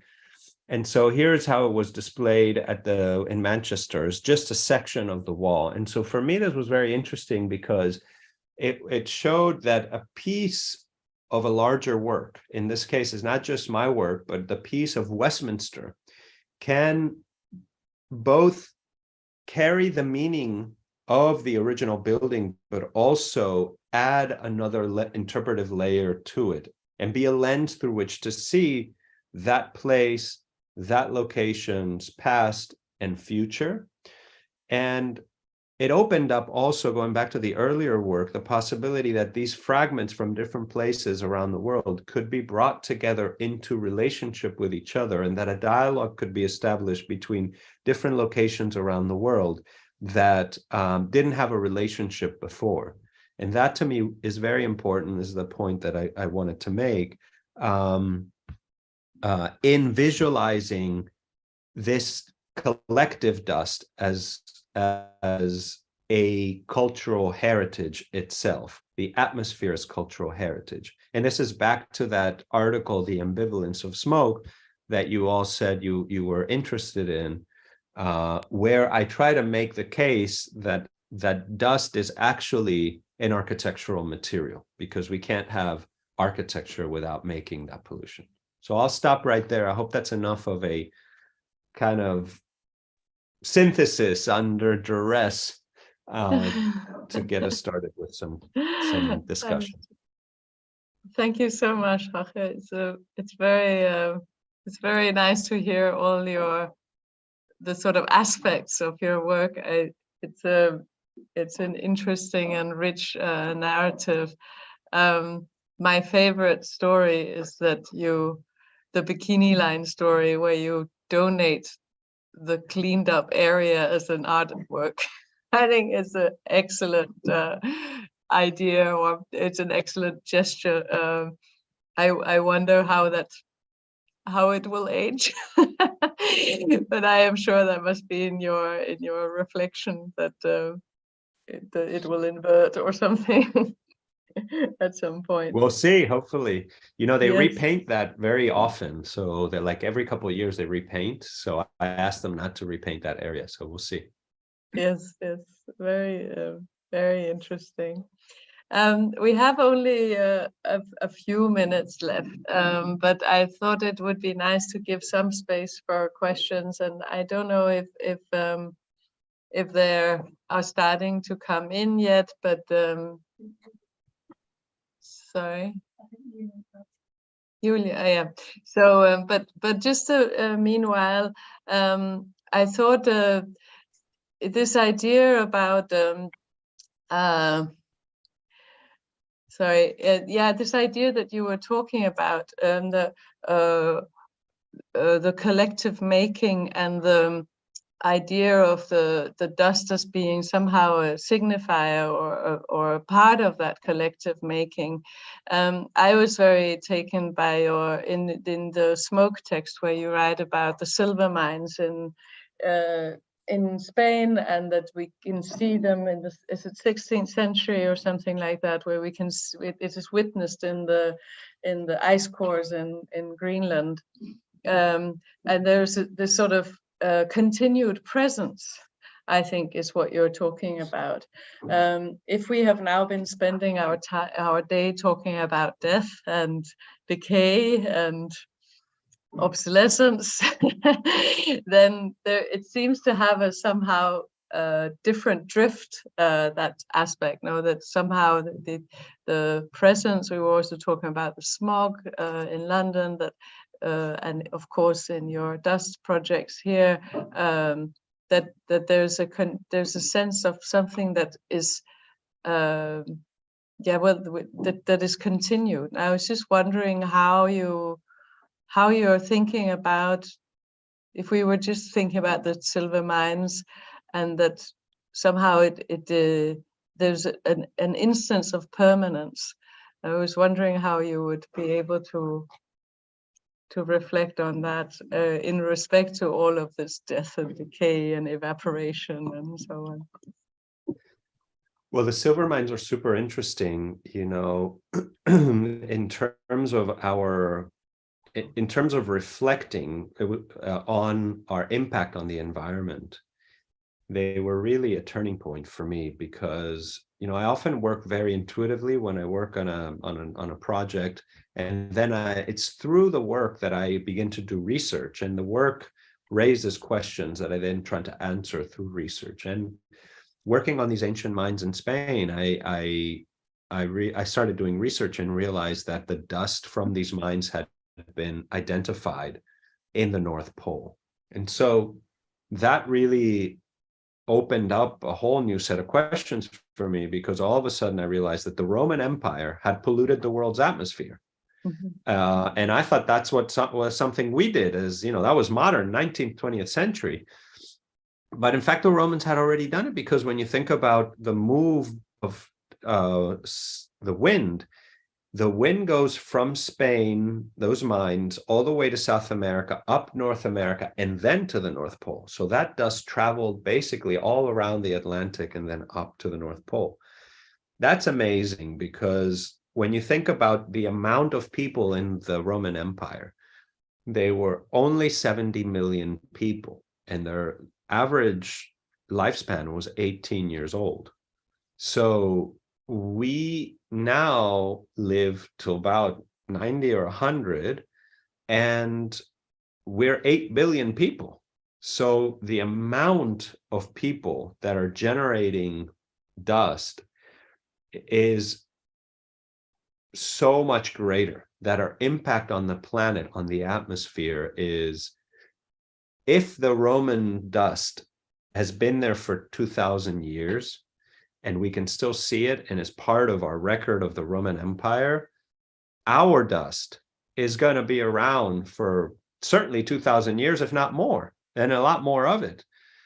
So name a building that will be around 2,000 years from now. I think you'll be hard-pressed to find a single one that will be around 2,000 years from now, because they're not built to last that long. So our greatest monument, and this is, you know, the argument that I try to make, is this dust. This is the legacy, the long-term monument that we are leaving. This is our great pyramids, you know, it's this dust. This is what we're leaving behind. And so if that's the case, then maybe we should relate to them in a little different way, you know, and try to actually be more intentional about the dust that we make, and care for it differently. And you're muted. Because we are fielding questions, but Roxy, I can look at her screen from here, as asking a really nice question, which also links onto this, and I thought she could ask herself. Yes, if I can ask the question, I've recently came across the work of artist Nam June Paik, which he makes this media installation, and he works with technology, but his work kind of like these art installations were made in the 1990s, where he's using these old TVs and technologies that go obsolete, especially they go obsolete now at this moment, they're not being updated. So now there's an effort. There is one piece that's called Untitled, and it's at the MoMA in New York. And now there are efforts coming from a team of conservationists, part of the museum. They try to put efforts in it to keep it alive. And I was wondering, what are your thoughts of that, considering this permanence of art installation, especially the materials that you are working with?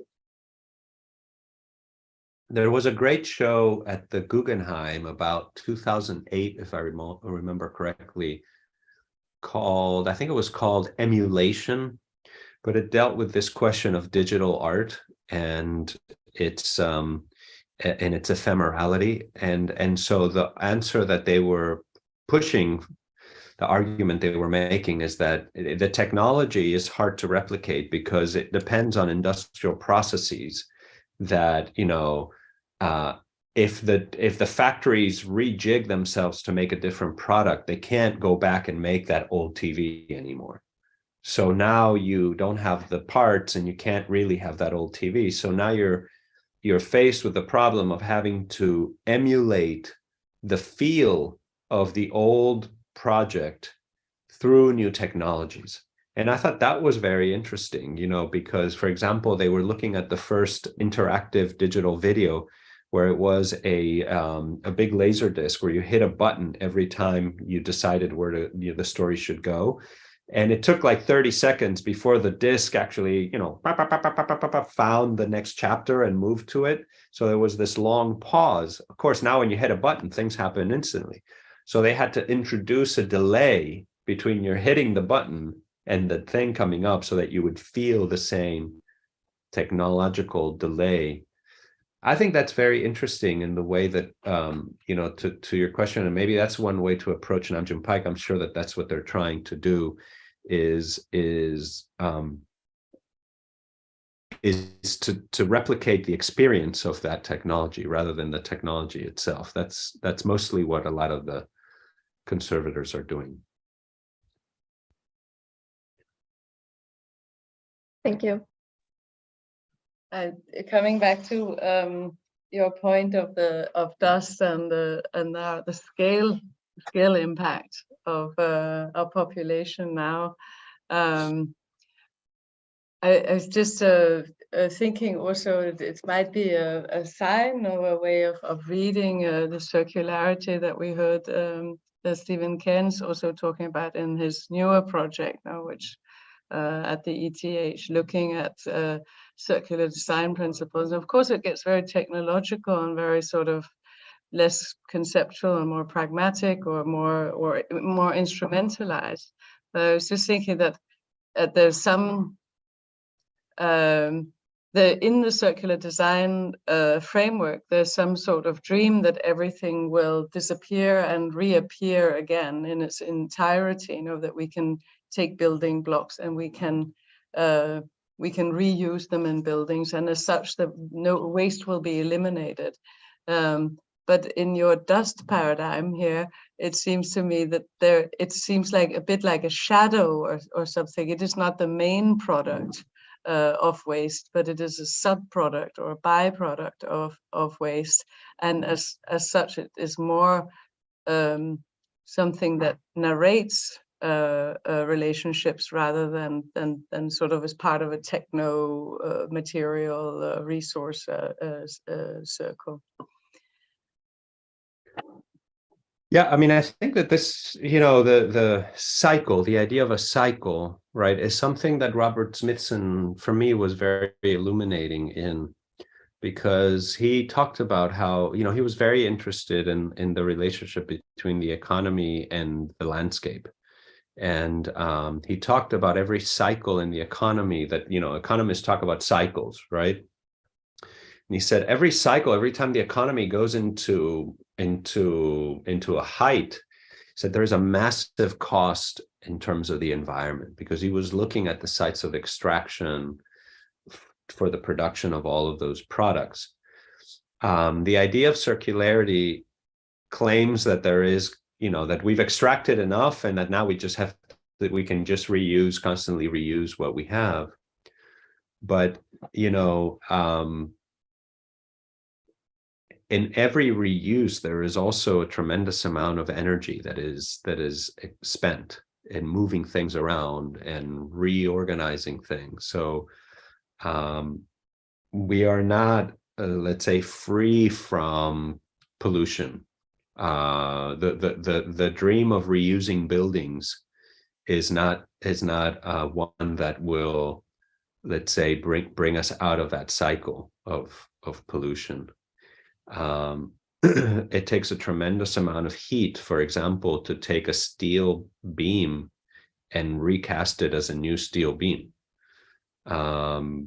You know, you have to melt it and you have to recast it again. So, and engineers don't like to specify old beams for their new buildings. They want a new steel beam, so they'll have to recreate it, so melt it and make a new one. So I'm not sure that it's really an answer. I mean, I think, you know, when you look at the big materials that we need, and, you know, that are like the biggest polluters, right? When you look at the cycles of the economy, I think it was interesting that Stephen mentioned concrete, because of course it's concrete, steel, plastic, and ammonia. Those are the big ones that require a lot of energy and that we spent the most carbon on. Ammonia is for food, but concrete and steel, bridges, skyscrapers, buildings, you know, roads, and plastic is everywhere in construction nowadays. I mean, houses are made essentially of plastic, from the plumbing is now plastic, to the sheathing, to the roofing, to everything is all plastic. So those are fossil fuels. So you know, it's not my area of expertise, but I think it's a rather small kind of dent. I think the larger question is, can we reuse what's there without having to remake it in our image? You know, can we reuse the existing built environment and be satisfied with that? I think that's more promising as an answer. And certainly buildings can last hundreds of years. And if we are just willing to put our ego at the door and say, yeah, I'm okay living in a 1930 building. I don't need to live in a, you know, a dream of a Scandinavian modern, you know, whatever. So, which we all live in, of course, here in beautiful Scandinavia. Yeah, but you know, you're lucky that way. Yeah, I think we will say thank you for your time, Jorge. Thank you so much. It has been a real pleasure to meet you and to feel how you're thinking, as well as to understand the topics, of course. We have really enjoyed your work, your writing, and now we get much stronger sense of your arts practice. It's really very interesting, and it's very nice to make the connection. Thank you. You're very kind. I really appreciate the opportunity, and you know, deep gratitude for the invitation. It's an honor. Right. Thank you so much. Good. Okay. Take care. Bye. Bye. Bye. Bye. And say goodbye to Yan Chao, and to those of you who are visiting us. Asia, bye bye to you. I think that's all people I know. Bye.